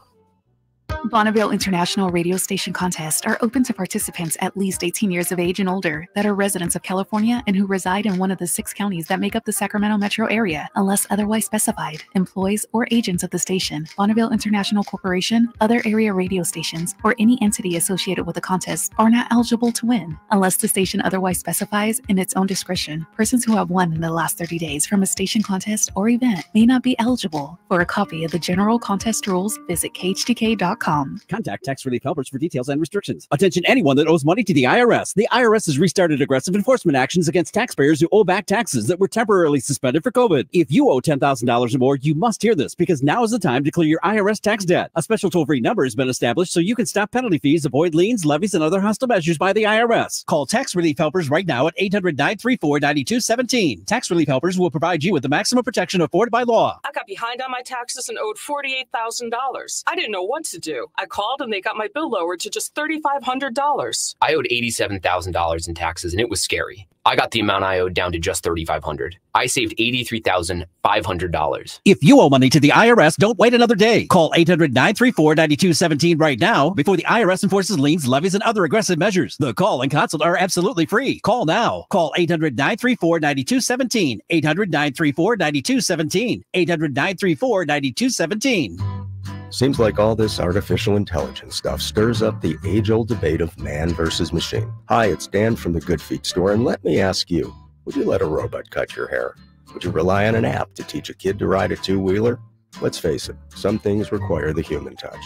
People come to us seeking a solution to foot, leg, and back pain after trying all kinds of things recommended by in-store machines or website blurbs. An impersonal, generic approach to solving a problem that's unique to you. No wonder they usually don't work. At the Good Feet store, you'll meet with an arch support specialist who will take the time to learn about your needs, your feet, your lifestyle, and then fit you from over 300 models and sizes of arch supports, designed for pain relief, better balance, and more comfort. See what we can do for you with a free fitting. Just stop in or schedule an appointment. With over 200 stores, there's likely one near you. Find yours at goodfeet.com. Everybody needs good feet. Right now, you're missing all the fun at the Hagen Oaks Driving Range powered by Top Tracer. It's the place to be this summer in Sacramento. Whether you're an accomplished player or a newbie, there's something for everyone at the Hagen Oaks Nighttime Driving Range. Golf is happening right now, and the Hagen Oaks Driving Range is the perfect place to see what the fuss is all about. The Hangout Food Truck offers tasty bites and craft beers on the brand new relaxed patio, and with a free concert schedule, there's always something for everyone at the Hagen Oaks Driving Range. Join the fun tonight until midnight. Fulton Avenue at the Cap City Freeway. I love a beautiful lawn. I hate doing lawn care. That's why I use True Green. They're the official lawn care treatment provider of the PGA Tour. And we all know those are some nice greens. So just imagine what they can do for your lawn. All you have to do is water and mow. And to top it off, when you sign up for an annual plan by April 20th, get one application free. Visit truegreen.com for the best lawn at the best price, guaranteed. Restrictions apply. Look out, world, we're getting strong. The future's here and we belong. She can step, she can do more. Like build a rocket and watch it soar. Clean the oceans and make the world a better place. Oh, she can step, so can you. Find a cure, invent something new. There's no challenge in the world that she can't face. She can STEM. Learn more at She Can STEM. A message brought to you by the Ad Council. This segment is brought to you by Aztec Solar. Skip the sales pitch. Calculate your solar savings at yourpowersavings.com.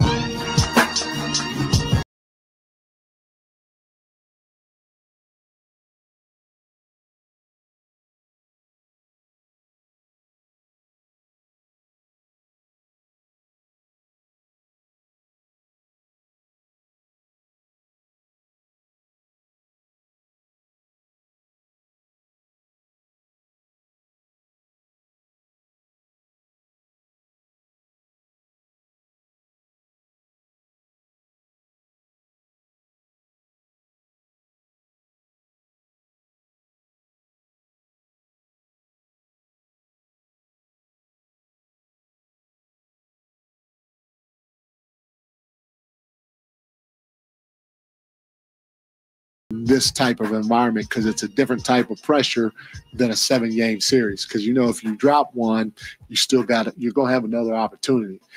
You don't have no other opportunity here. You got to go get this one. And so it takes a different level of focus, a different level of confidence or belief going into the game, and for sure a different level of execution throughout the course of the game on both sides of the floor. So I like it, and I truly feel our guys will embrace it. Mike Brown talking about the possibility now, the reality of playing the Golden State Warriors play-in game. Winner goes home, winner survives and goes on to the road to play either the Lakers or the Pelicans. Loser goes home. And that's the reality of the play-in situation, the 9 versus 10 in this case. If you kind of do things sometimes the way people do their projections and trying to read into this one game, history probably in some sense falls on the Warriors side. This is a group that's won championships. As Mike Brown said, they're a championship coaching staff. They've been in really large moments, but also they didn't win all of them. They didn't win every championship. They had a 3-1 lead on the Cavs. I went through the history of the NBA play-in in the Western Conference since 2021, since this format has been involved. The Warriors were let's see, what seed were they? They were the 8th seed in 2021, so in the 7-8 game, and they lost to the Lakers in that one. Then had a chance on a safety net to play the then 9 seed Memphis Grizzlies. That was at home, and they lost that one. So that was a team that had already won multiple championships that lost that. I would have thought, probably reading that, oh yeah, they'll definitely win that second one. They'll beat Memphis. They didn't. Kings have never been in the play-in. Kings lost to the Warriors last year in 7 games. Again, I'll reiterate, did not leave that series thinking the Warriors were the better team. Would not say that the Kings were the better team. Felt like that was about as even as you could get. This year, they've got the exact same record. They've played 4 times. It's 2-2.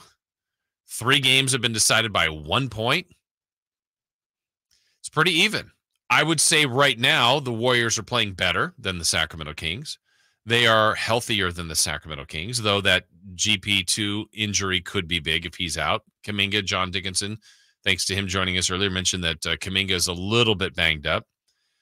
The Kings are missing 2 very important pieces, Kevin Huerter and certainly Malik Monk. But that's what you got. That's the reality. That's the situation. None of that stuff matters come tip-off tomorrow. So I'm anxious. I'm really excited for it. It's going to be a lot of fun. Today, as far as getting you prepped for that, what to watch, no basketball today. It all gets going tomorrow. And by the way this was set up, I don't know if anybody knew kind of the inner workings of this. Normally, the 9-10 game is Wednesday for each conference. But because the Philadelphia 76ers were the 7 seed, they had to play Wednesday because the Flyers are going to play on their home ice tomorrow in Philadelphia. So once that news happened before tip-off yesterday, we're like, well, the Kings are playing Tuesday no matter what, whether they're 8, 9, or 10. And in this case, we know they're 9. They now host the Warriors. The first game tomorrow will be the Lakers at the Pelicans. And I know the Pelicans got crushed yesterday, but that's weird, too, that the fact that the same 2 teams played yesterday are playing tomorrow for opportunity to be the 7 seed. There's some argument out there going, well, it might be better to lose that game and then take your chances at the Kings or Warriors. Because those articles. Yeah, it's like, I would not mess with that. You just get in, and if you have to play Denver, you have to play Denver. Whether you're playing them in the first round or the conference finals. Got to play them at some point. I'm with you. Don't mess with game. Like if you think, I mean, you never play to lose, and no one will sit people tomorrow. You have a safety net. It's not the end of the world if you did lose, but don't tinker with that. You got to try to advance. So no games tonight in the NBA. Major League Baseball, we got the Cardinals at the A's, Giants at the Marlins. But what we put down here was if there was a game, Simone, like from the Kings season this year, or really any game, to kind of get you fired up, motivated for tomorrow's game. I mean, one of the games I'll think about is the Kings' 24-point comeback earlier this year in the in-season tournament to beat the Warriors. I have that noted right here, That's November 28th, correct? Yeah. I wouldn't mind going back to game 1 of last year, game 2 of last year, game 6 of last year. Yes. I mean, you could even watch the games that they lost in that series and know. I mean, it wasn't like when they lost the game, that's the outcome. They played well in some of those games. Like Game 7 is always kind of painted as a total disaster. It really was in the second half, but it was a one-possession game at halftime. It's like, who's going to win this game? Were you also on the road? You were with G-Man for Game 6, correct? Game 3, 4, and 6. Yeah, and I had the pleasure of attending Game 6 too. So then I gotta go in there and be like, "Oh my goodness, this is happening!" That was incredible. I loved Game 6. Yeah, and so you were there on the road to see a team win on the road. The team you're supporting win on the road. That's such a fantastic. Like, it's great to be at home because everybody's celebrating. Yeah, but on the road when you're with the few Kings fans that are there and just like. Like people are leaving. I was there as media, so of course being respectful and having decorum. But it's cool to see. You know this story, right? I've told this high and low here at Sactown Sports that I attended the Clippers game, that historic. Oh yeah, that's right. That's so right. So I am a road warrior. Good luck, not charm. like that though. Well. But that is special to win on the road. Now, tomorrow's here. It still would be special if there's, celebration for the Kings and lighting the beam and something special about knocking out the Warriors. Like if each perspective on this, Simone, if the Kings were to win, I mean, it really could be a damaging loss to the Warriors. Like it might not be the same Warriors team that we've seen become champions. Correct. Like Clay is a free agent. Yep. I don't know if Chris Paul will be back. Like there's a lot of reshaping. Like Steph and Draymond, I expect to be back. But if the Kings were to lose, the team's got to be different. But I mean, we're likely going to see Keegan and Fox, and they're still in the earlier stages of this, but it would still hurt, obviously, if they didn't lose. I mean, if they did lose. So that's why it's a risk, right? It's the risk reward of what tomorrow has. I don't think it's entirely settled for me. It still feels like, I don't know, like I know as much as we were talking about it, feeling like a little bit of like last day of school vibes for me yesterday. But right now, here in this moment, I'm a little unsettled, and it doesn't even feel like it's going to be this critical of a game tomorrow. Oh, it will be. I'm gonna feel like you better get there and get there soon. All right, break time for us. When we come back, Styles and Watkins in studio with us. A little crosstalk with them. Also, celebrity birthdays. We'll see how the group does.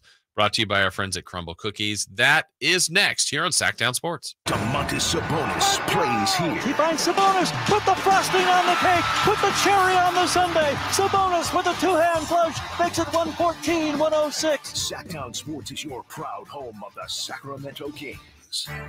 Hey, it's Carmichael Dave inviting you to make the switch to electric this spring and save big with American Energy. Stay ahead of the spiking energy bills this summer with up to $9,000 in rebates on a new ultra-high efficiency comfort system. American Energy is providing huge rebates from SMUD as well as spring specials by installing one of many incredibly efficient AC options available to you right now. Get rid of those fluctuating gas bills in the winter and switch to year-round all-electric with American Energy. Let them perform a free in-home energy efficiency analysis and see where they can help you save for the warmer months ahead. These guys are the best. Been serving the greater Sacramento area since 1981. A+ from the Better Business Bureau. Learn more by calling 916-520-9990. That's 916-520-9990. Call 916-520-9990 now. Some days, my active psoriatic arthritis makes it hard to get in the game. Now, the ball is in my court, thanks to treating my skin and joints with Skyrizi, Risankizumab Risa, a prescription-only 150 milligram injection for adults. Nothing is everything. Skyrizi helps with less joint pain, stiffness, swelling, and fatigue. For those who also have plaque psoriasis, 90% clearer skin is possible with just 4 doses a year after 2 starter doses. Don't use if allergic to Skyrizi. Serious allergic reactions and an increased risk of infections or a lower ability to fight them may occur. Before treatment, your doctor should check for infection and tuberculosis. Tell your doctor if you have an infection or symptoms such as fever, sweats, chills, muscle aches, or cough, or if you plan to or recently received a vaccine. With Skyrizi, there's nothing like clearer skin and better movement, and that means everything. Ask your doctor today about Skyrizi and visit Skyrizi.com or call 1-866-SKYRIZI to learn more. It's Coach Doug Christie here to remind you, if you want a deal that's a slam dunk, go see the winning team at Folsom Lake Ford. Folsom Lake Ford is your truck headquarters with all your American-made favorites, like America's best-selling F-Series, F-150s, and Super Duties, or spacious new Explorers and Expeditions, plus a huge selection of Broncos and Bronco Sports, all in stock now at Folsom Lake Ford. In the Folsom Auto Mall, you can buy any new Ford with zero down on approved credit, save big with low interest finance rates, and Folsom Lake Ford always pays top dollar for your trade. Check out the huge selection of inventory online at folsomlakeford.com or stop by the dealership to see their most recent arrivals. Looking for something special? Give them a call and tell them Doug Christie sent you. They'll help you out. Hurry to Folsom Lake Ford in the Folsom Auto Mall, your trusted dealer, my trusted dealer for over 35 years and counting. It's a mystery where Old Spice finds its amazing scents like Himalayan sea salt, but I'm thrilled they have, because no other body wash exfoliates and moisturizes 24/7 like Old Spice Gentleman's Himalayan sea salt body wash. Now, if only there was a mountain range separating the Indian subcontinent from the Tibetan plateau where I could hide my Old Spice and keep my family from stealing it, my impossibly smooth skin will finally be safe. As a roofer, spring means the start of my busy season, which means I've got to get organized. With help from Beacon, I can save time with Beacon Pro Plus and 24/7 access to live pricing, delivery tracking, order history, and more. Plus, this spring, I can earn $1,000 and the chance to win a $25,000 backyard renovation just by buying my CertainTeed shingles online with Beacon. No purchase necessary. Now that's what I call a spring cleanup. Visit BECN.com for official rules and to start earning entries. This segment is brought to you by Aztec Solar. Skip the sales pitch. Calculate your solar savings at yourpowersavings.com. It's time for the news of the day. The latest headlines, the biggest stories, hard-hitting analysis. Yeah, this is none of those things. And now, here's Carmichael Dave and Jason Ross. Yeah. Oh. Smattering of applause. Yeah. It is that time. Little crosstalk. Styles and Watkins in studio, ready to roll. What's up, guys? Not much. Not much. You know, nothing's going on. No, not much. No meaningful games or anything coming Not up that in the I future. can find. just can't avoid it. End of the regular season. You know. You know how quiet it gets after Say the goodbye season. to the season. Can't avoid it. I was saying this no man's land. Maybe you guys know. I was talking to Simone about this earlier. Like, we know tomorrow's not a playoff game. Sure isn't. It's not game 83 technically.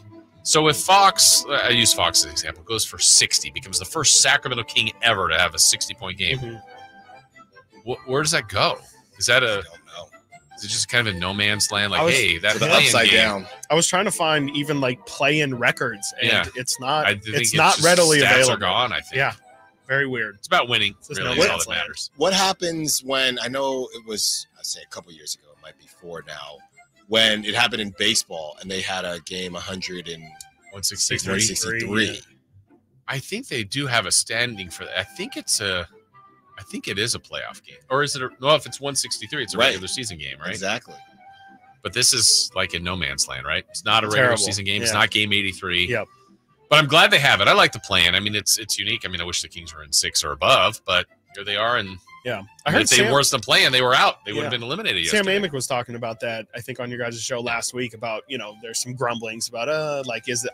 I think I kind of fall on the other side, shockingly, but like, I feel like if you're not top 8 seed, you didn't make the playoffs. Like the Kings stumbled at the end of the year, finished 4 and 6. Like, you didn't play well enough to make the playoffs. Warriors, you guys struggled at the beginning of the year. You didn't play well enough to make the playoffs. What I think is going to happen is it'll get talked about a lot less once the big names aren't in there anymore. When Steph retires and LeBron retires, and these hybrid cases of historically good teams being in the play-in, once that ends, once it starts looking more like the East. Yeah, exactly. Well, Once they're like, nobody's Philly hyped won. about the Philly, but the Philly's second one, Miami, Chicago, Atlanta, that feels like 2 teams below. Like, that's the years the Kings were really trying to get in the play-in. It's like the 10th spot, and San Antonio would get there with 33 wins. You're like, that's not a very good team. No, you remember that Dave Yeager year, the Kings finished 9th in the West, and they won 39 games. Yeah. That was 9th in the West. Right. The Warriors are 10 games above 500 right now. The best 10 seed ever. Yeah. They literally have the best record for a 10 seed.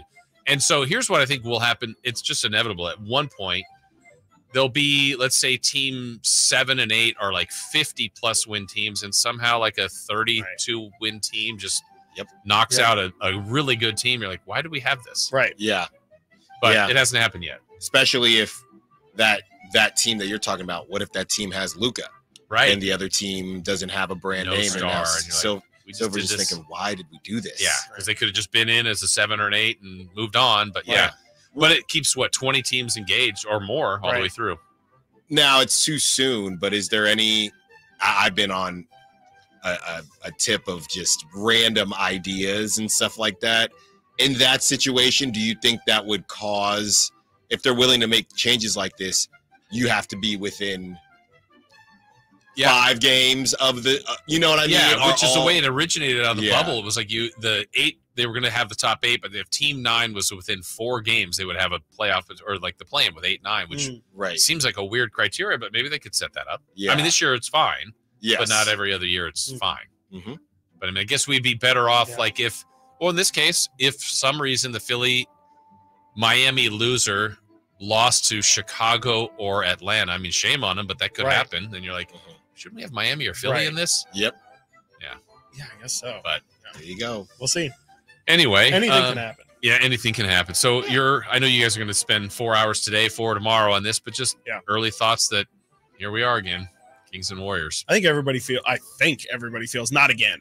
I think that's kind of just the prevailing message that I've seen. Because of what why it could does mean. it have to be these guys? Yeah, I think there's some bravado going on from the Kings fan side of things, because you have to, right? You can't sit there and say, all right, you're not going to sun us again. But deep down, I don't know how confident Kings fans are. Not because of the team, simply because that Warriors team, GP2, who, we know he can be important, and we don't know. Kuminga did play last game. So besides that, they're only missing GP2, and the Kings are missing Malik Monk, who had the game winner when they beat the Warriors, and Kevin Hurt. I mean, those are 2 legit pieces. So I don't think it's that people don't believe in their team. I think it's just, hey, you're missing 2 huge pieces. They're healthier, they're playing better, and they've got the experience to win the big game.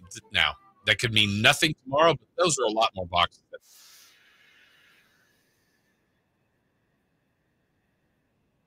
Thought it'd be higher. Yeah. Kings get a few for being at home, but that's just a few. Yep. Get hot. Gotta get hot. All right, let's see what today is, guys. It's National Laundry Day.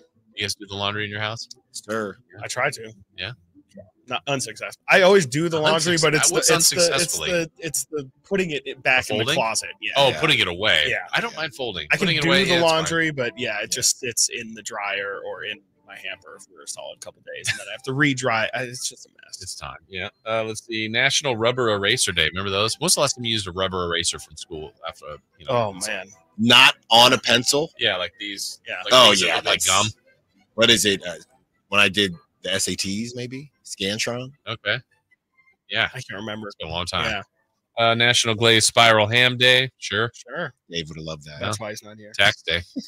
Taxes in. Good. In. All good. Let's All go. good. Solid. Already got the return. Feels great. Oh, Let's you're go. good. Chris is I'm taking me out very to lunch, excited. baby. Nice. Already Federal spent. and state. Already spent. Money's checked.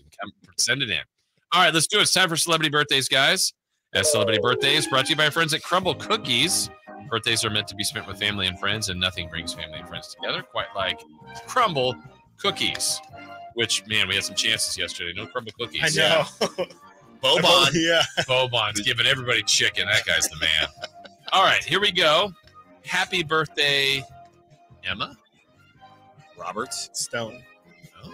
Watson. Correct. Emma Watson. How old is Emma Watson? Is that Hermione? Yes. Yes.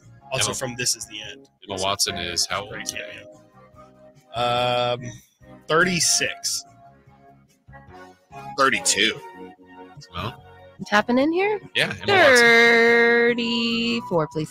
We have a correct answer, and it goes to Simone, 34 for Emma Watson. All right. Happy birthday, Seth Rogen.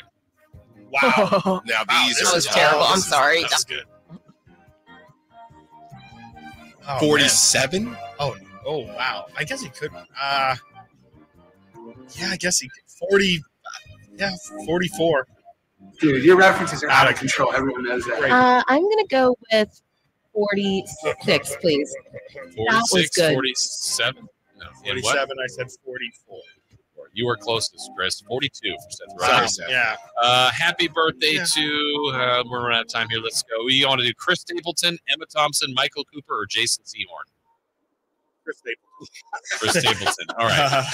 Country singer is how old? I'd probably also say 36. 42.